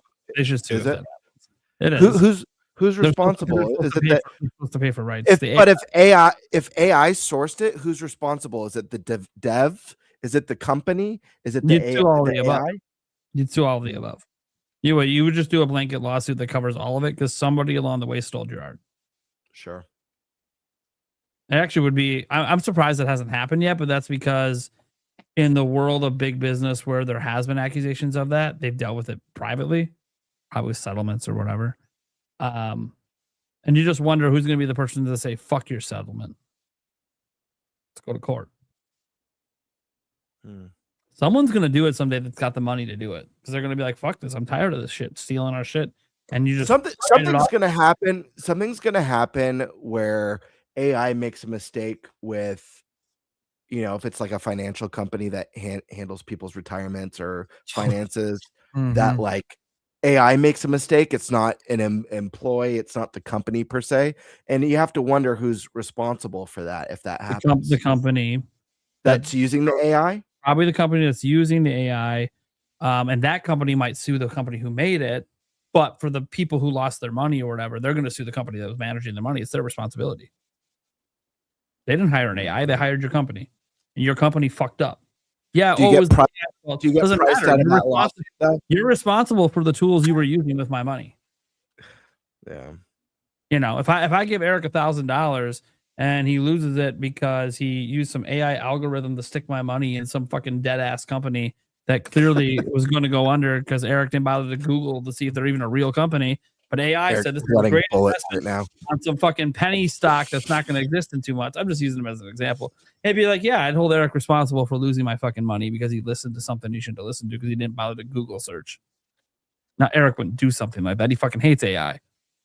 Yeah. But it was just a point of like, if you trusted a company and the AI fucked up, you're going after the company because they're the one that chose you. You didn't choose for them to use the AI. They chose that. But the question is, can you go after them? Because if it's only like the trust fund or some sort of fund where it's like, we just invest for you. Well, there's no guarantee those investments work. Unless they gave you a guarantee. Can you sue even? I don't know. It's going to take someone's money getting fucked with enough that someone actually pushes a lawsuit before we see how this actually goes down. Because AI right now is almost completely unchecked. Mm-hmm. And it's going to take something bad where someone actually sues and goes through with it and doesn't take the settlement payment. Now it'll be something bad with someone who has a shit ton of money. Yeah. It has to be. Because bad stuff will happen to normal, like your average person. It's got to be someone with a shit ton of money. One, because it's going to be expensive anyways, because the AI companies will have all the expensive lawyers. But on top of that, it has to be someone like that because you got to be famous enough that this makes worldwide headlines. That a rich person that got fucked over by AI, and so they're saying fuck this, and they go hard. Way off topic, but whatever happened with the Disney thing with the lady who didn't someone die from eating something with peanuts at the restaurant at Disneyland or something? But they couldn't, the family couldn't sue because they were subscribed to Disney Plus. The court. No, that's a real story. I can't remember what she was exactly allergic to, but they were made aware of it, and they knew, and they served her anyways. And they used the fact that they had this policy with their Disney Plus subscription or trial or whatever. Did that hold? No, in court? I don't know. Okay. The judge fucking was like, so there is justice in this world. That didn't hold. So that's what I'm saying. It would take. And the thing is, whoever it happens to that this billionaire decides to sue, it's going to be a billionaire nobody fucking likes. So everyone's going to be like, no matter who wins this shit. I'm like, well, look, trying to get some regulations on AI benefits everyone. So I would vote, unless their whole point is just to put them out of business. I'm like, I'm not trying to put people out of business. But regulations need to get in place at some point. And right now, it's just completely unregulated. AI for everything. Even though technically there's laws that are like, oh, you can't use things without permission. We all know these AIs are scraping. How many times they got to get busted for scraping before someone does something about it? They're stealing shit all the time for their data sets. We know it's happening, but no one's doing anything about it, even though it is stated in law in multiple countries to be illegal to do. I'm ready for AI to start blackmailing people, start messaging their wives and stuff like that. With fake images and stuff, and emptying people's bank accounts. Not the stash needs the praise. Because that's right, he doesn't care what anyone thinks. But Jex Reffy says everything ThunderStash is what I would say. Hey, That's a true fan. Thank you. Appreciate that. He's thankful, but don't disagree with him. Then he doesn't care. That's true entirely. He just doesn't waste his time with that stuff online. That's all. Stash is building a cult. Yeah, it's the cult of the stash. Oh, there's a lot of people that love the way Stash handles his business. When we do our very first in-person podcast, there's just gonna be a bunch of people dressed in all white with huge mustaches. By the way, I love the way Stash handles his business, even though I don't handle it the same and disagree in some regards. But what's nice about having a friend that handles it that way is that's also the best kind of friend to ever have, because anything happens, he has your back no matter what. Period. And you need people like that are going to tell the world to fuck off. Like when we were doing even the karaoke, it was all good and fun, but part of the reason he wanted to stick around was just in case someone tried to fuck with me while I was drunk.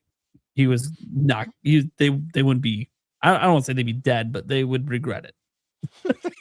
Yeah, just be a dead person in the bar. That's the way it is. I could disagree with him, but he's also one of the kind of the best kind of friends you want in your corner, because the way he views the world is no. There's I don't care about all this shit, but I do care about my friends and family, and that's what you don't fuck with. No. Thanks, man. Appreciate that. Yeah. So I'm a fan of him too, obviously. I don't have to agree with all his gaming shit, but who gives a fuck? Mm-mm. It's just video game. And it would be really boring. Yeah. If we agree with the whole world would be. That one topic when you were I'm like, dude, everyone, even though gamers well, no, I'm like, okay, you sat on the fence while everyone went one direction. I'm like, well, someone's got to go hard the other way. Otherwise, it's not a conversation. It's just an agreement. Yeah. And sometimes I go a little hard. I have fun. When guys see me get riled up on I'm having fun. So is Stash, by the way. He smiles. When I'm actually angry, guys, you'll know, because then I start to I do this thing sometimes where I get personal, but the thing is, Stash never makes it personal, so it'll never go there. But it's reliant on them, because I am high. I am going at it, but you went too hard. That's what you get for lying right now about not being upset. Who's frozen? Am I frozen? No, it's Prime. I think it's Nate and Eric. Okay. Because I heard it freeze up and I didn't hear anything. Well, anyways, I figured I was out of commission. It's usually me. We'll get back to those clowns when they return, In the meantime, Tabby Cat Games writes in and asks, "What are your thoughts on Pocopia?" Now, Stash, you still haven't played it, right? No, the pipeline is overflowing for For sure. review For codes. sure. So I can't. I really can't because when you accept a review code, Mhm. like there's a responsibility there. It's not like I have to sign stuff, but there's a responsibility that you do the right thing, right? Absolutely. Yeah. So I'd like to play it though, is my point. I know you have. Yeah, but before I share my thoughts, which guys, you can dive into my thoughts on, I think it was the last episode. I shared a bunch on it. Alyssa, you recently picked up the game. I think I've seen did. you on there a few times.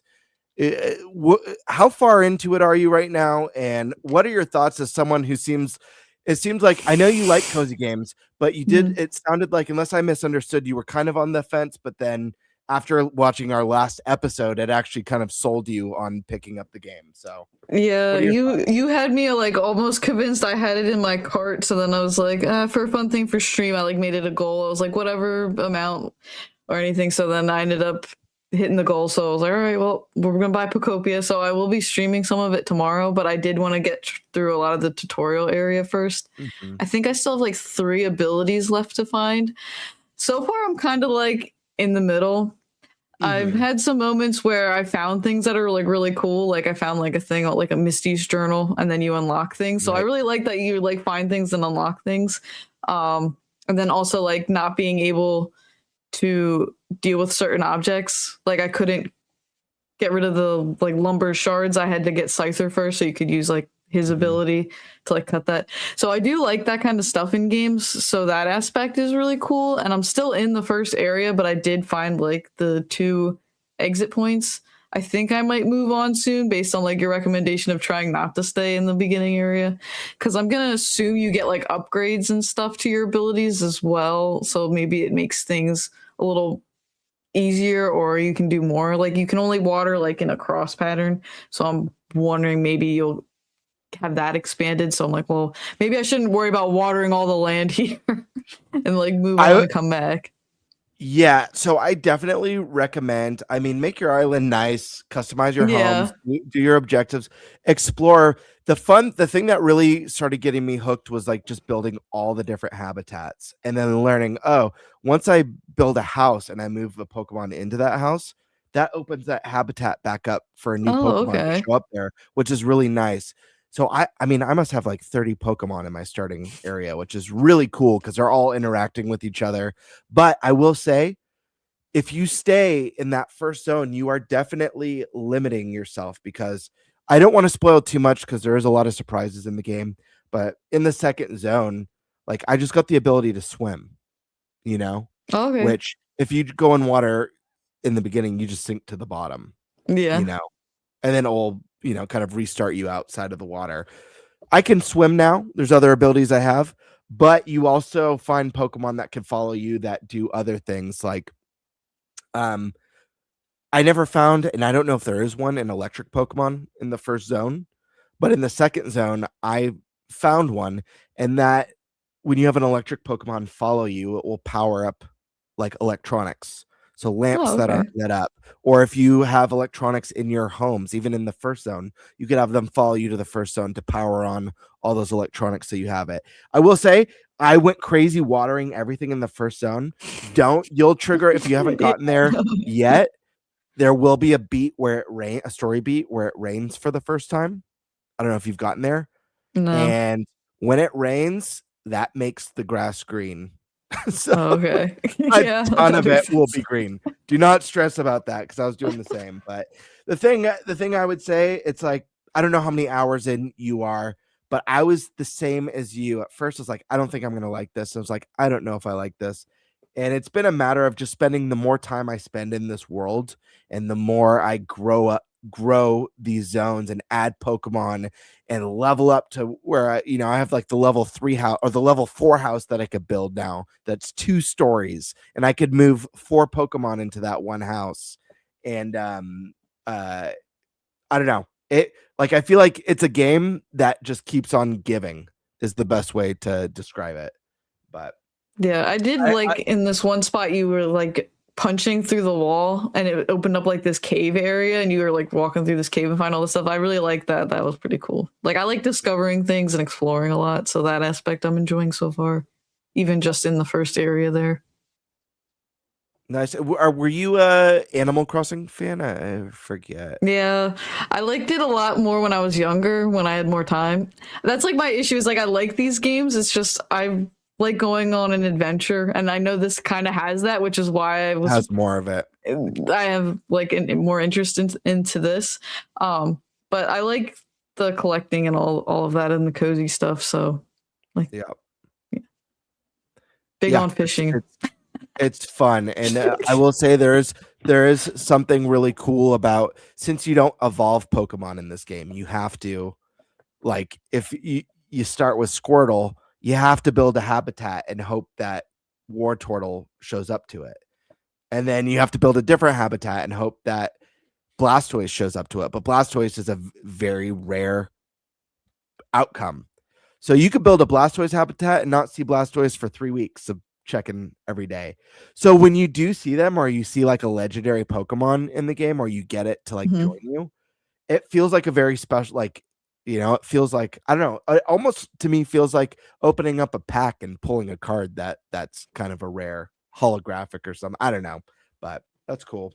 Stash, I'm curious if Michaela's interest has increased on this one at all, because I know you showed her the trailer and she wasn't that into it, at least, but she did love Animal Crossing. And I really feel like, I gave Animal Crossing a chance multiple times, and I understand the appeal, but Animal Crossing, like, this game to me is Animal Crossing, but with much more to do and much more to acquire.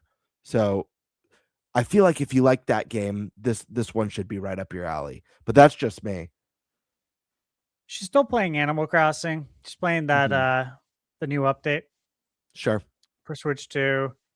And she's playing Fallout 4 Nice. on Switch 2. She loves Fallout. So I have mentioned it to her plenty of times. Monitoring the situation, I guess you could say. Sure. Not closely, but I'm definitely monitoring it. Waiting to see like when that Animal Crossing kind of like wanes out a little bit and she starts playing more of her mobile games. And when that happens, that's a red flag, as we all know. Yeah. Because that's not real video games. So it's like, we gotta get you off that. Okay. It seems like you need an actual real video game. Let me introduce Pocopia now, and not, whatever you're playing on your phone that gotcha stuff. It ain't good for you. Ain't good for the brain. Very true. All right, let's move on to the next one from Cartoon. Family has only one Switch. Everyone wants a game. Yeah, I mean, we have multiple Switch 1s in my household, but only one Switch 2, and everyone wants a game, and everyone wants a Switch 2. So, I'm sure once, if we get a Pro or an OLED model, the OG Switch 2 will probably be the musical Switch 2 that goes around. Oh, we'll probably get one for the holidays over time and stuff, but it is expensive it's not like Switch where it's relatively simple to get one for the whole family. All right. Let's see. Legend of Barhosh asks, or no, gifted Sky Swords Alyssa 1 membership. Thank you, Legend. Hell yeah. Very, very cool. We've got Demonic Brawler. I work self-checkout, and every day I hear people complain about bagging their own groceries. And every time I wonder how many people in their late 40s complained about pumping their own gas. Well, there was a time where you weren't allowed to pump your own gas. There used to be people at the pumps who would pump it for you. But I don't think I've ever heard. Have you guys heard anyone complain about pumping gas? I don't know if I've ever heard that. Maybe Well- like a minor whine, like, oh, it's cold out, I don't want to get out of my car, but like not a group of people. I could see or a complaint debating it. With, chain. I could see debating it with your partner in the car. Yeah, who's gonna yeah, pump yeah. the gas. But I do think the gentleman should pump the gas, in my opinion. Yeah, he's down in the late like 1940s when you're pumping gas. Obviously, this was a thing for a long time. People complained about it. Then there was self-service, or not self-service, but service gas. Like, you remember Back to the Future? Mhm. He pulled up. It was in 1955 when they go back in time and they come out and pump the gas. So yeah, there was a time where people complained about having to pump gas, just like people today complain about having to bag their own groceries at self-checkout. Yet you went self-checkout. You don't Yeah. have to do this. But this is the whole thing, is that people always find reasons, ways to complain. And yeah, I think there are some states that do pumping gas differently. Here in Arizona, you pump your own gas. It's hot as hell out. It was over 100 degrees today in March. So, yeah. But again, this is part of life. Be happy you have a vehicle to pump gas into. Stop complaining. Yeah. When we hit those Mad Max days, you'll be happy that if there's gas to pump. Right?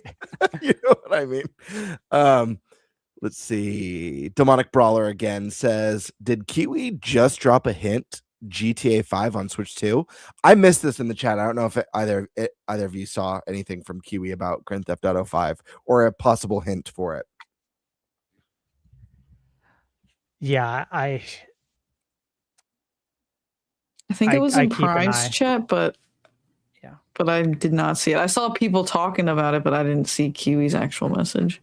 And neither. I'm in my own chat for the most right. part, For sure. unless someone talks shit, and then I pop into Nate's chat. Yeah. Let's see. We got Heady Player 1. I think there's a time and a place for smashing 100 enemies. Huh. I wonder what he meant by that. Trophies, Sometimes, trophies, achievements. Yeah. Sometimes you just need a distraction with a goal. Yeah. Look at you, see Nate. Look, he's back. He's back. Guess who's back? He was Back confused again. though. Well, we're running off Eric's cell phone right now.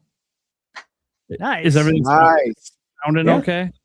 Yeah, that's great. I don't know if we Give can a get little. both- I mean, we can just talk. I don't know if we can get both. I think cameras that's on up. his TV in the background, Bird. Oh, I thought that was literally a buffer No, thing it above his is. head. I was like, It that's is wild. buffering, but it's buffering on the TV. I was like, that's 'Cause- such a cool effect. So here's what happened, guys. Without warning, apparently there's planned maintenance with Charter Spectrum. Oh, wow. So everything's Love down. that. Never warned us. No text, no email. By the way, they were just down for 28 hours this week already. So why couldn't you do your maintenance then? Oh, that's horseshit. Yeah, that would be Yeah. a good time. And this is exactly why. I don't care if you guys like the guy. I'm getting Starlink for my backup It should.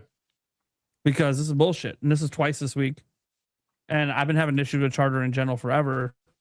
That doesn't mean I'm dropping Charter because they're still like faster. Because I had no other faster option. But I don't know, man. I might get Starlink and just start using it as my main internet on my work computer and just see if I ever have a problem.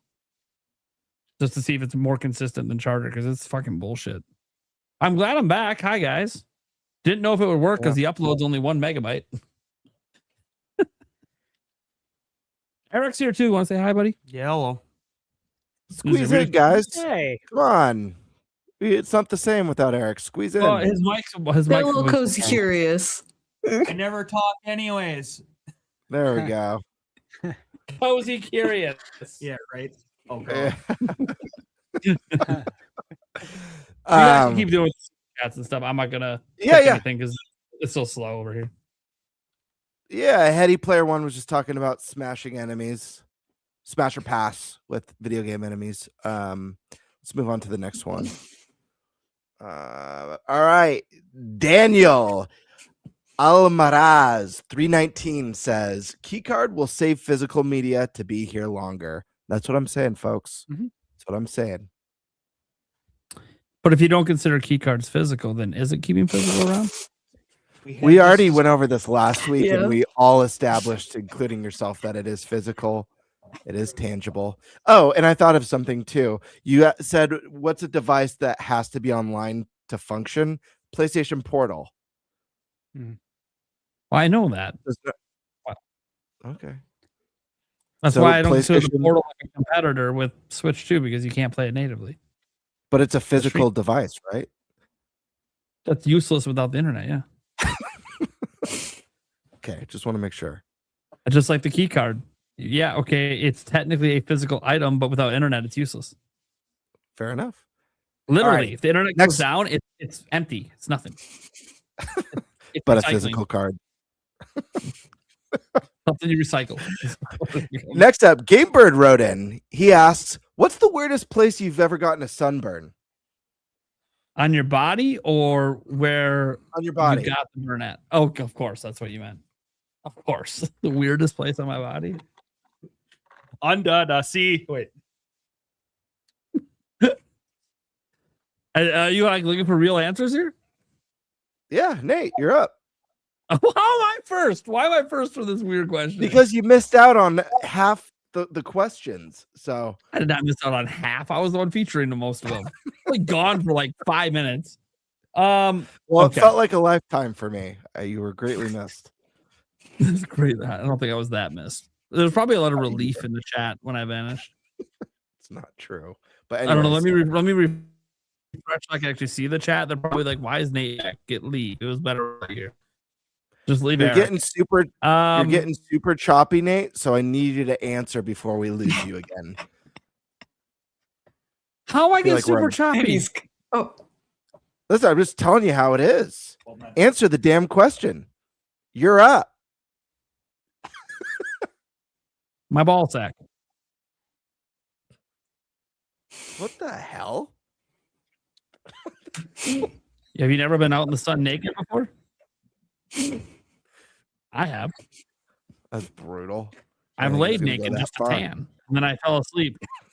And then I fell asleep, and it was a mistake to fall asleep naked in the sun. Happens. I didn't plan to Where fall asleep, were to be you? clear. Where And I had- were and you? I had like my Game Boy Advance SP. I dropped it on my face while I was. You just had a pale At least I was Game Boy gaming. SP mark on your chest. No, it was my forehead actually. It was just a pale down the nose. It was weird looking. But no, yeah, it was at my parents' house. They were gone. I was like 20, and they had a very private kind of.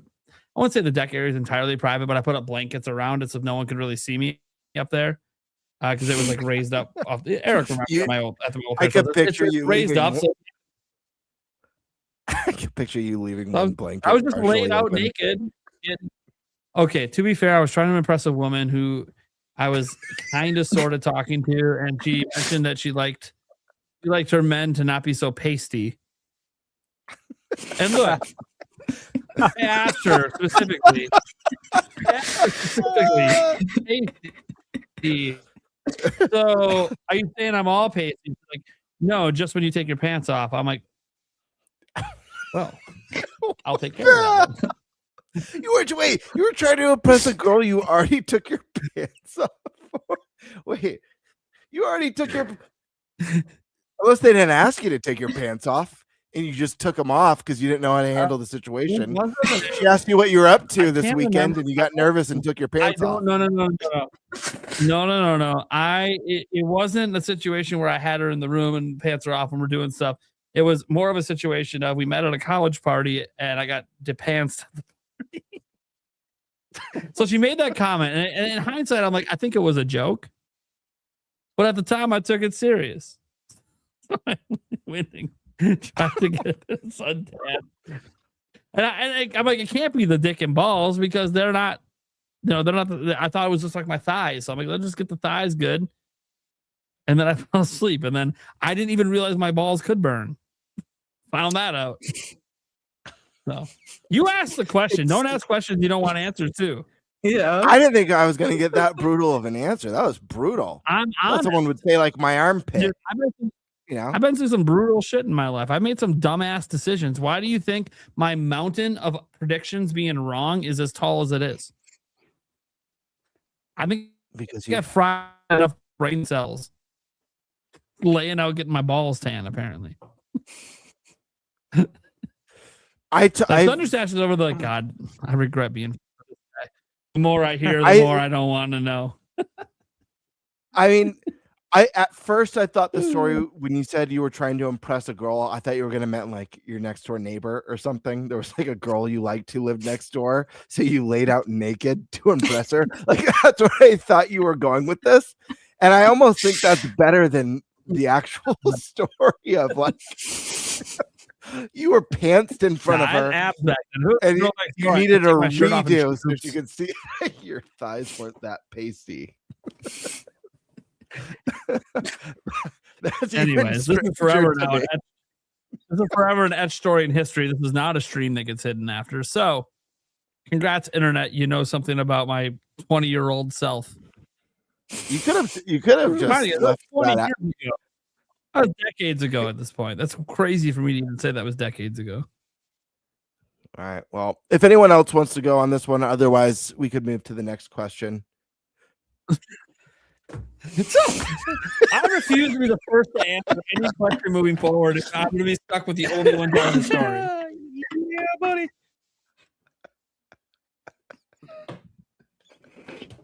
Just to make Nate feel better, it's not weird, but I got boob burned before. There you go. That's pretty normal for a woman.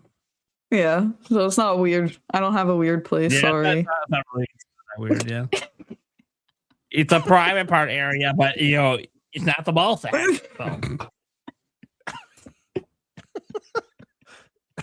I love that you were trying to impress a girl that you were pantsed in front of. But then we never dated or hooked up, so it didn't work out. It makes me think of the Seinfeld episode where the girl walks in on George naked after he gets out of the ocean. That's the best. He's like, it was cold. You don't know about shrinkage? Yeah. You don't know about shrinkage? That's a great shrinkage. All right. What's the next? I know there's some more. Let's go to the next one. What does the panel think about walkthroughs? Do what you got to do. Yeah. See, I realized this was something we haven't really had a conversation on. That's why I threw it in. I was like, I'm just kind of curious. What do people actually think about walkthroughs? Like good, bad, indifferent, don't care. If you want to use them, there's nothing wrong with it. If you want to use a walkthrough, use it. If you want to tap out, people all have they all have the points where they tap out. You know what I mean? Like the frustration points. Yeah. Well, look, it's different from when we were growing up, because when we were growing up, there wasn't a way to go on the internet and get the answer. What we did is you get up, you walk away, and you go do something else. And maybe you'll come back tomorrow and you'll have a different idea to try. That's usually what I did when I got stuck. There's no one to ask. Writing a lot in notebooks, and then going to school and brainstorming with others to try to think of a new way to approach whatever I was doing.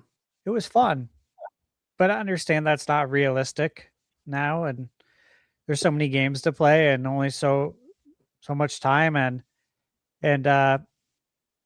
people don't really like that, I don't think, as much anymore.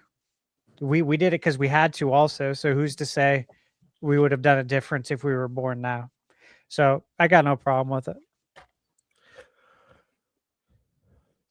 Alyssa? Okay.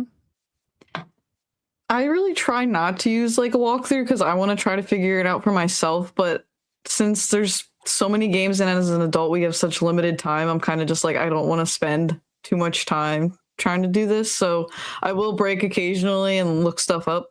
But if somebody's playing like a game just comes out and there's a group of us all playing it, I try to reach out to friends first for hints so I can still try to like think about it. But I'm not necessarily like against walkthroughs. I think they're good. You know, it's an option. Prime. There was a time in my life I would basically say you're a bitch if you're using a walkthrough. And that's just because What the that's hell? just and that's just because growing up as a kid, I'm offended. if you didn't use walkthroughs, no one knew because you bought the guide from the store. Nobody knew you had that. Nate, that wasn't directed at Alyssa, was it? Because think she it went right was. before you and said, sometimes I'll use them. And then you started and you went, there was a time where I would have said, you're a bitch. No, when we were growing up, that's what you said. Like when we were at Toys R Us or GameStop, I can't remember. And I was with my mom and they asked if I wanted the player's guide. And I can't remember if I said player's guides are for bitches or for pussies, excuse my language. But I said it in front of my mom and she looked at me like, what are you doing? It's like, well, it's true. It's for bitches. Dude, my mom would have slapped me if I Yeah, said there's that. a I ain't as a no little bitch. kid. There's a time in my life, as I said, that I definitely said stuff like that. I ain't no I did. bitch. Maybe even when pressed on it, dropped the R word, which was not the right thing to do. But I was a kid and didn't care. Didn't think of how it affects others. All I cared about was just saying how dumb it is to use walkthroughs, especially when you were a kid. And for me, it's like as a kid, even though I was a 4 or 5 sport athlete and busy all the time and music, dude, I had so much free time. Like I know it felt like I was busy all the time, but now that I'm an adult, nah, dude, I was still pounding like 60 hours of games a week despite all that. I just didn't sleep as much. Which may or may not have been a good thing. It might be why I forgot the ending of Ocarina of Time, the lack of sleep. So it might not have been a smart thing long haul, but at the time, dude, I was full-time plus gaming and doing all the sports and everything and all the practices. But there was definitely a time in my life when I felt that way, that like don't use walkthroughs at all. At least to beat the game. The 100% I didn't really care. But to beat it, no, get through the game. Then if you want to use a walkthrough after to see what you missed, fine. Especially back then when there wasn't achievements, there wasn't any way to know if you missed anything unless you just knew you missed it. So I had no problem with guides after you beat it, but most, anyone using a walkthrough, it's ironic because I started running a website where I wrote walkthroughs for Zelda. Mm-hmm. But it's like, it didn't mean that I think people visiting the website using my walkthrough was a bitch, because I definitely did at the time. I was just taking advantage of what I thought were idiots at the time. In hindsight, that was a really bad attitude to have. Because it was just taking in consideration myself and nobody else. And it's the attitude era. The attitude era. And to be fair, lots of things were like that. People were calling people bitches and pussies and all sorts of shit over anything. The R word was tossed around like it was just part of the language and nobody cared. And they didn't back then. Not really. Social workers would sometimes get on your ass about it, but most people just leave you alone because everyone understood you just meant stupid. You're just calling people stupid. Simpler times. Yeah, and you get to today, and I know the R word's made a comeback in some circles, but I'm not gonna be uttering it. I literally have like people in my family deal with some issues. It's just growing up, I've realized I'll just use the right word. I'll just call you stupid. I worked hard enough to get plenty of words out of my vocabulary. I'm just gonna keep it as is. But if someone uses it, it's not gonna offend me. But definitely not. But yeah, I'm not gonna bring them back in. No, I'm not gonna. I'll still use the word bitch. I'll admit, I'll still bring that one out sometimes. But so what's your stance on walkthrough? Between friends, I'll only use that one between friends. If we're all hanging out and we're drinks and Eric's being a little bitch, I'll just be like, God, stop being a pussy, Eric. But that's the only time I'll use it. I won't just use it out in a fucking store or in front of my kids or any of that shit. That said, when it comes to this, that was how I used to feel. As Alyssa was saying, you get older, you have less time. Angry. Yeah, you have less time. And look, when you saw Stash with like his senior class photo of all that cool shit, Well, my mom wouldn't let me do that with any of the gaming stuff for my senior photos. I totally had a bunch of that shit and totally felt that badass back then. Dude, I always had a girlfriend. Eric knows this. I always had a girlfriend. I played all the sports. My body was decent looking. It was I ready. was the lead Minus and I the was- burnt I balls. all the games. No, the burnt balls was after high school. So that's probably worse that it was after high school. This is but- pre-ball burn That ball era. that is worse. No, I was an adult when I burnt my balls. Well, Yeah. I said I was 20 when I said the story, so it'd be kind of awkward if Still I be in high school? I still was in high school at 20. Be a I little, just didn't want to believe it, I guess. no, you did. I don't blame you. So after growing up, and obviously now, especially now after I had kids and my time is more finite, the reason I play games has kind of shifted. It used to be because I like the challenge. And I like that sense of discovery. And I still like the sense of discovery in some regards. And I still like the sense of challenge in so much of like when you're playing like an Elden Ring and like the boss fight's really hard. No amount of guides you look at is going to make that boss fight easier for you. Because at some point, even if you know how to beat them, you got to actually perform it. And there's timing. And there's certain skills you got to develop while you play. And that's still true of some games, no matter what you know. You still got to develop certain skills to beat certain games, regardless if you know how to do it.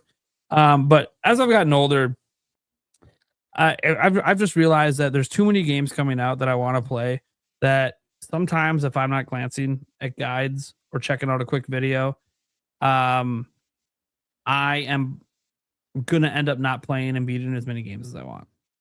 It's just reality. And there's like that finite balance of, do I want to do it without help or do I just not care? Because I want to get to the next game, but I still want to know what happens in this game. So like the reasons I play games have shifted a little bit. Now with Nintendo games in general, I don't really walkthroughs for most Nintendo games because they just don't tend to be like super, super difficult, just to be completely honest. But that doesn't mean I didn't use like a Korok guide to get all the seeds in Breath of the Wild. That's how I got the golden poop. I'm like, I got enough Korok seeds where I was satisfied, and then it started to become, okay, this is just a tedious chore. Oh, well, let me add some of that tedium and just know where they are and go take care of it. And so I've used those interactive maps they had for Breath of the Wild and Tears of the Kingdom. I use those. I honestly don't think that if someone wants to use a walkthrough from start to finish, I really don't care. Like I've hit the point now where it's like, who am I to tell you how to enjoy games? Like when I was younger, I would have called you a bitch. But now I'm like, but what if you playing the game without the guide is actually extremely unenjoyable for you? Who am I to tell you you're wrong? So if you want to use a walkthrough start to finish, I don't care. You enjoy the game how you want to enjoy it. I'll never use them start to finish, but will I occasionally glance at them when I'm stuck? Especially if I've been stuck for a few days. I'm like, okay, yeah, no, I got to get past this or I'm going to miss out on other games. Right. Now, obviously, in some cases where I get like, early access codes, yeah, there is no guides. There's no help, right? I was just gonna say I have no choice now. Yeah, I but am the resource. But I don't review games. So for me, Yeah. I don't necessarily have to beat it by embargo. Usually I just tell them, and every time I get a code, I let them know, well, I don't really do game reviews. You don't have to give me a code. Well, what can you do? I'm like, well, I'm not making a dedicated video without getting paid since I don't do game reviews. I'm a news channel. But here's what can happen, and here's what will probably happen. One, I'll probably bring it up on a live stream and at least mention that, hey, I'm playing this. Here's some general thoughts. Or in a tweet. I could, and I'm going to tell you right now, if I don't like it, that's, you can't buy me by giving me a review code. Like, that's just not how that works. Like, if I don't like it, that's what I'm going to say. Like, if I had a review code for Crimson Desert and I didn't like it, I would say that. Like, I just come out and say it. But, yeah, so I said, that's what you're basically going to get out of me. I'm probably not even going to make a preview. And then there's obviously like, well, it depends on if there's a special occasion. Like if Nintendo gave me early access to the next 3D Zelda, I probably would have a video ready for that day one, but that's because it's a Nintendo game and I never get early access to Nintendo games. It's always the same day if I get a code from them because they're very stingy if you're not a traditional review outlet. Like if Stash could start getting early access to Nintendo games, that would be so badass because I know how hard it is to get Nintendo to consider you at that level to get early access. Because there's really big content creators like beat 'em ups. He can't get early access. Even when he was in the Nintendo program, he didn't get early access to any Nintendo game.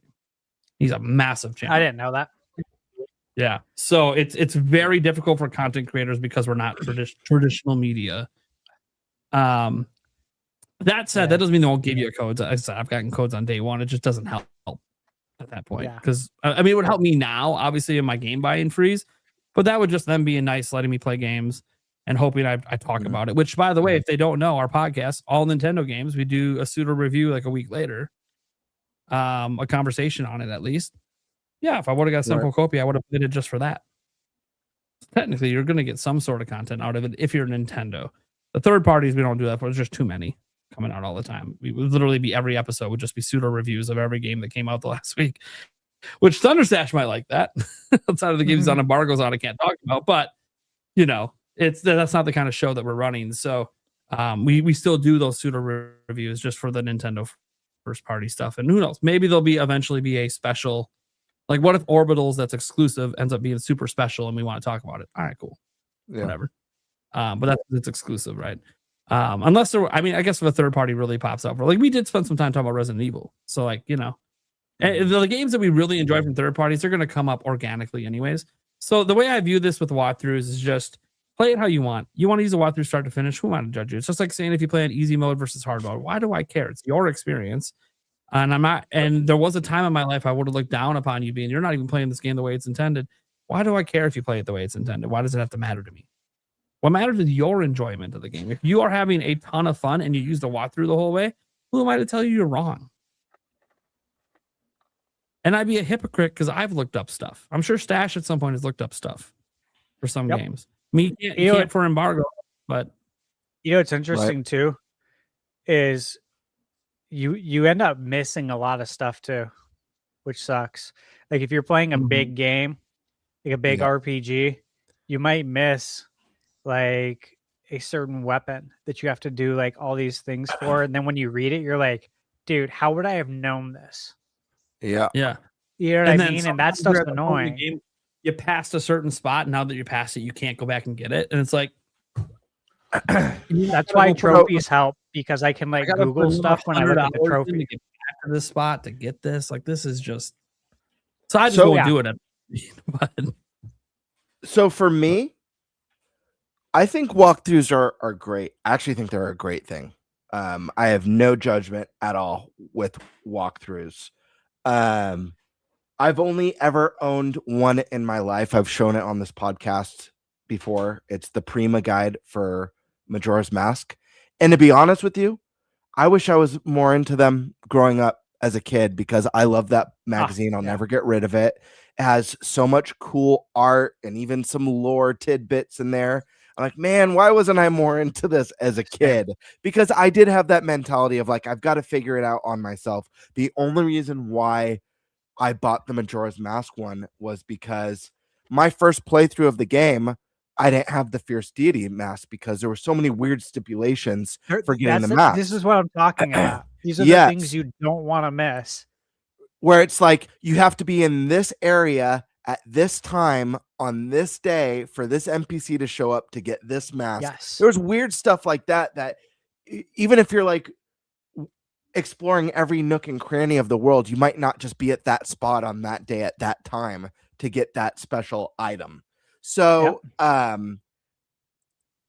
like the other part of it too is that this is one that no one mentioned. I like visual novel games a lot too. There's a series that's amazing called Zero Escape. The first game's 999. Second game is Zero Escape, and then I forget the name of the third one. Zero Escape: Virtue's Last Reward, I think it might be. But these games, they each have, and they're short. They're visual novels, but they each have like 7 to 10 possible endings with only one true ending. So the way that I played through all of them is I do the first playthrough, and again, they're visual novels, so they're relatively short. Yeah, and then I got whatever ending I got. Whether it was a basic ending, a bad ending, a special ending, but it was never the true ending. And instead of just like gambling at playing and making one specific decision or choice or going a certain way that could change the trajectory of the game, and just trying again and again and again, thinking, what can I do different this time? I'll look up, okay, I don't want spoiled the actual true ending, but I want to know the path to get there because I've already experienced this. I think walkthroughs are great for tons of reasons. Secrets, like Stash, you talk about things you miss. I mentioned, one of my favorite non-Nintendo series is Dark Souls. There are items or accessories in those games that could literally change the trajectory of your experience that For you real. could easily miss just from not looking behind a certain rock. Yeah. Or you could get it early in the game. Like you could just run in there and grab it and like bolt out. And now you might enjoy the beginning of the game more. Like it might have been really hard for you, but now you got this sort of OP item and you're like, you know what? I think I'll keep playing. And by the time you keep playing, you find yourself enjoying it. Now you beat the game. Stuff like that. Absolutely. And I'd actually even argue, even though I love accessibility and I think accessibility is good to get more people into games, the more people that are into games, like real video games, not the cell phone stuff, I'm talking like video games, the more people who are into that, the better for the industry.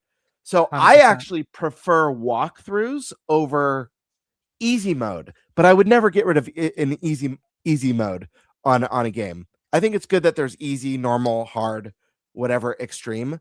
But if I had to sacrifice one, I'd actually sacrifice easy before walkthrough, because at least normal is the way the game's meant to be played. And I could use a walkthrough for Dark Souls or Bloodborne or The Last Berserker of Kazan and still get my ass handed to me at every boss, at every turn. It doesn't like I'm still playing the game it's meant to be played. I think there's nothing wrong with walkthroughs. If you guys hit a wall, I'd rather you finish a game that's really good and really special or has a phenomenal story or a memorable ending than going, you know what? I hit my skill cap and it's not worth it for me because it's causing me stress or distress or it's making me not want to play. So I'm all for it. Totally agree, man. Like you said about the strategy guides, I was talking about it actually like 10, 15 minutes ago in chat. Same thing. I really appreciate them for the lore, for the art, for the maps. Love the maps, man. Like I remember one of my employees at Lone Depot, Keith. He was hyped for Red Dead Redemption 2. A bunch of us were at work, and he had got the guide for it. I don't know if it was like the piggyback guide. It was the one that was like $150 or something. Right. And he's like, dude, you got to see this, Steve. He's like, I know you don't use guides, but you got to see this. I'm like, oh, yeah, bring it in. Like, I don't use it, but I enjoy the contents inside because he was telling me, he's like, dude, it's so detailed. There's so much lore. I'm like, yeah, let me see. And I remember looking through it. I'm like, this is so badass. Like, that's awesome. And it made me think like I should have bought these when I was younger for this stuff, just not used. But also we didn't have the buying power to do that. That's another thing. If mom asked, said no, we don't have the money for that. I'm happy to just be getting the game. They were like $10, $15 books, maybe 20. I don't really remember. They were. It was another thing tacked on.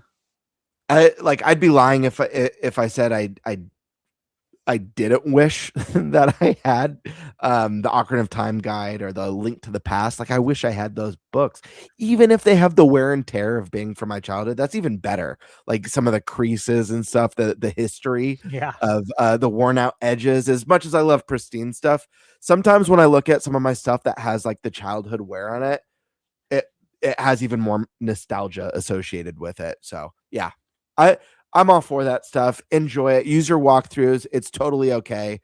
I recommend trying games on normal as opposed to easy because that is the way the designed way to play it first. But if you play it easy, no biggie.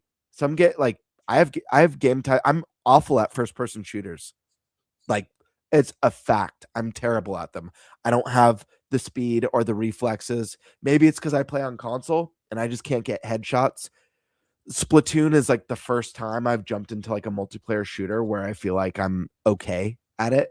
But yeah, I just don't have it with, when I used to play Destiny going into PvP, I'm like, yeah, I'll stick with the PvE stuff. Maybe I'm not cut out for this sort of thing. But let's go to the next question from Cooster69. Maybe Stash can answer this. Do sealed, unopened special editions of video games increase in value? Stash Man. Yeah, absolutely. 100%. Yes. They fetch the most. Of course the quality, the condition of it. I'll tell you what, there's been stuff I bought over the years, and it was a game that I've already bought digitally, and I'm literally buying it as a collector's item, and it's arrived jacked up, and I could tell that it wasn't from the trip here. It was from the packaging. Sure. Like the way they packaged it. Because the box will show up and the box literally looks like it was just folded out and taped and placed on my doorstep. It was in perfect condition. But then when you look inside, the box is all jacked up. And I'll call them up, be like, hey, I just got the game, man. I'll take pictures. Mm-hmm. I need you guys to send me a game that's not effed up. Thanks. And also, you're inconveniencing me. So, yeah. Do you think I want to call you and do this right now? No. So let's just make this right, okay? Yeah, and it's true. Yeah, the value is gonna increase more if it's sealed. Obviously, there are certain titles that even if you have an opened copy or a certain edition of something, that's just gonna have insane value anyways, just because of its rarity. But yeah, I'll say, I mad respect to anyone who has like that perfect self-control with collector's editions. I can't even count on two hands how many times, because there's just way too many times where I've been like, I'm not going to open this. This is special and it's going to be a rare item. And then I friggin' open it because I have to. It's really hard for me to buy something and not be able to actually enjoy it. And there's a couple examples I could give off the bat that I swore I wasn't going to open, and I could barely make it 48 hours before I was like, screw it, I'm opening this. I have to. One of them was and I don't know if these will ever be worth anything, but again, they're cool collector's editions. One, it was the NES Championship edition. Yeah. Like, I had to open it. I have the gold NES cartridge on display. So sick. And It's right behind me. I'm so I have a happy. sealed one too. Oh, so you bought two. So you got the best of both worlds. Yeah. But like just having one, I felt a sense of relief that I was able to open it up, play the game, and display the cartridge. Actually was a lot more fulfilling for me. The other one that I have displayed as well, that I there's only been a couple things that I've bought two versions of, because I usually will just buy one. But the other one that I opened was the Fire Emblem one that came with the crystal clear NES cartridge, and Mine's so happy. Behind Reggie. Is it? I can't see very well. Is it still sealed? Yeah. Yeah. It's See, sealed. It was a tough one to not open. Dude, I tried so hard, but I felt like a thing of relief because I'm so like, I see this rad crystal NES cartridge and it's so beautiful being displayed. And, it's not going to hold the same value, but listen, here's the thing. A lot of retro games and collector's editions have gone up in money and have a lot of value. But I feel that it's because of mostly the millennial generation. Eventually, we're going to get to a point where the people who are in their 40s and 50s are people who grew up with digital media and probably don't have the nostalgia for a lot of this stuff.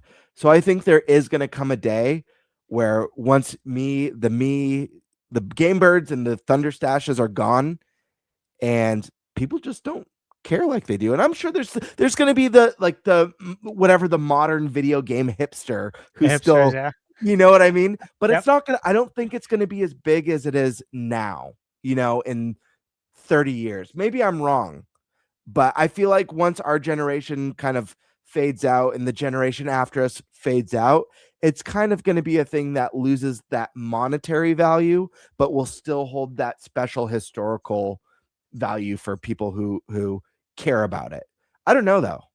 I'm not sure. Oh, what do you got there? Yeah. Mirror Edition. He said unopened. I ordered this in December. I have not opened it, but I fight the urge, like he says. Hell yeah. What does that go for? No idea. Dude, I I have to look I have it up, games though. that are numbered, like several video games that have serial numbers on them because they were super limited prints and stuff like that. I will not open, but there's things like that if like if they're making more, maybe I'll open it. It's always tough. Right here as well, sealed still, because this thing was like 50. I forget. I think it was like $59. Yeah. Insane Steal for one of the best modern RPGs.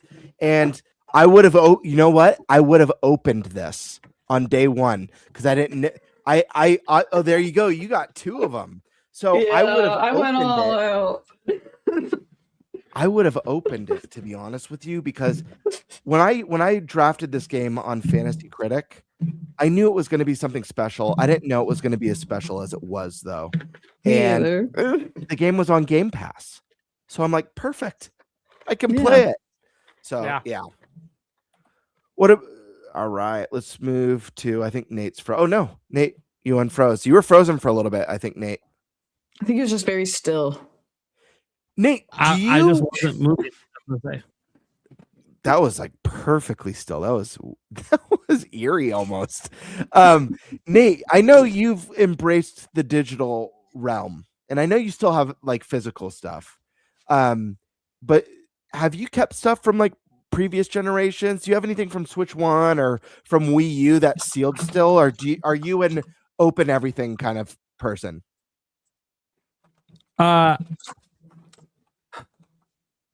I open most things. I have a special like collector's edition of Cassette Beast I haven't opened. Oh, cool.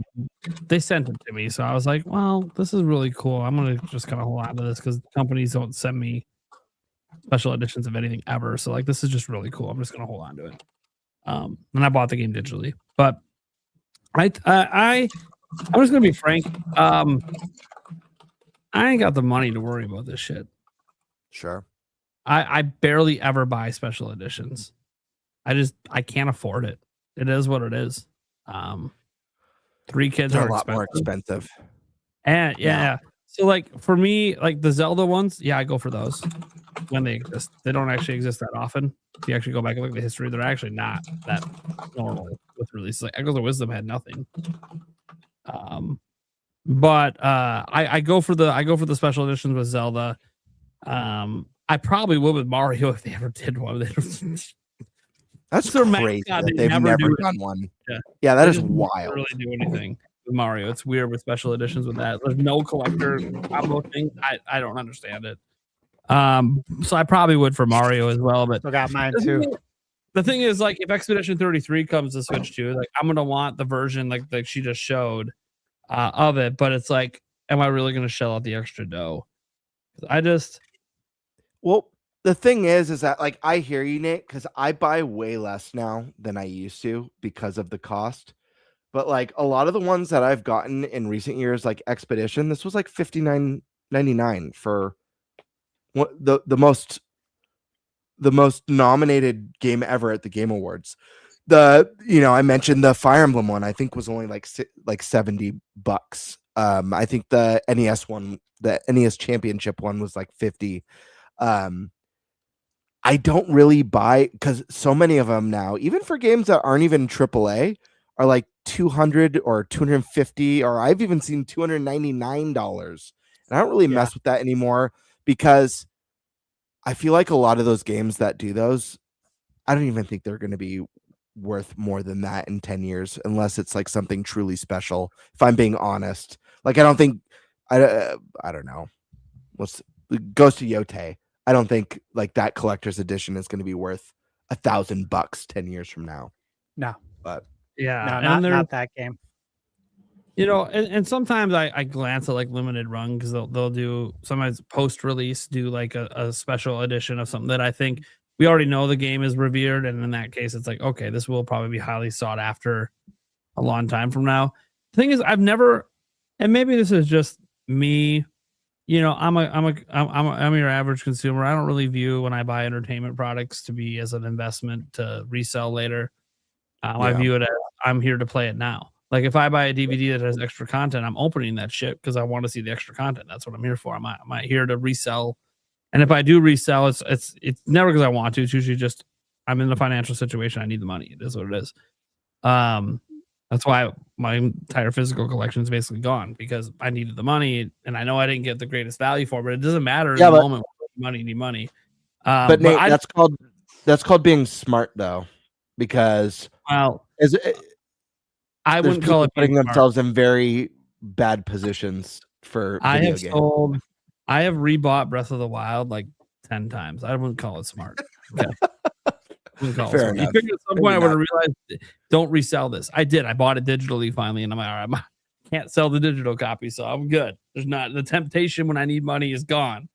But no, for the most part, I don't do that. That's Zelda. I should have never sold the original copy. That was your first mistake. Yeah, that was the mistake. The first mistake because there's no reason. I knew I was gonna rebuying it. So like, why the fuck am I doing it? It's just a waste of money. Yep. But it's just. Oh, you got the variant? I love that.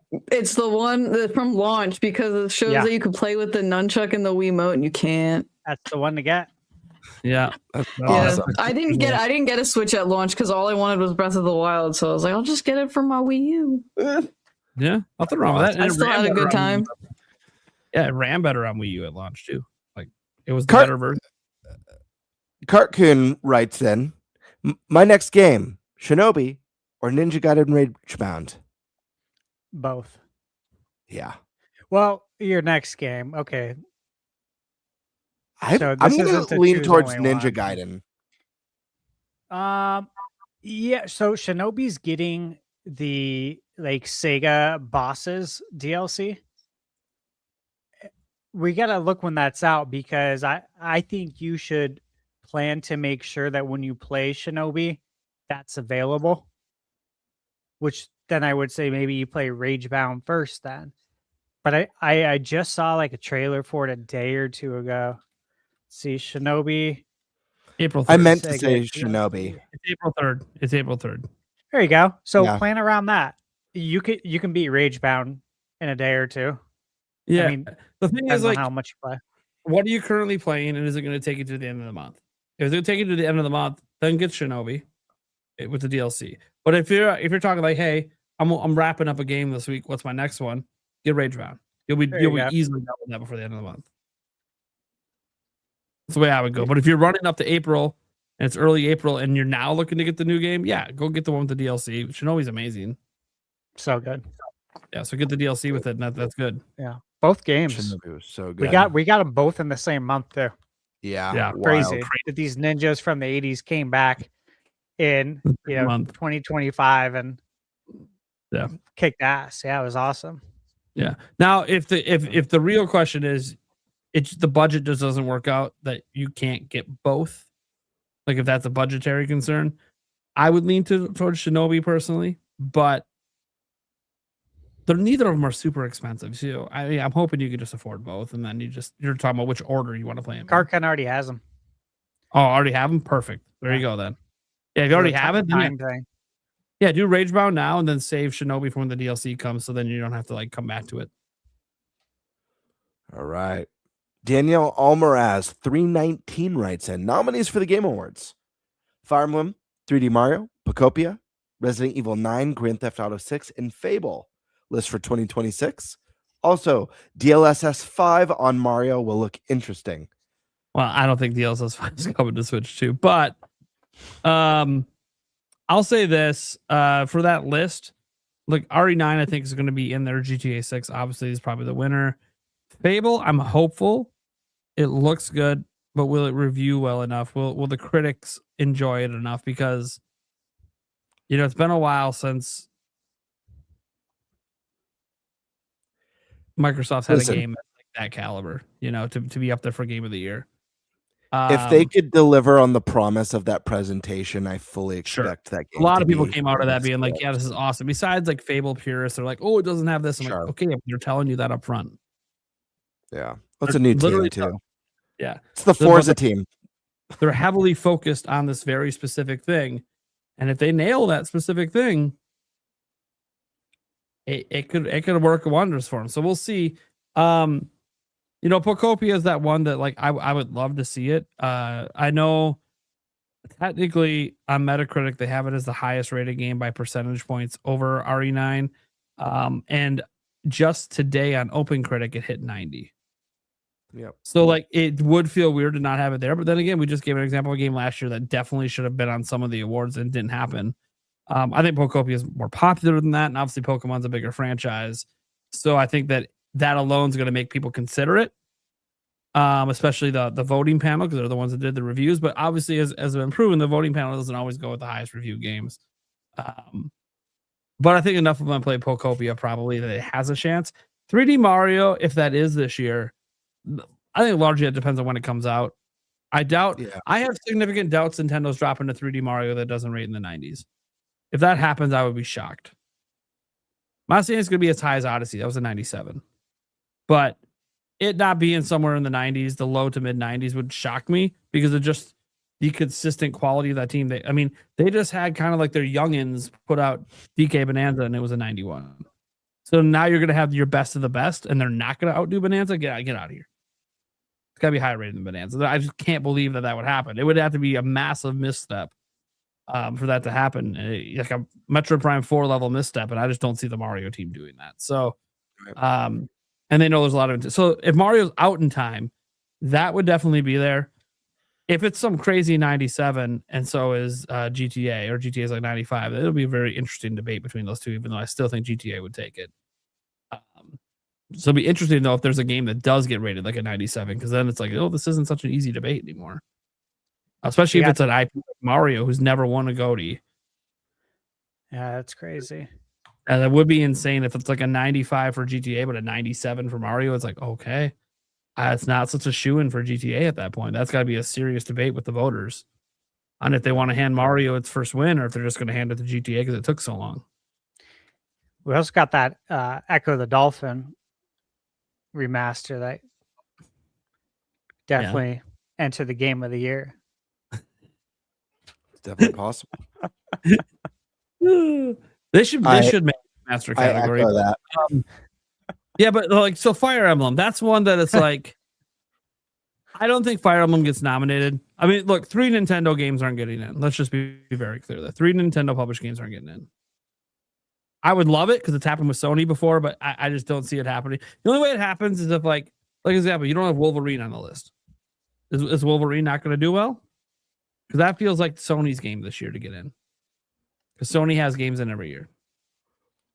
So like, I feel like Wolverine would probably get in. Fable's the one that I'm just not sure about because Microsoft hasn't had a game rate high enough to really be considered. Doesn't mean they hadn't have good games. Indiana Jones was great, came out in December, so I never had a chance. But yeah, I can see RE9, GTA 6, Pocopia. I think the reception's so good on that game. I can kind of see that depending on what else happens the rest of the year, maybe sneaking in there. 3D Mario is like a shoe-in if it does come out because I just don't see how it's gonna not rate well. Fire Emblem, I think would be the odd man out there for Nintendo, unless like if this blows people away and it's like in the 90s. I'll be honest, Prime. I actually think obviously we have to wait and see how Fire Emblem reviews, but I actually think Fire Emblem has a better shot of. I'd expect Fire Emblem over Pocopia.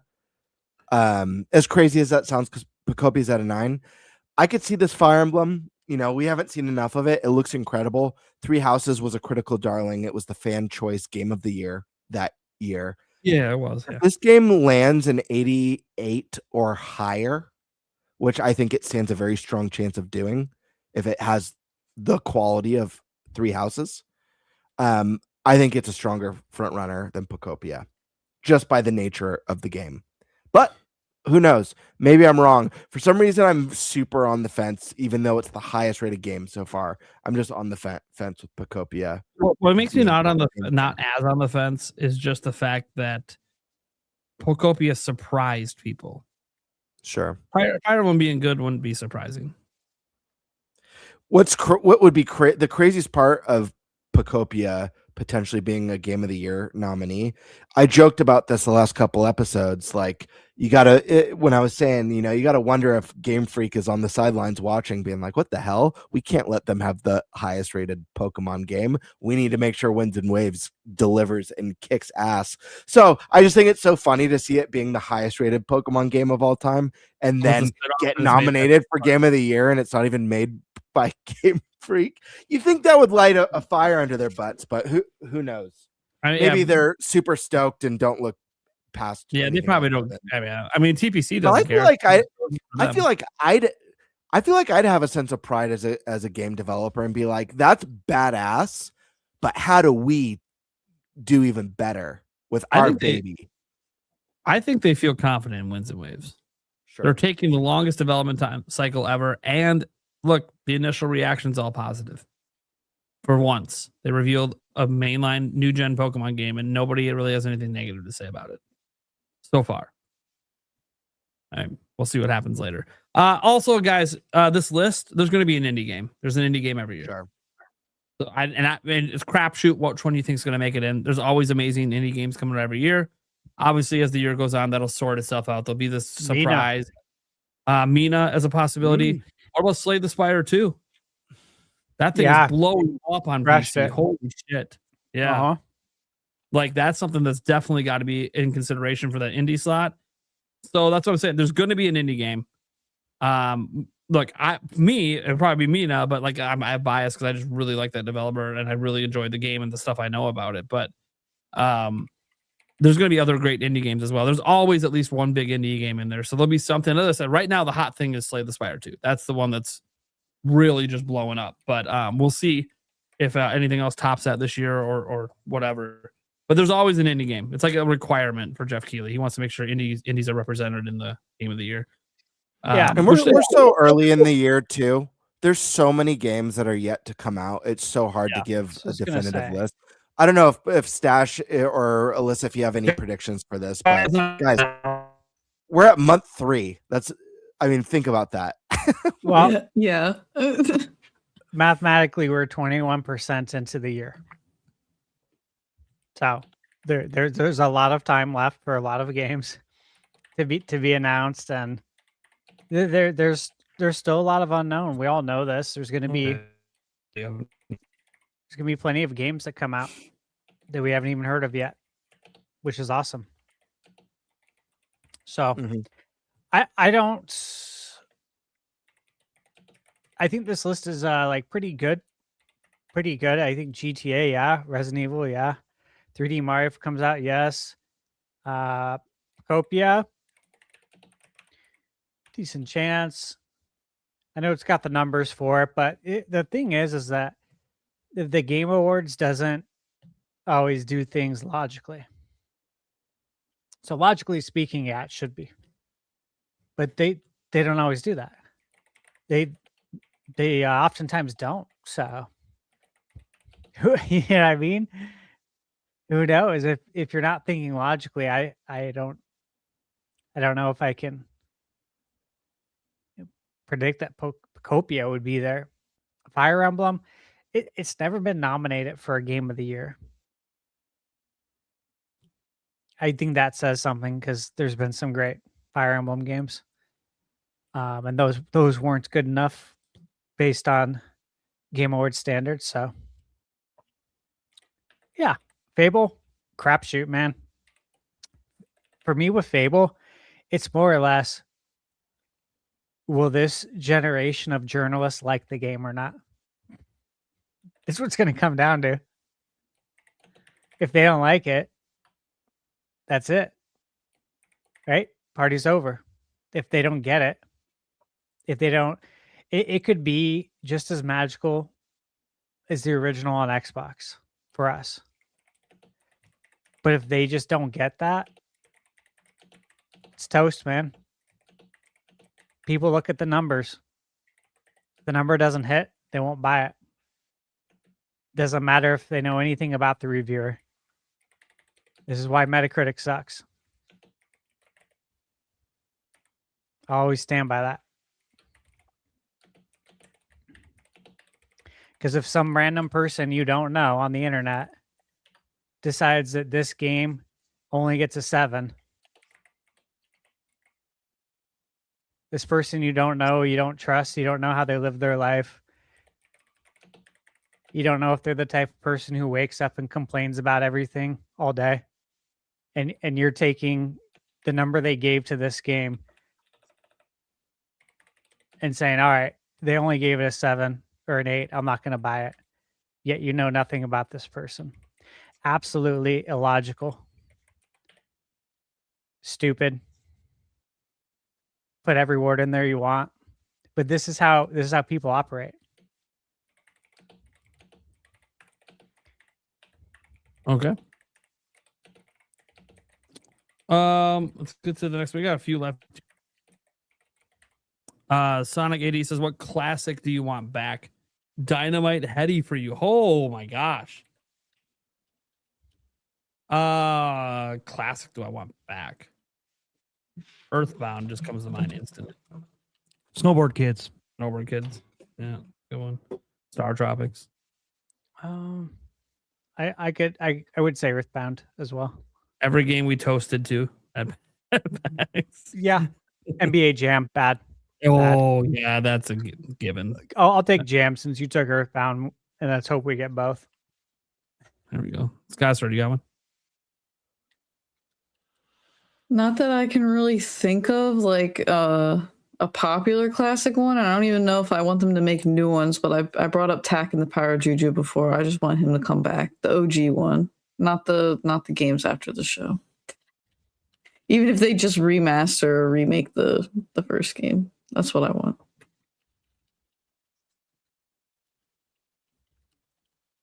All right. Bird, did you say one? I can't remember. No, but I'll go a little bit more broad. There's so many great games that I would love to see come back. I'm going to say the age of mascot games. There's so many dead, forgotten mascots I would love to see make a return across all platforms. You know, obviously Banjo's a big one for me, but what about Gex and Earthworm Jim and so many great iconic characters over the years? We got to see Crash come back. We got to see Spyro, but there's a lot of great characters across all platforms. Booger Man. Bubsy's back. If Bubsy's back, why can't we get? Yeah. So let's get what's his? Let's get a Vector Man. Vector Man. Vector Man's Sega. a great one. Pepsi Man. I'll do you one better though. Yeah. Oh yeah. Who wouldn't want him back? Now, I don't know if people consider this a mascot, but Captain N. Yeah, I always wanted Captain N. Yeah. Yonoid. Yeah, Yonoid. Yonoid. Hey, I'm so glad that Domino's just brought him back a couple of years ago, just as a tribute. I'm like, hell yeah, dude! You should do this like every 10 years. Yeah, that shit made my day.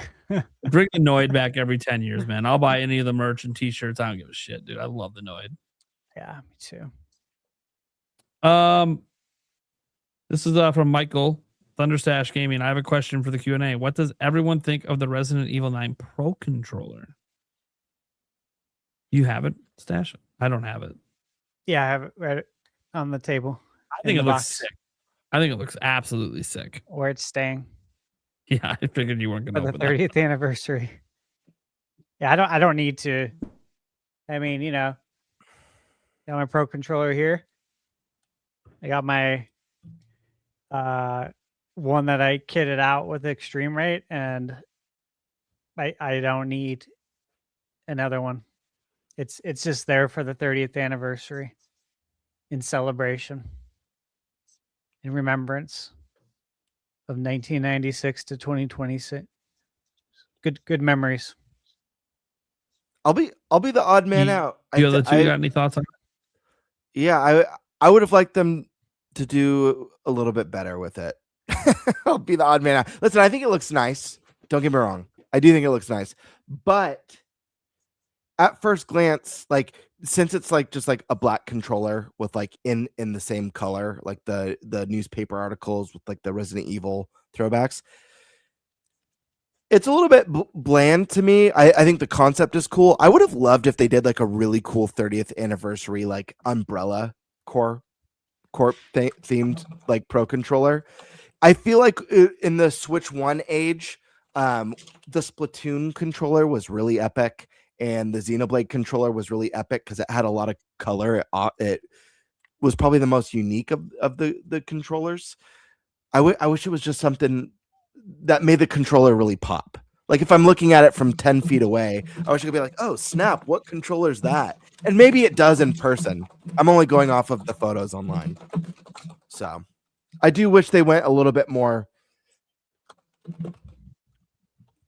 of pop, more of a standout piece. But that's just me. I don't really like scary, so I wasn't planning to get it anyway, but I agree. I thought it was a little basic. I saw how excited people were over it, and I was like, I guess it's cool. Yeah, it's like a Resident Evil 9 controller, but it literally just looks like a pro controller with black text on it, in my opinion. I don't think it's very fun. So I'm with you, Game Bird. You're not odd. The first official themed Nintendo Switch 2 device. That's true. But I know a topic that you're going to be really into, your own. Yeah. Do any of you have video game tattoos? And if not, what would you get if you had to? Remember, you're forced to get one. Eric, think about this one. So even if you didn't want one. And I will be right back because I think my main internet might be back, but I'm going to go check. So who wants to go first? Talking about tattoos. I don't have a video game tattoo. I have a Phoenix Suns tattoo. That's it. I got it when I was 18. I was happy to get it. I still am. I seriously considered getting a half sleeve, and I had a whole tattoo like sketch drawn up, and it was obviously it was a Nintendo like. Not what do you call it? When it's just a smorgasbord of Nintendo stuff. Like a collage. Yeah, it was really cool. It was really cool. I still think about it sometimes because this was years ago, but I can visualize exactly what it looked like, and I still think about that because I always said, from I don't know, decades ago that I'd get a Suns tattoo, and I would get a Nintendo tattoo. I would totally be down to do that. But yeah, it was really cool. So I did seriously consider it. Very cool. I don't have any tattoos. I don't have a single tattoo. Yeah, a lot of people are surprised when they hear that. I've never gotten one for a number of reasons. The main one is that sometimes I could be a little bit indecisive. And it's very hard for me to just like pick something that I think I'm always going to be happy with and not feel like I wish I would have done this instead. And then the other part is like, does that way of thinking lead to like, it's just like never ending, which I know some people don't have a problem with that, but I could see myself being like, it just being like spiraling to where they're addicting. Yeah, to where it's like I can't control it. But it is something I have thought about, and I have thought about video game related ones. If I ever got a video game related tattoo, what would it be? And there was kind of two things that my mind would always go to. One was the Super Nintendo or the Super Famicom, because even though I started with the Gold Zelda cartridge and a hand-me-down NES, Super Nintendo was truly the console that I believe that turned me into a lifelong gamer. And if you watch the collab that I did with or when I joined N64 Josh on his live stream, he does like a deep dive interview throughout my like game history and my Nintendo history. I get to share a lot about myself and why that console was so significant in my life. But SNES or the Super Famicom, like anything, there were like a few designs. And I had a buddy who he is the lead art designer. He's the art director at Insomniac. He drew me, I've shown it on the podcast, a Ganondorf for me as a gift. He also made my logo for me when I was like, oh, make me a Super Famicom controller with wings for the grips. But he actually did a really cool doodle for me that I was like this close to getting my first tattoo. And what it was a SNES controller, but on the controller was like moss and like light rays on it, and it on the center of the SNES controller was like the pedestal that the Master Sword from A Link to the Past was in. And it was like a SNES controller with the Link to the Past sword coming out of it. And like I started with the first Zelda, but again, I talk about it in detail on N64 Josh's video that he had me on. But that jump from the original Legend of Zelda to A Link to the Past was, I don't know, as a kid, I just like couldn't believe it. By the way, fun Game Bird fact, that snack stash, I haven't had the hot honey, but Cheez-Its is like, it's like one of, if not my favorite snack of all time. It's like I have a weird Cheez-It addiction. Dude, I love Cheez-Its.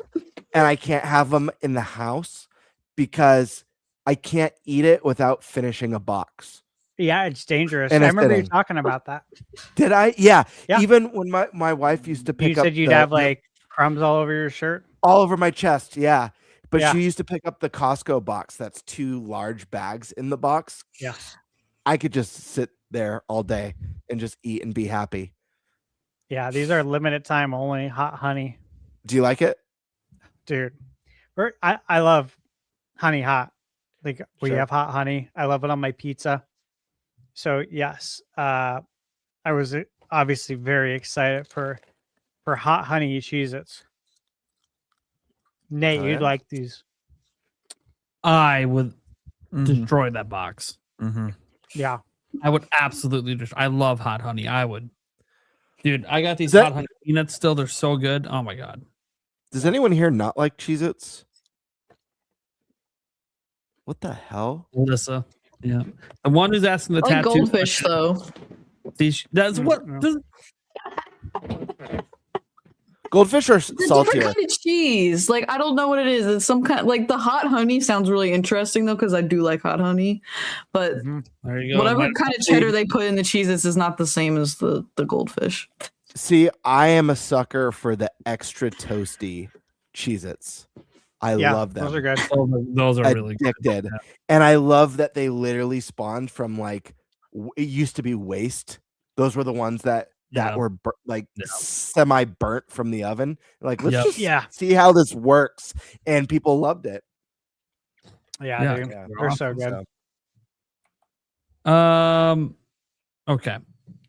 I was like, salivating a little bit. It's effed up. I was in the middle of my internet came out in the middle of switching. Is there anyone who hasn't gone on the tattoos besides me and Eric? Alyssa, You guys can go first if you want. Yeah, she should go last because it was her topic technically. Eric, I know you unless something happened, I know you don't have any tattoos, don't. but if not, what would you get because you had to get it? Okay. The funny answer: the frying pan from Conker's Bad Fur Day. just the frying pan. Just the frying pan. Just cause it's funny. An actual thing, either a jiggy or the I like that. company of Jinjos Yeah, I like that. from Behold the power of the Jiggy Wiggy. Yeah. Yep. Otherwise, this one is pretty cool too. I just happened to just search some Nintendo tattoos, and this one is kind of cool. Someone needs to get that is awesome. Yeah. I love that. Yeah. Someone needs to get Sexy Gruntilda. Do you guys remember Yes. Sexy Gruntilda? Oh, yeah. Someone needs to get that. My first video game crush. Just kidding. Seriously. So for me, I don't have any tattoos. But there's been conversations between me and my fiance about one, especially once the weight is off, because she's really wanted me to get like one that goes around my upper arm up here. So one, it's hidden if I don't want to show it, right? Just put a t-shirt on. Or if I don't care, then just let it be out, playing ball or whatever. Just wear a tank top and play, right? Just let it flow. Just depending on how I feel, because I'm sometimes, you feel like in some situations you need to hide the tats and some people don't. And if you really love tattoos, then you just don't give a shit. I'm not someone who really loves them, but there's been basically 3 different ones that have been talked about. Now, for video game wise, originally she thought, hey, maybe she should get like the barbed wire around your arm. And I'm like, I don't care about the barbed wire. Like, that's not me. Right? That's just totally not me. Very if 90s. It's gaming. Like, it's either gaming or it's going to be related to like the Milwaukee Bucks or something, right? It's going to be either sports or gaming. There's not going to be any of this like biker stuff or any of these other tats. Like, it's going to be so. She's like, well, can you find a way to make the Triforce be like a band around your arm? I'm like, probably. I haven't seen anyone have that tattoo, but it would just be like repeated, some sort of unique path. I'd probably get it custom designed.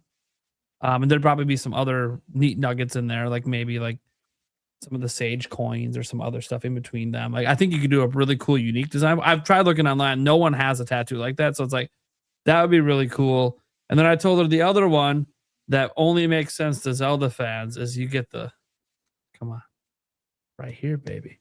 And I decide if it's power, courage, or wisdom. Just saying. Like, makes a lot of sense. Or you get this one. And you go old school and go, there you go. Looks like a patch. Yeah. That looks kind of cool. Then it's like, do I go right hand or left hand? Because Link was originally left-handed. So What about Bowsette? no. Oh, one I had thought about was this one here too. I told Yulia, I'm like, there is part of me that wants me to make the unsheath the Master Sword joke, and so I kind of want a Master Sword. But I want it like on my back. No. You're going. Gotta have it on my way. I thought you were alluding towards near your groin. I totally thought. Right below your belly button, it starts and the hilt goes down. Get your minds out of the gutter. Is this because of my sunburn story? Because here's the thing. My mind wasn't in the gutter. The question asked, what's the weirdest sunburn you ever had? Yeah. How does it get weirder? Definitely weird. To be fair, dude, it does sound like something you'd say on the podcast. Like, yeah, I remember when I told so and so to unsheath the Master Sword, then I dropped my pants. Like, Nate, there's some interesting ones on this one. I don't want anything with that. No. He's looking at some. What is he showing us? No, I don't want to. I can't show that one. That one might actually get. I don't want to see any of take them. that one down. I don't want to see any of them. Yeah, I'm good. yeah, no one Google Nate unsheathing the Master Sword. A lot of photos out there. Oh, this one is cool. There better not be. Nah. I wanted the giant Master Sword on the back. I thought it'd be neat, but yeah, that one's pretty cool too. So basically, the bottom line is, if it's a video game, it's going to end up being Zelda because it's my favorite franchise. Mm-hmm. I'm not saying that I haven't considered other ones like Mario and stuff, but it's like, come on, I can't have that before Zelda. Like, it's got to be a Zelda tat first. And trust me, it's like, I always thought, like, if I finally do the tattoo, is it just my beginning journey to? I'm just gonna get loaded up. Your full body tattoo. And now I'll never have it really broke. my face. I'll always probably have it a way that I can hide most of it, but also there's a lot of canvas untapped here. Get Like, stay hidden under shirts and pants. I'm you just gotta saying. get in the lip. and just Yeah. Get tingle. No. That'd be so epic. on the inside, so no one knows. Yeah. what's going on. No. I got it. You got any tattoos? You just go. And it just says, well, they have no context. Done. They don't know about Zelda or anything. They're all, what the know anything. fuck? Why the fuck are you tingling in your mouth? No. I got She it. said. I got it. I'm telling you. The greatest tattoo ever.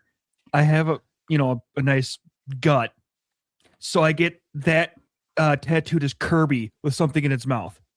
Oh, yep. I've seen some. I think I saw someone who actually did that. They just conceded, I'm never losing weight. Get right. We're doing fat Kirby. Fat Kirby. on my belly eating shit. Do Kirby facing the other way. Yeah. With the belly button being the. Make sure you get it colored. People might think it's Pac-Man. I know exactly where you're going with that, Game Bird. I don't want to know. I'm good. But no, there's a lot. I've looked up Zelda tattoos before, like a bunch. There's so many cool designs people have got. Dude, this is sick. You ever, as someone who's never had a tattoo, though, I'll be honest, because sometimes I do overthink things.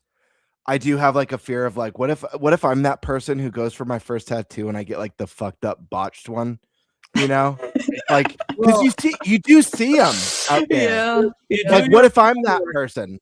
You do your homework on the tattoo artist, and you really I live in California, dude. What if I get a phenomenal artist and there's a major earthquake mid tattoo, or he sneezes and farts from his sneeze, and then I'm really fucked for this tattoo. But this is where is this thing?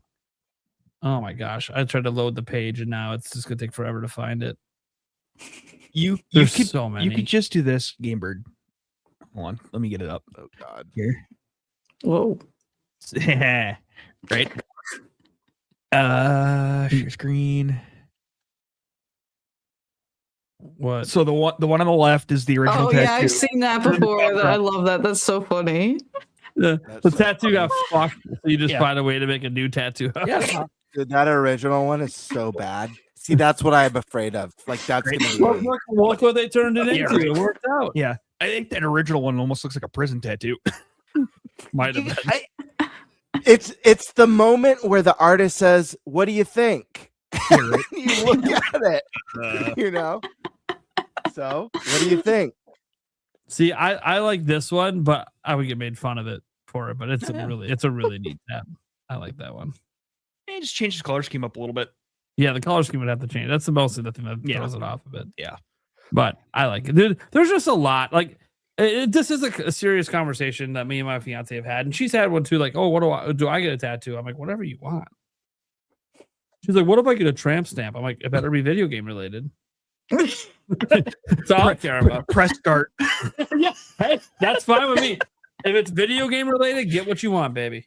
I don't care. Wow, dude. There's some interesting tattoos there. I said the only other tattoo you can get that I won't complain about. Like, look, if you want to get like tattoos of the kids or something, I'll never say no to that. It is what it is. That's a personal thing. But please don't put their faces on your body. Just don't. No. Like, please, just like their names somewhere. Don't fucking put their face. But don't do what my friend's mom did. Oh no.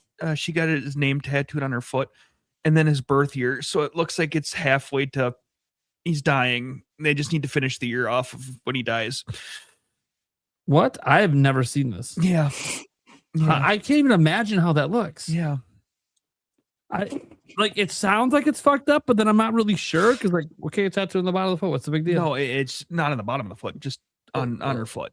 That has his name and then his birth year, but it looks like it. You know, all you need to do is just add the dash, and the other name. The way they put it on in memoriam type tattoo. Oh, it looks like a memoriam tattoo. Kind of. Oh no. Yeah. No. Oh no. I'm so sad. That's not good. All right, Alyssa. Enough of us reminiscing on the tattoos we would get.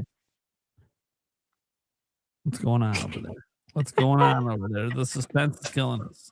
So I have 10 tattoos. They're not all Zelda tattoos though, but 7 of them are. Damn! Yeah. Well, I got Wolf Link here. Yep, I knew I can about show you that. the ones I can show you. Yeah, the Wolf Link. Yeah. I've seen that. I don't one. think my sleeve's gonna come up all the way, but I got the mask back here. This was my first tattoo, so it's just like little Triforce with little things there. And then this one was my most recent one. We'll just say it's a dragon with the Master Sword. I have a wolf howling with. That's what she was laughing about the bad artist stuff because she's like my most recent one got fucked. No, it's so good. It's so good. I wish I will have to wear like a tank top next time I come on. It's been too cold here, but no, it's all good. I have the 3 fairies here, the side boob tat with Navi tattletale. Hey, that's good. That's good for the man, baby.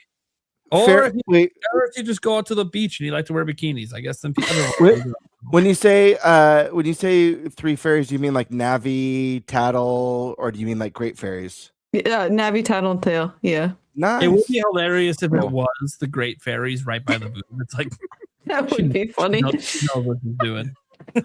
I remember seeing the Great Fairy for the first time in that game and just being like, wow, as a little kid. Whoa. Holy I moly! didn't think anything. Hope my of it- mom doesn't walk in. I didn't think anything of it as a kid, but it was God. What other games are the Great Fairies in for the 3D ones? Wind Waker. Yeah, And Breath They're of the not very Wild. sexualized in Wind Waker, though. No, Yeah. they're super sexualized in the new games. Oh, Dude. yeah. oh no, okay. Oh. I was playing it back in. Oh, She pops out, and Yulia. This is probably why I took Yulia so long to try Breath of the Wild. Literally playing it on the TV in the living room. The first try, oh, and she's just full bosom and everything. And Yulia's like, "What's this game rated, Nate?" I'm like, "E forever." Yeah. Nate Yeah. busted out that Labo VR faster than you could say pizza. Labo VR didn't exist back then. My I'm like- half sister's convinced that Zelda's like not E for everyone. She's like, I hear the noises they make in those games you play. Oh, And she's just like, am I gonna have to ban you from playing this in front of the kids? I'm like, I hope not. I promise this is probably the most sexualized thing in the whole game. There's a history with the Great Fairy. Just let it be. But yes, the Japanese developers are hornballs. It happens. It's okay.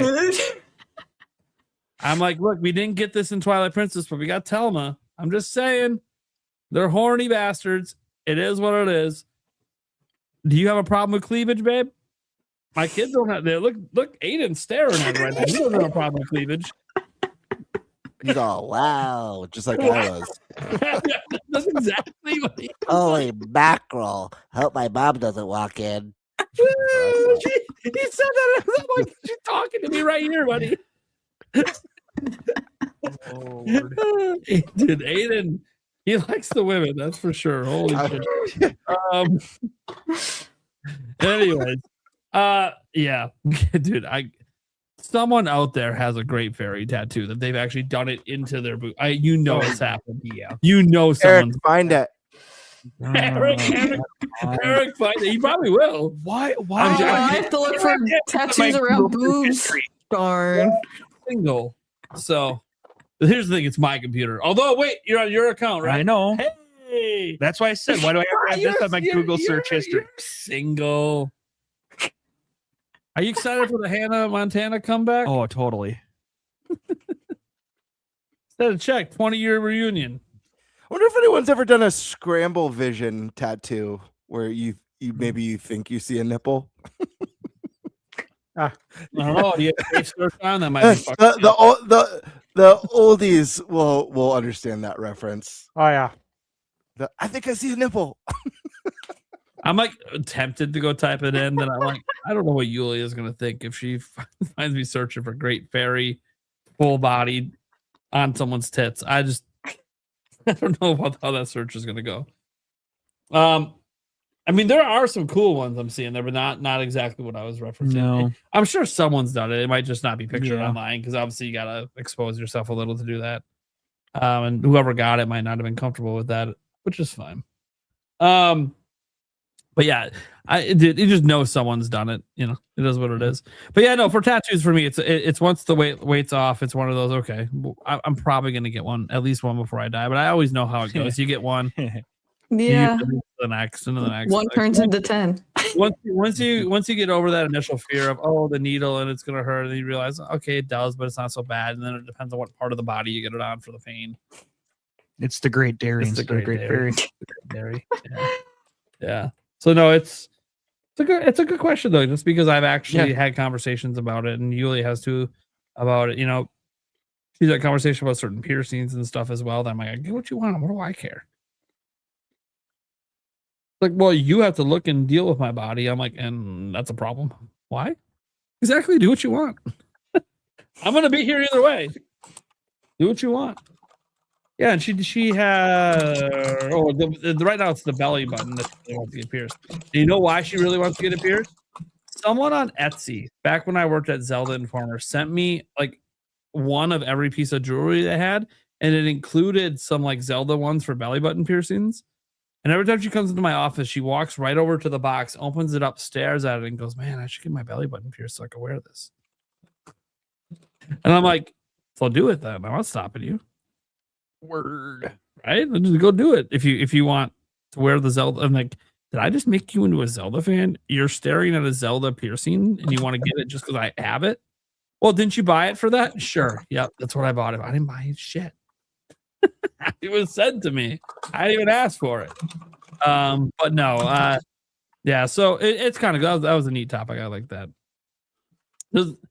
Yeah, we'll leave it at that. All right, guys. Let's go around the room, let people know what we got going on, where they can find us. Obviously, big shout out to Professor Noctis. Because he was here earlier. Professor, obviously he had to dip out. He's got probably teach class or some shit tomorrow. So let's start with our guest, obviously Sky Sword Alyssa. Hi, I'm Sky Sword Alyssa, if you didn't know already. I stream games here on YouTube on Tuesdays and Thursdays. I play on everything, so I stream all games, not just Nintendo. I am planning to do a Crimson Desert stream. I have it's shipping, so there was a demand for it, so we're going to try it out, see how it goes. I did just hit 600 subscribers recently, so we'll be doing a Lego build this bad boy in the upcoming weeks. Oh, yeah. I'm excited. So, right there, so in like the next couple of weeks, you can afford that. Right I finally got caught up on all my celebrations, so I just dropped a Q&A video. I did my entire playthrough of Majora's Mask. I did find all the masks. I actually had a lot of fun playing through Majora's Mask in one sitting. I was kind of nervous. I didn't know how it was going to go because of how challenging that one is compared to some of the other games. But I actually like doing that one more than the Ocarina of Time one. And I don't know if it's just because I've played Ocarina of Time so much that it kind of felt like old at that point. But I haven't played through Majora's Mask as many times. But that was a ton of fun. Ocarina of Time is not the best Zelda. Got it. I mean, I love it for the nostalgia and the characters and stuff, but just playing through Majora's Mask, I think that just the challenge and the collecting of the masks with the side quests was a little more fun, and it felt like I was doing more checks off the list than like Ocarina of Time. But I gotta hear you say that about 9 more other Zelda games, and then we're on the same page. Yeah, no, I think Ocarina of Time is probably still my top 10. But I did, speaking of Zelda, I did drop a Zelda video. I'm trying new stuff. So I dropped the Zelda video. It's like a movie, basically. So if you like long content, I got you. But yeah. They're reminiscing on the Zelda game. And hey, that got 311 views for you. That's awesome. Yeah. Thank you. Thank you. I like that. I'll have to check that out. Put it in the background tomorrow when I'm working. Yeah, go subscribe to her channel. I would love to see her. By proxy of appearing on our show, suddenly get to 1,000 subscribers this year. That would be sick. Let's get her there. Triforce of Burn Ball. Were you the one that put it up, or Gamebird? Gamebird likes to feature random ones. Well, it would be the Biforce, right? Because there's only 2. Well, I mean, you never know. Oh, yeah. I have questions you don't want answers to. I have a friend that used to be one of our roommates when we were like 18, 19. There's 4 of us living in a house. It's like partying nonstop. And his name's Justin Kennedy. And he's rocking the Triforce apparently. You know the song Free Falling? Mm-hmm. He used to sing it, but changed the words to 3 balling. Nice. So yeah, apparently it's a thing, but I'm sure it's very rare. Just like the Triforce, right? Guys, if you listen to the audio version, rare. you're missing out on so much on the video version. Yeah. There are things happening on screen that I can't describe. So, God damn it, dude! It's making me so hungry. I know. Right now, to all this shit. I know, dude. right? The one that gets me. Doritos are good. The one that gets me was Michael Gutman, who was like, "Dude, ketchup chips are so good. Fuck off. Oh no, they are so. I Ew. like ketchup and they're disgusting." Yeah. I still have a bag sitting in this back room that was sent to me by Corey Bohm. I'm never opening. Yeah. Ever. What is it? Ketchup chips. Who makes them? I don't know. They got sent from Canada. Thanks, I'm interested. I want to try these. So I'm curious. Google it. They do sell some. Trying to forget about that. You move them. Was that towards you? Yes, I've been being harassed by the fake Oh. Rinsky. I'm so sorry. I did not know that. It's okay. I thought that was for. Did you? I thought that was. Risky on our podcast? Yeah, Dude, he's been a creeper going after people. I on don't my know who that is. Yeah, no, he's come over to my channel too. He came Well, to the Majora's Peter, Mask stream, and no, he's no, says a few no, other no. ones. to summon the Risky Gulmar. Yeah, risky. I Oh, don't yeah, think what it's about actually now? him. I I didn't think see it's the somebody first message. pretending to be him, honestly. But He only shows up on live streams. Just so you're aware. That's so terrible. I'm so sorry. There is a I theory. just I was thought making everyone light of it. I was making light of it. And I was like, here's No, a funny there's, one. there's a theory, and I had this too. Like the Risky that seems to be showing up right now is getting like really inappropriate towards females. Yeah. Well, he's Yeah. never been that way for like a decade. So Exactly. people think he might. I put that out there that he might be impersonating. Someone's impersonating him. That's what I'm thinking too. But it's also possible he just snapped. I don't see it. That's true too, but Well, it's not, I it was not did it. her. Oh, she did it. Well, there you go. That would. Okay. Yeah, we instant ban him. I on our left the Alyssa your hot honey though, because I'm like, oh, why not? That's fine. it gets inappropriate. Yeah. Dude, someone wants to say I'm hot honey, or they want to say they want to pour hot honey on me. I'm all game. You just don't get to lick it off.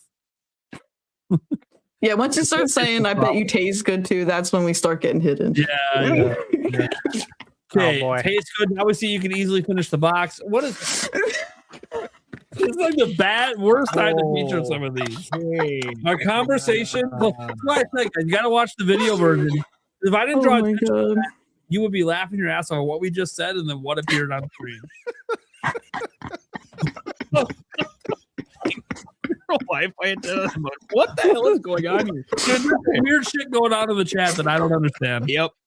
Why is also talking about the Wi-Fi antenna on the motherboard? Because I'm guessing he had an internet problem. Okay, Oh, we did. we did too, but it wasn't a hardware. Is there a way to 100% verify? No, YouTube doesn't let us ban and or check IPs.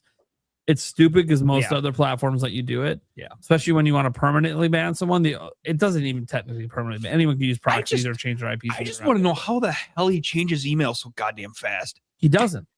You know you can use one email on YouTube and make unlimited accounts. Why? It literally takes like 2 seconds. Why? How do you think I have all those Good question. channels under my one account? Did you ever notice that? They're all under the same account? No, dumb. YouTube's always been that way. All right. Well, you can find me here and on the Clips channel and the audio version. So there. He's talking now. Look at that. He was just talking, LB. He was just talking. Let's see. He was talking about tattoos as well. Where you been? Eric's been talking. Maybe not for the first 3 hours, but okay, so we listened to Eric. Birdman. Actually, you know what? Screw it. No, you're in the spot that goes last. I'm up next. I'm Nintendo Prime. I post news. It's fun. It's great. Hopefully there's some great news tomorrow to post about. There was great news earlier this week, hence the Switch 2 update. That was really fun to cover. Hopefully we get some good news tomorrow as well. I'll be back then. I'll also be doing a stream. Kind of a busy day outside of work tomorrow, but that's okay. I'll get this all in. I'll make it work as long as my internet's not screwy. I'm on my road to 162,000. We're trying to get there. We're trying to get to 62. Trying to get that next 1,000 subscribers. So, if you guys are enjoying even just this podcast, and you're just like watching me get roasted by everyone, I'll take a mercy subscriber. That's fine as well. Otherwise, you can check out the podcast everywhere podcasts are heard. All the audio versions on everywhere. Eric's been really good about getting those up the next day, and then we have the Clips channel as well that Eric advertised. Go check that out as well if you want the podcast in smaller segments. This will be an interesting one. This one might not be small to segments. Yeah, it kind of depends if he wants to break up some of the Q&A into its own things, which might also depend if the person that keeps coming in to do all the timestamps decides to do that, which they might. Yeah, I don't know. Yeah. They might not because it makes it easy for them not to. Yeah. That said, ThunderStash. You can find me on YouTube at ThunderStash Gaming. What I have that I'm working on. So I put in like probably about 6 hours yesterday, and I'm going to wrap it up tomorrow and get the review done for Mini Shoot Adventures on Switch 2. Let me just say, you're going to want to watch this. I don't want to go into detail. You're going to want to watch it. Just trust me on that. The other games I'm working on, I have an embargo Friday morning for Machine Gun Fury, the 23rd for Ariana and the Elder Codex. I don't know if you guys have seen anything on that. Metroidvania. Looking forward to this for like a year. Of course, Mario Wonder's coming up. The Midnight Walk. I have that right now. Embargo is on the 26th. Mega Man Star Force. Look, I didn't play those games, but I'm going to review it because Capcom's going to send that to me, so I'm going to check it out. Little Nemo comes out. So that's the 31st. That's kind of what I have coming up. I'm going to fill in some games in between there because there are some other games I'm working on that I haven't talked about. So yeah, it's going to be a busy end to the month. And then I got that 10K on Sunday. So I hope I'm not exhausted after. It's going to be hot as balls, dude. Hey, dude, at least the 10K wasn't tomorrow. Dude, I literally just saw on X that if we hit 107, which it looks like we might this weekend, we're going to break a record from 1895 by 44 days, meaning it got that hot 44 days later, like in May. Yeah. Not. This is insane. This is insanity. It sucks. I do want to mention one thing I just saw on X. Dr. Sircon Toto. Good old Dr. Sircon. He said Crimson Desert reviews apparently not good enough for investors. Stock price for publisher Pearl Abyss in Korea, where it is Thursday afternoon, is currently down 29.88%. That is this is what I'm talking about. What did I say earlier, though? People are going to lose jobs over this. Yeah. Because you were tired. Or because you didn't want to put in the effort to learn this shit. Or because you weren't up to the challenge. It could be a variety of reasons, right? I'm not pointing. Yeah. I'm just saying, like, you got to be in the right mindset, the right frame of mind. You need to assign people to review this game that are going to be not that love the genre, but like you should assign people that understand these games, you know? Yeah. I'm curious if it goes lower for them because I was just looking, like, you see that dramatic drop off. It's obviously a big drop off, but they also were kind of overinflated because of Crimson Desert. You go back to January, they're still higher than they were in January. So obviously they were just rising up to the game because there was all this anticipation. So I'm curious to see if it continues to sink because honestly, the reviews are what they are. It's the sales that ultimately matter. Yeah. And it reviews at a 78, which isn't what the investors thought it would review at. They were probably thinking like Me 94, which is what they probably thought the quality of the game is, but obviously it didn't hit that, at least with the reviewers. But it still goes on to sell really well. If it comes out the gate just banging with sales, and they have like a report next week, hey, we did 5 million in the first 4 or 5 days. I wonder if that's gonna be like, oh, well, maybe the reviews aren't as big of a deal as the sales. But I think they got their pre-orders and they pulled their money. And based on these review numbers, more people are going to pull their money, sadly. And that stock's going to continue to drop because... Well, there's one chance left for it. Nobody filters to 7s. There's that much I can say, right? Guys, nobody filters to a 7. No. Most people don't filter to an 8 either. There's one shot for it. The user reviews. If the right gamers are playing it and it comes in hot and all of a sudden it's got like a 9 user rating, because sometimes that happens where like the user score is significantly different than the actual reviews. And that does actually lead to the game because of word of mouth being like, oh, well, the reviews were just wrong. That's true, but so many I say but like I wish it was I'm also trying to be completely hopeful. true. Yeah, I'm I'm also trying to trying to too. be hopeful. Yeah. I just feel like gamers don't put as much stock into user reviews as they should, in my opinion, because look, this person is just like you, except they were compelled to write a review. That's how strongly they felt about this game in one direction or the other, whether it be good or bad. They felt compelled to do it for a reason. And so you should actually take this person's point pretty seriously because they're not getting paid to do this. The person who is getting paid to do this, maybe you shouldn't take it as seriously because this is their job. Like maybe they don't like their job, but someone whose job this is not to do wrote a review. And so you should put at least as much stock in it, but so many people don't.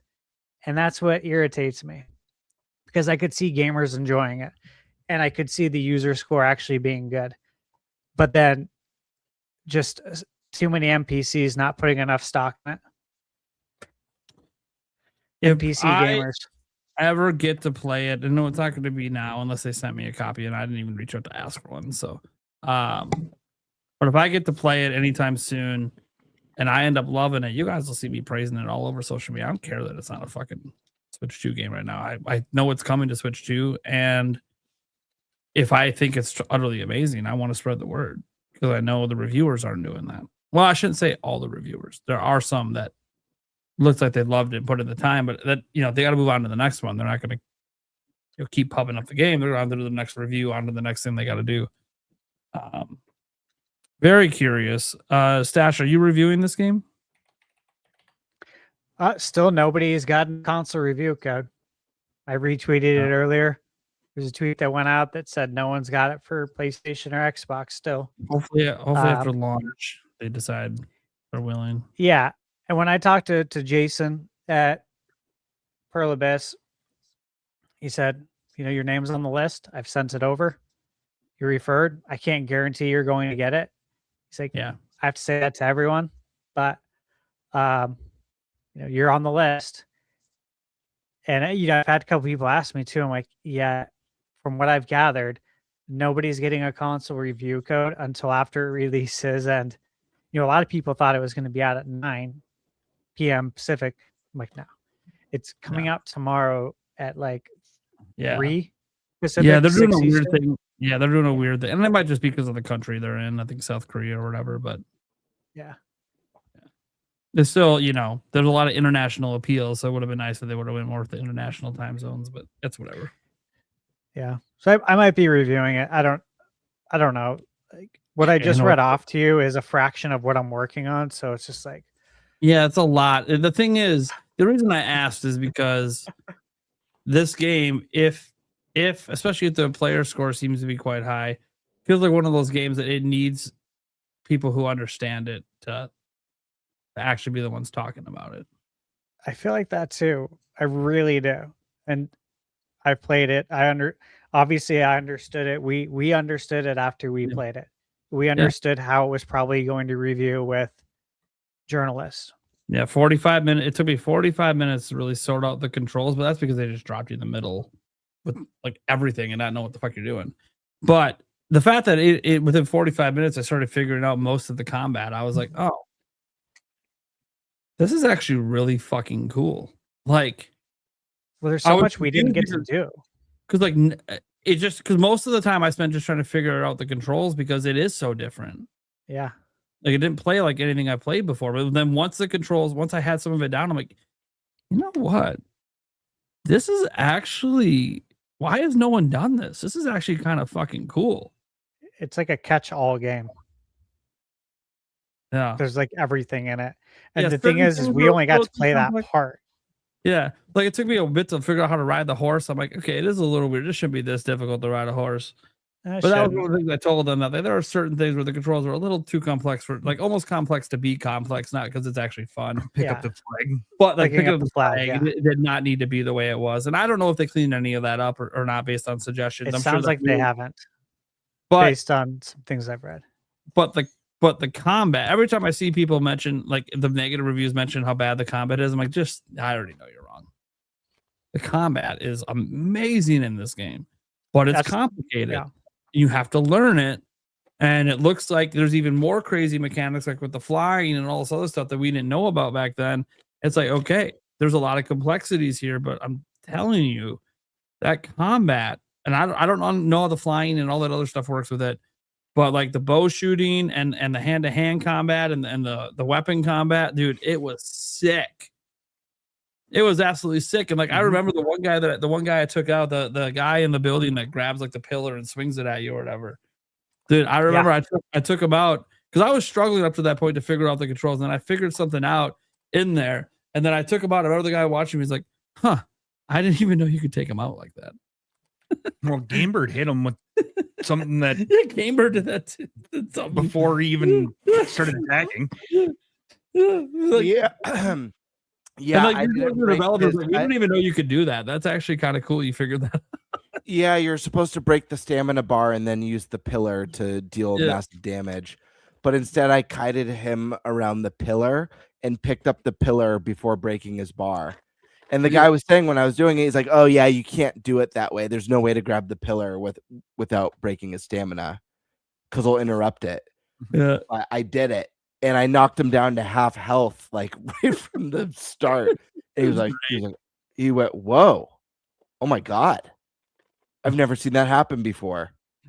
That was interesting. Yeah, dude. It's supposed to work that way. Yeah, it's like we didn't make it work that way, but also it did, and it was kind of cool. So that's the thing. Like when you build these really cool mechanics, you just there's the way you intended to go, but then there's unintended things that are actually kind of neat. And that was the thing about Breath of the Wild, Tears of the Kingdom. It was so cool. Like you had the intended mechanics, but you could do so much with it that the developers never thought about. And that seems to be true with this game. Like there's so much to do with it, but then also, yeah, I think the hardest. Like, if anyone out there is picking up Crimson Desert tomorrow, I'm just going to implore you to don't rush, be patient, pay attention, learn the controls, because it is not like any game you've played. And I'm telling you, it might feel frustrating and weird. And in some of the reviews, even some of the positive ones, they said, hey, for the first few hours, like I hated these controls. I'm now 100 hours in. I don't know how we didn't have games control like that before. And yeah, there's still the minor complaints that sometimes the controls don't need to be as complicated to ride a horse. Yeah, once you have it down, it's not a big deal. But it's like, yeah, but it's not adding to the experience. It's not additive. It's just, and I said this to him at the time that like it feels like you guys made this really complex combat system, and then whoever's doing the controls, no one told them that that's where it should stop. And they just applied it to everything you do in the game. But again, once you learn it, like once I figured out the horse and learned it, it was never a problem again. But it still was like, it's still weird. Like I hit like 3 different buttons to ride a horse. It's definitely a game that you don't want to put down and then come back to 3 months later. Like I you don't want to be playing this and then be playing another RPG or action adventure game at the same time. You're like, wait, how do I walk again? It's gonna fuck you up. This is a game you just kind of want to play till you beat it. So this is like what the conversation earlier. This is an example. If I was playing this, I would probably not be playing anything else until I'm done with it because the control system is so different. The only way I'd play anything else would be like my Madden League because the controls are way different for Madden than for other games. But yeah, it's a very complex. There's a lot to remember. So even like this isn't a good game to like pick up and play for like 40 hours and put it down and come back to it in a month. Don't do that to yourself. You need to see this through if you're having a good time. Obviously, if you're not, quit, whatever. But if you're having a good time 40 hours in, just keep playing. Then the problem is, and I can already tell from the footage I've been looking at today, if I do play it, I might not play anything else this year. I'm going to be so sucked into this world. That happened with Zelda. Like some games just grab you and you're just there. And like they're so big and there's so much to do. I might not even beat the main story ever. I just live in the world. Yep. Doing shit. Like until GTA. I don't care about GTA, so 2 massive open world games this year. Yeah, GTA is gonna be huge. I mean, that's just the world. And then itself. Fable. Oh yeah. Fable as well. Yeah, Fable's one that I might actually do. I have Game Pass, so Fable So when they think about Game Pass, it does give me some of the new games. Play it right away. There's another one too. What other big one? What one am I forgetting about? Can't I mean, there's say. Rebirth, but that's not really open world. Well, it's more open than the first one. Can't say. It's one that you're under embargo for. Is it a game that's been announced? Oh no, I know. Oh, okay, yeah, no, I know. All right, not gonna say anything. Took me a second to realize, like, why can't he say if it's already announced? That aspect is not announced. I got it. All right, moving on. That's the end of the show. Gamebird, go subscribe to his ass. My goal is to get him Subscribe back to your on the channel. trail. Yeah, I gotta Not his ass. I yeah, leave my ass out of this, dude. What the hell? Anyways, Sorry, that's right. You're more of the pelvic thrust type. Got it. that's true. No, guys, I'm sorry. I've been so insanely busy. I said last time I have a number of videos that I've either started or have outlined. They're all coming. My work-life balance has been brutal over the last I want to say at least 2 months, to be honest, but more than that, like 2 to 4 months. But I have 2 different jobs. One job is a Monday through Friday that I work 8 a.m. till 5 p.m. But I am the last person in my department, and so almost every single day I'm working overtime. My other job, I work every other month, but only on the weekends because I have a full-time job. This March is one of those months where I work 30 days straight. I work every day of the month. Next month, I won't work weekends. The following month, I'll work weekends. So every other month, I work 30 days straight. It's been very challenging to keep up, but I'm making changes, and I am freeing up time so that I can at least have one video out every single week, as well as I am clearing the path, and this is either going to start this coming week or the following week. But I'm clearing a path to do one live stream a week. It's either going to be Monday night or Tuesday night. I'm not 100% sure what I want those to be entirely. It could be like stuff, retro game related or collection related. It might be unboxing stuff because I do buy a lot of stuff. It could just be hanging out, answering questions and answers. But I'm trying to lock in. I'm making changes to work. There are a lot of changes happening in the background right now to free up some more time. But the goal right now is to get myself to where I can comfortably, I have a family too. So it's a lot to juggle for me. I'm very tired. Very, very tired. I But, live my life with no sleep. Sucks. yeah, it's just been really challenging, and I feel bad because YouTube is something that I have so much fun doing. The podcast, this was locked in before I joined in, so I have a default chunk. But even having this Wednesday night free, if I wasn't doing the podcast, would be dedicated to my channel. But the podcast is one of, if not my favorite things that I do. So I'm making adjustments and making swivels. And I'm going to get there to where it's consistent every week. But the first thing that's going to come with consistency is going to be the live stream. And I haven't locked in the Monday or Tuesday, but that's going to be the first one that comes. And then videos, at least for the rest of this month, I'm going to try and get it out before the end of the month. But the goal in the very, very near future with the shifts that I'm making, work in my life, is to have at least one video a week. So Good goal. good things to come. And apologize for the slow drip, and I apologize for saying stuff is coming, and I know people have been waiting. Where's the content? Where's the next skit? Believe me, if you guys only knew the skits that have been stewing in the brain, but they do take a lot of time. And I don't when I made the intro or when I made the merch commercial, work was a different place for me, and I had a lot less responsibility. I wasn't doing all the almost 5 days a week of overtime. So it's just, things have been a little bit different lately, but we're going to get back in a groove. And yeah, So I hope you guys stick around for that. And if you do enjoy the stuff that I make, or you want to support the channel, as the channel grows, I'm far off. I'm nowhere near the caliber of Nintendo Prime or ThunderStash Gaming. But the hope is, if the more the channel grows, the more I'm able to turn this into like a little bit of a side income. Maybe that eliminates the side job. And then I could dedicate, every other weekend to recording like 3 videos. So I have stuff, or 4 videos. So I have stuff to release every single week.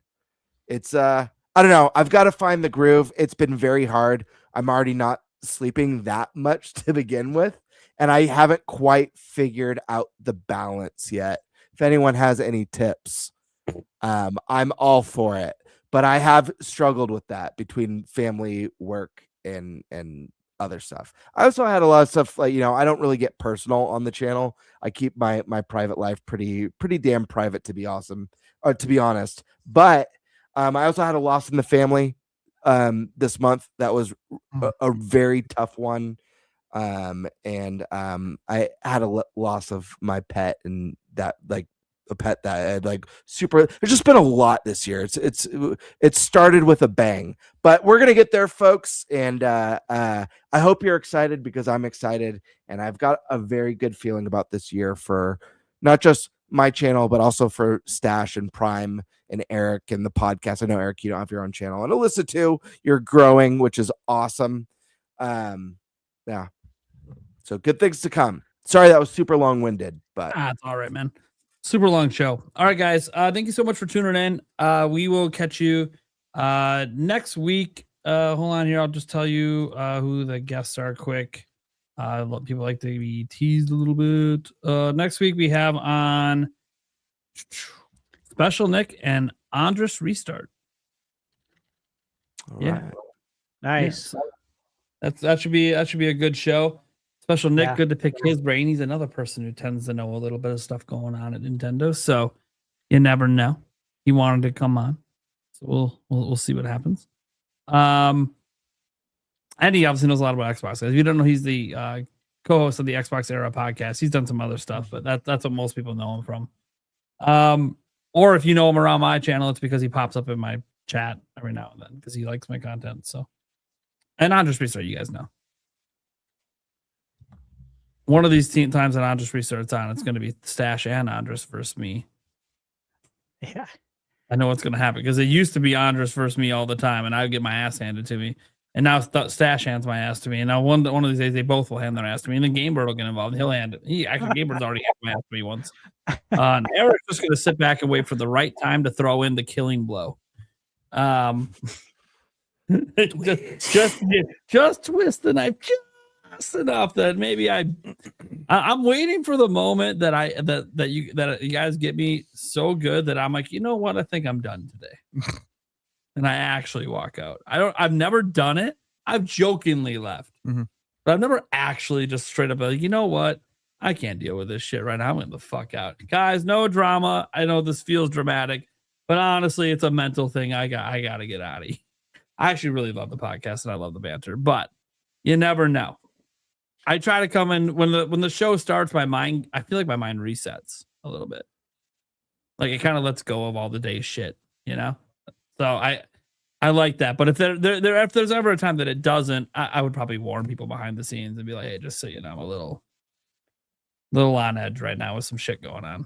Like was understandable when I came back after my son's stuff in January. Like I was obviously not going to be, fully me, even though I tried. All right, guys. Yeah. We'll catch you same time next week. Big show. One of these days we'll get the Fantasy Critic. I promise. One of these days. Bye, everyone. Night.